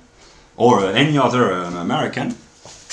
And this is how the totality divides itself. This is what we call a disjunctive judgment, namely all the parts, and the same goes in Canada. But the Canadians and the Americans did not think of themselves as Euro-Canadians or Euro-Americans because they had the predominantly quantitative domination. So they did not, it was self-evident that an American, maybe that's Western white arrogance, but it was unconsciously natural, one might say, in the sense of spontaneous, for Americans to think of themselves as white. They didn't even need to think about this because it was spontaneous. But now that the quantitative measure is being changed for immigration, they have to reflect and to particularize themselves, to assert and preserve their identity. And this is why there is a change in language which reflects a change in a historical process, which is a change in logic. And now that all the particular groups are being particularized, the universal can become truly universal, because now it means that the real Americans, in a sense that the Americans who are adequate to the concept, are those who can transcend their particularity and become Americans above particular divisions, and the purpose of an American is to live as a free citizen. I mean, as free as God will allow you to be free, but basically, the purpose of America was to bring forth a country into which the particularization of race or religious or whatever would be kind of indifferent, because it would be a country where the citizen could live by the pure standards of morality and ethical and Sittlichkeit, sittliche behavior, namely to agree on a common set of rules, to live together as harmoniously as possible by obeying a certain set of legislation which historically had been brought by Euro-Americans, like WASP basically, but who should be valid for people of all races, all origins, because freedom, that's why America is an ID. Historically, it has been. Yes, it cannot be denied, the product of white people as a country, but America is an ideal and an ID which, because it is universal, because it transcends all the particularities, it should be an ideal for people of all origins. That's why the ideal of America is or should be that Americans could transcend their particularities. And what has been happening is a reversal, a regression. I don't blame them because it's logically determined, but white people basically in Canada and the US, they say we want to assert our particular identity as well because all the others do this. Yeah, but that's what I wrote. So here is the disjunctive judgment. The totality would be the universal and all the parts would be the particularities. And another determination of logic would be substance and accidents, namely the substantial truth of America is the American Constitution, and the accidents would be Afro-Americans, Euro-Americans, Asian Americans. This is an accidental, namely a real American is substantially libertarian in a sense that he defends the values of liberty, private property, peaceful cooperation, etc. The idea, that's the substance of a real American, and he's only accidentally black, white, Asian, Hispanic, Jew, etc. etc. That was the purpose. If it fails, it's because I have to take the blame. But basically, I just explained logically, namely that this is the judgment of the concept in the logic of the concept means judgment. Here it means a good American. It means a good American ought to be an American, just an American, not an Afro-American, not a white American, not an Asian American, but to transcend. He can be. He has no choice. He has to be accidentally, particularly Afro-American, Asian American style, but his substantial reality, his Wirklichkeit, his concept is to be an American, namely to stand by the determination of freedom, basically, liberty. That was the plan. I understand the plan as it unfolds itself. I did not consciously 2 centuries or 3 centuries ago. No, I just understand the Hegelian logic. So that's why whites are regressing. I don't blame them because, I mean, if I do, I'm being dishonest because I understand. They are regressing because they see that everyone clings to his particular identity, so they are the opposites are reciprocally determining one another. So that's why white people are now calling themselves, in the highly educated white spheres, they are calling themselves Euro-Americans. It did not exist in ordinary language, as far as I know, before the past couple of decades, because the measure, the proportion of whites versus non-whites, and the social conditions did not make this necessary, in a sense that it was self-evident for whites unconsciously that an American was white or a Canadian was white. And of course it's not self-evident for non-whites, but that's why there are conflicts between the various particulars.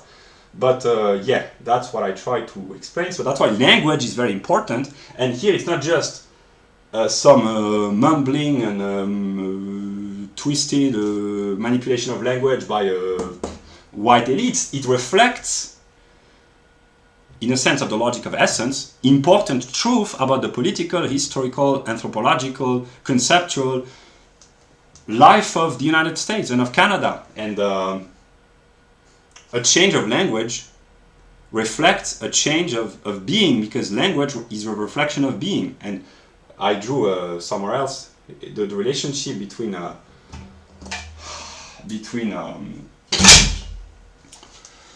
between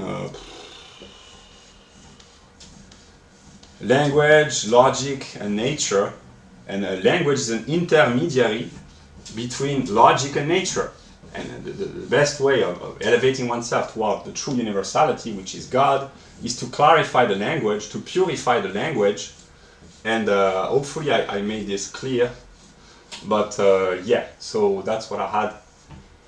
That's what I had to say about the question of language. So if someone other than myself watches this, you now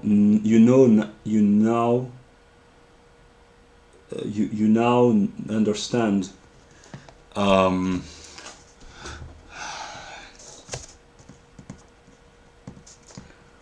the appearance of certain strange words in the context of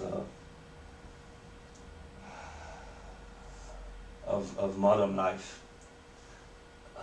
I still have a lot to talk about. I will just take a pause. I will take a pause. Maybe I will edit the video and then I will make another video. But basically, that's what I had to say. I need 4 hours of sleep per night. But if we had to talk about good and bad, but whatever judgment I pronounce upon others, they will judge me back. But good Americans are those who understood that earlier than others, or in time, I don't know, that a real American is beyond race, because America is an ID. Historically, it has been brought forth by whites, mostly with the exploitation of blacks, the deprivation of Indians, etc. But it's a white construct whose purpose was to transcend whites, basically. It doesn't mean to negate them, but the purpose was that America should thrive whether or not the descendants of the historical creators of the Constitution and carriers of its institutions were there to sustain this. And that's why Afro-Americans who identify as American patriots, they are maybe they are better. I mean, they are as logically determined as the other, at least until this point. Until they watch this, eventually, they have been as rigorously determined as all the others, but maybe they are better because they are more adequate to the concept of what America ought to have become. But detaching oneself from one's own particular determination of nature is, of course, very difficult because it implies suffering, self-negation, renunciation, sacrifice, etc. But this is what I could say. So now I will stop and I will edit and I will keep working until maybe working like an American. I mean, it could be harder, but I will work until whatever end.